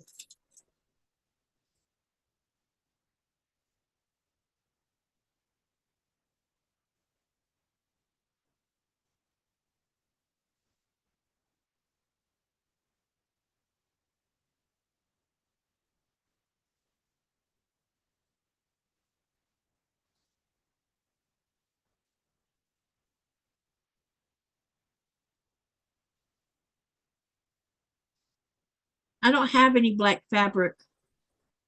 I don't think I have any in the house. Not that I know, other than I do have some yardage of black batik, but I'm pretty sure I don't have any cotton that's black. Not that I'm aware of. I'll have to go through my stash and see if I actually have any black, but I'm pretty sure I don't. That probably happened when you were tired. Yep, it sure did. I'm pretty sure it was. Like right now, I'm tired.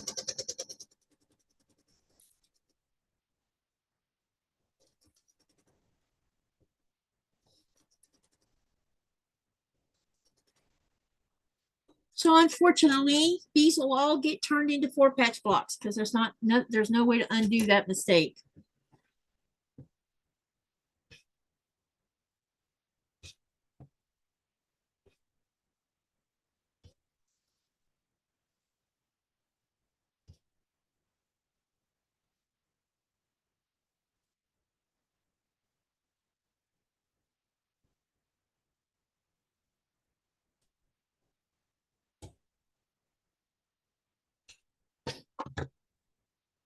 This looks like black, but it's actually navy blue.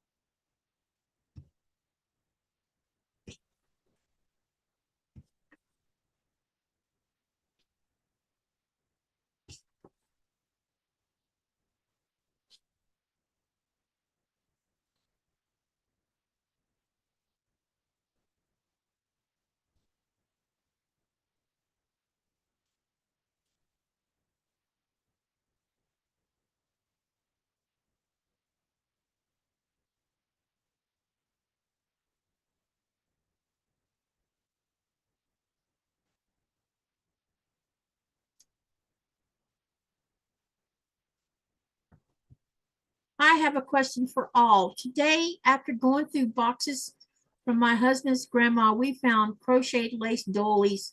They're terribly yellow and stained. Any suggestions? I would use baking soda in one.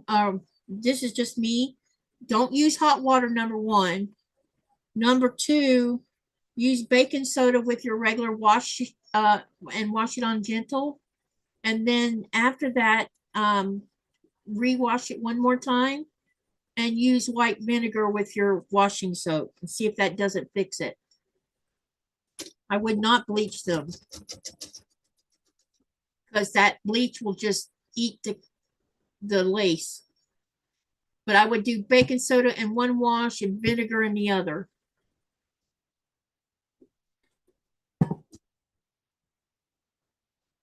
Or you can do baking soda in the main wash and then in the rinse use vinegar. But it needs to be white vinegar, not yellow.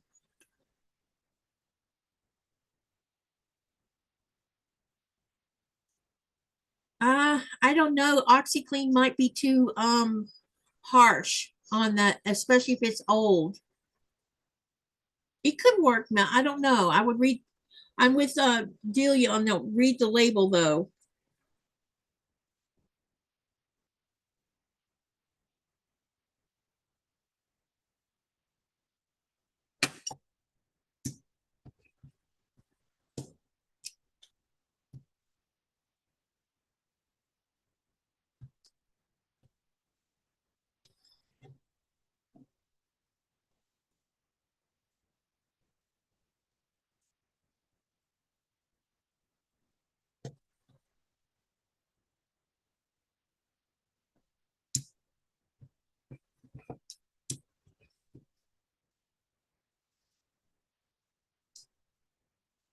What you could do, Laura, is take one, just pull one out and test run one and see what happens.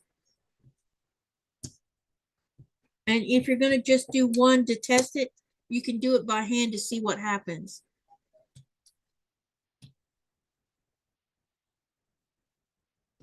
OxyClean will destroy, Rita says OxyClean will destroy that and does not take out the yellow.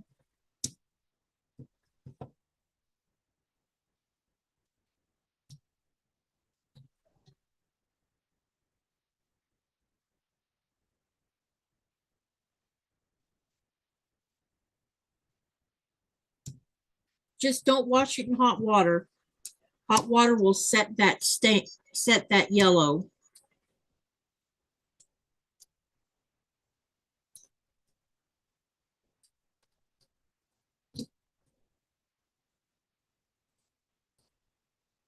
Hi there. Wait.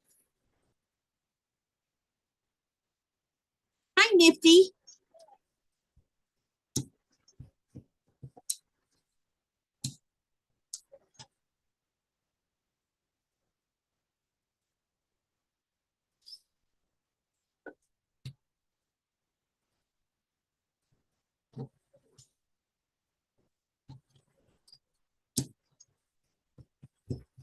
We're going to have more fun with 4-patch blocks on putting them together. You are laying them out together like we've been doing with the other ones. So this is going to be one of my things for this coming week. We're going to do these together too, because I think it'll be fun.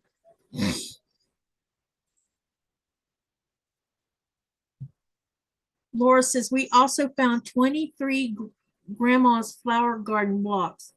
They're so cool. They're EPP style, but the paper is from newspaper and church bulletin. Oh, that is cool.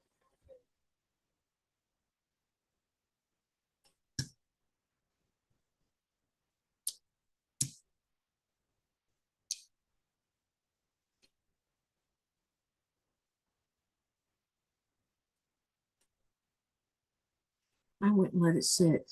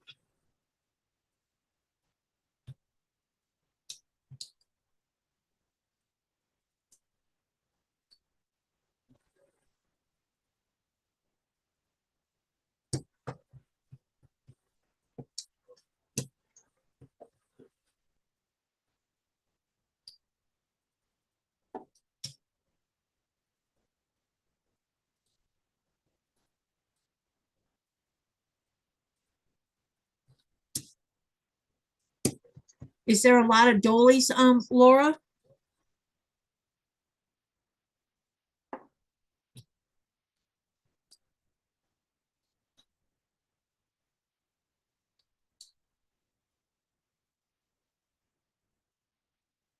I'm hoping that I can find some vinegar green, some vintage green fabric to connect all the grandma's flower garden blocks. I'd like to stay true to the period when they were made. Oh, that would be cool. And Rita says, stay away from OxyClean. It is, if it is antique, it is going to ruin it.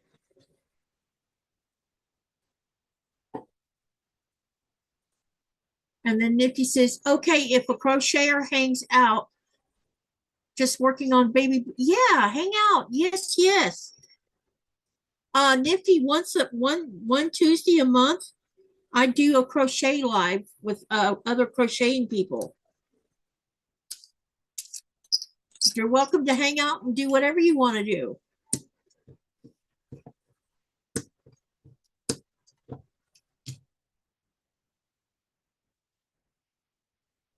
Nifty, of course, Katy does crochet and so do a lot of other people on here. Yep.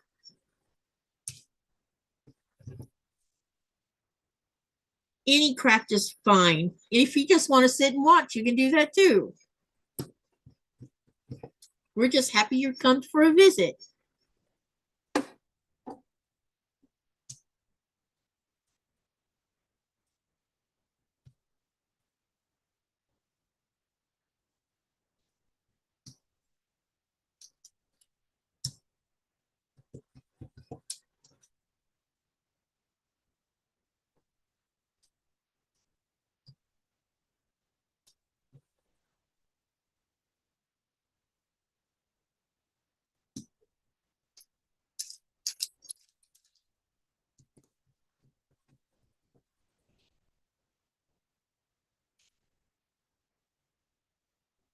Do what I want to do. Can I really? You're so funny, Rita. Laura says we found about a dozen doilies. I was most excited about the hand pieced grandma's flower garden blocks.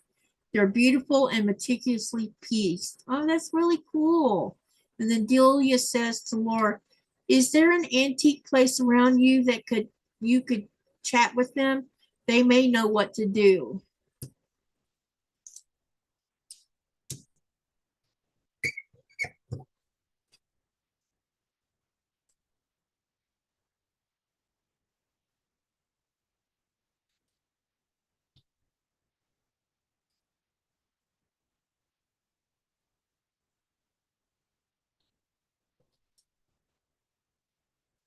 Wait, I do what I want anyway, so I guess that does not count. Yes, it does.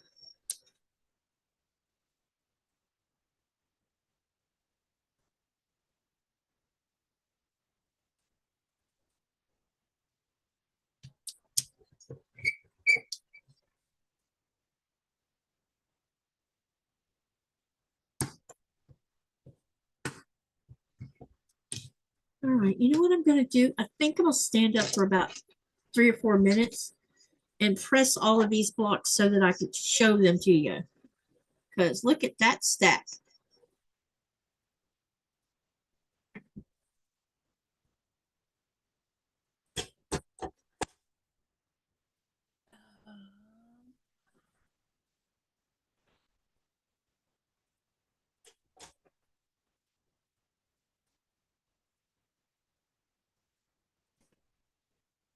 Laura, I just know what I use on antique lace that I have. And then Laura says, Delia, I hadn't thought about checking with one of the antique shops. I definitely going to do that. I would never have thought about doing that. Thank you. Thank you.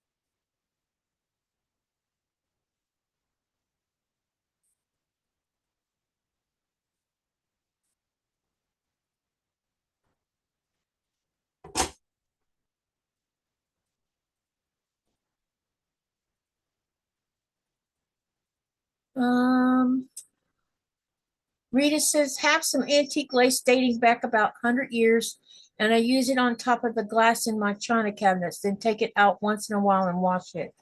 And then Laura says, Delia, taking them to an antique shop seems natural after your suggestion, but I never thought of it on my own. I appreciate the suggestion so much.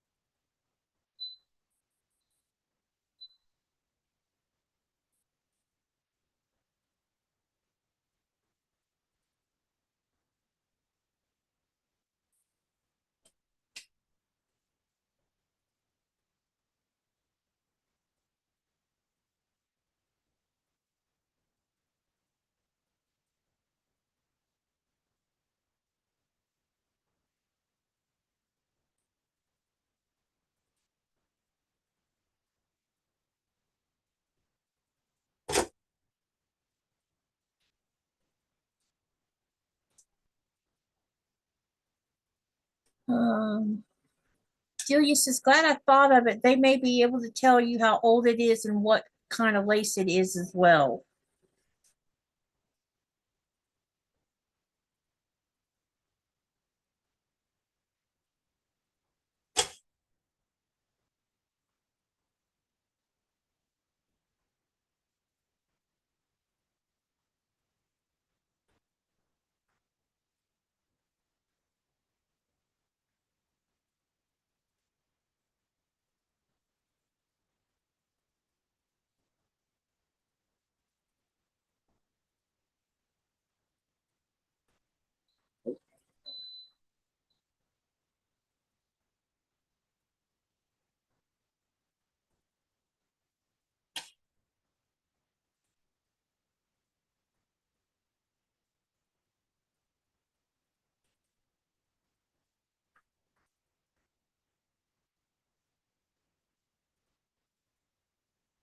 Yeah, I just hate when fabric wants to be as stubborn and not lay down flat. It's so annoying sometimes when it's supposed to lay down when you're putting heat on and it won't lay down.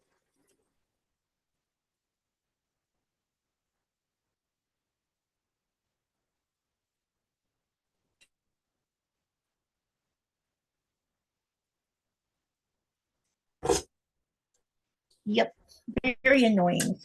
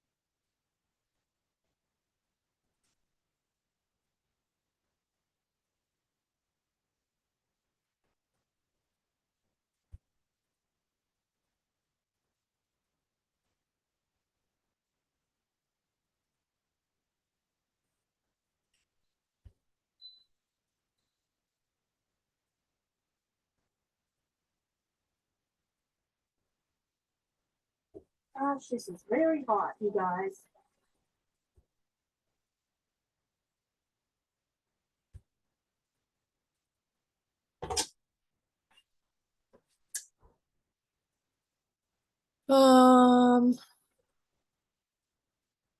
Rita says, I have had to go see what the bottle was I have. I have also used Woolite to clean antique lace with.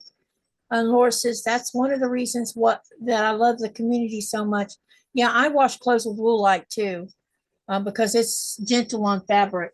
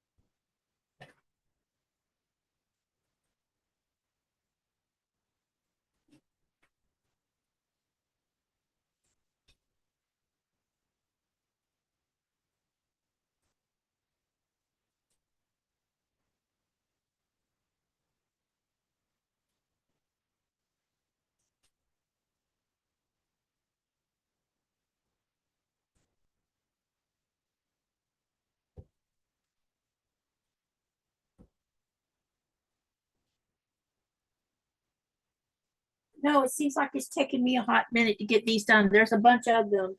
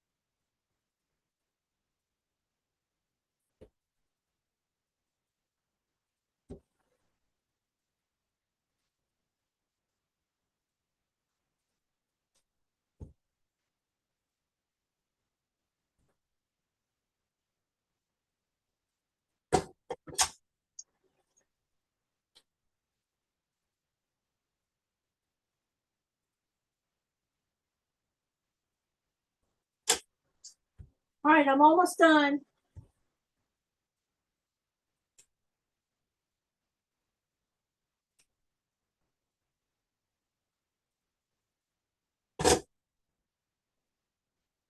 Okay, that was a lot of squares.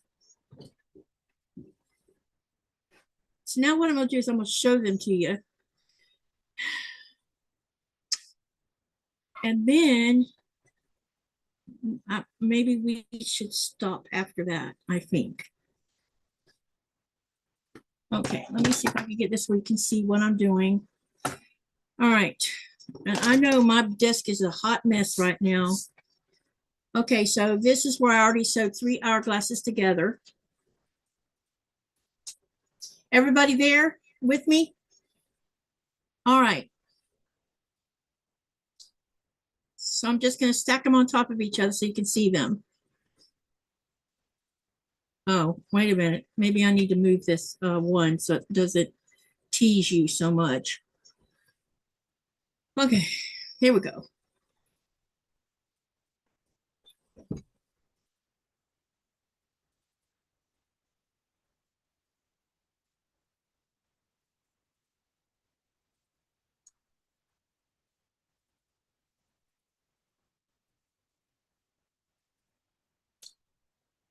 There we go.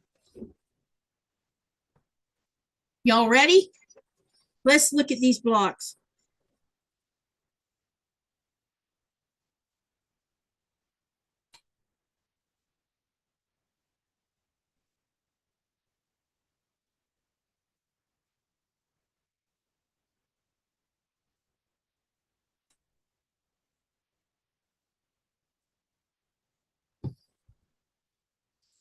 We'll set the hourglasses aside to start with.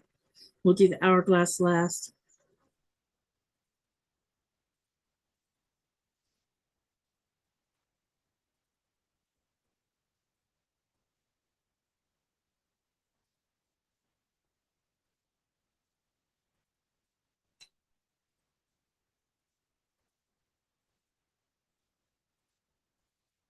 What do y'all think about these blocks?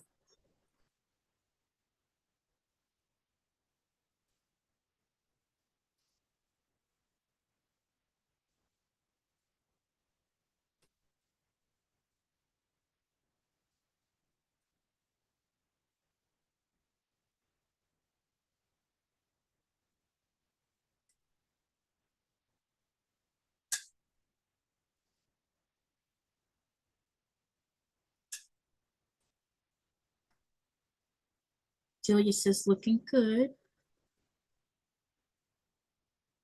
So there's plenty here for us to build some more 9 patches like we've been doing together with the colors and stuff.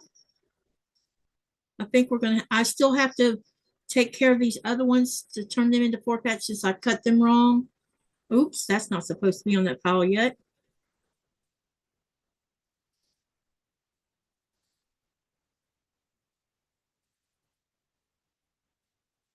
No, none of this is batiks. This is all cotton from Charm Squares.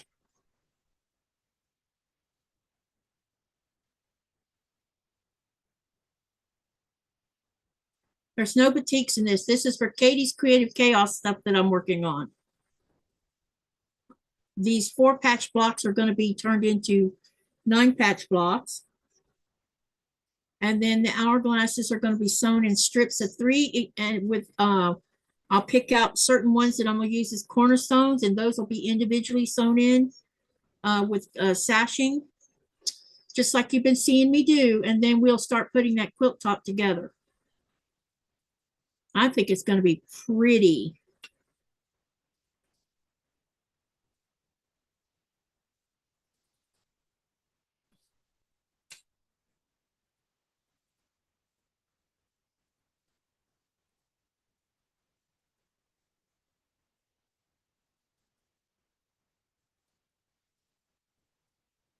These are all the 4 patch ones I'm showing you first.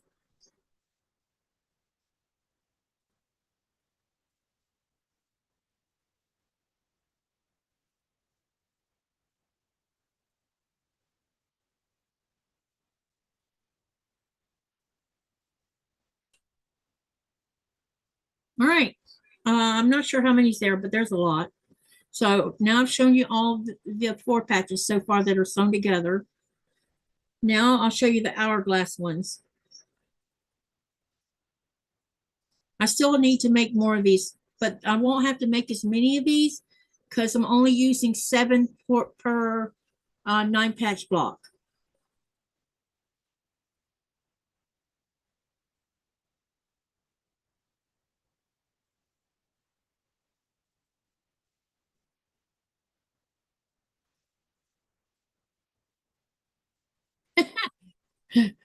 Genevieve says COVID. I love all those pretty florals, says Chris.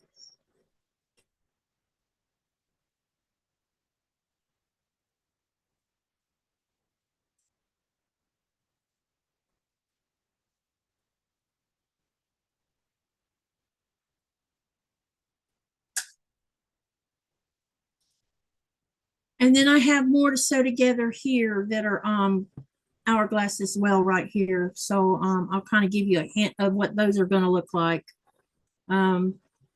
This set here is going to be this turquoise with the lighter color here.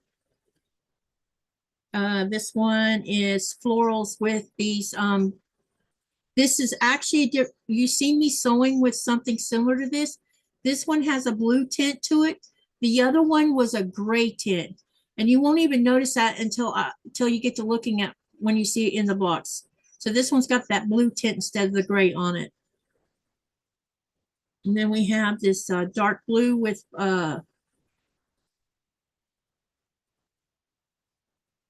really pale yellow with the floral.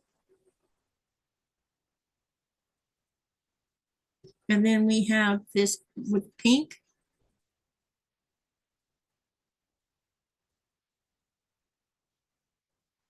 So it's going to be striking, I think. Then we have dark blue with this really nice orange color.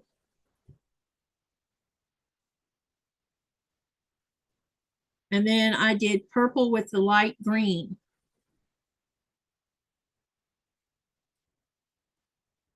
So these ones are hourglasses that I just need to finish sewing together. And I'll work on that this week. I have all of this right here.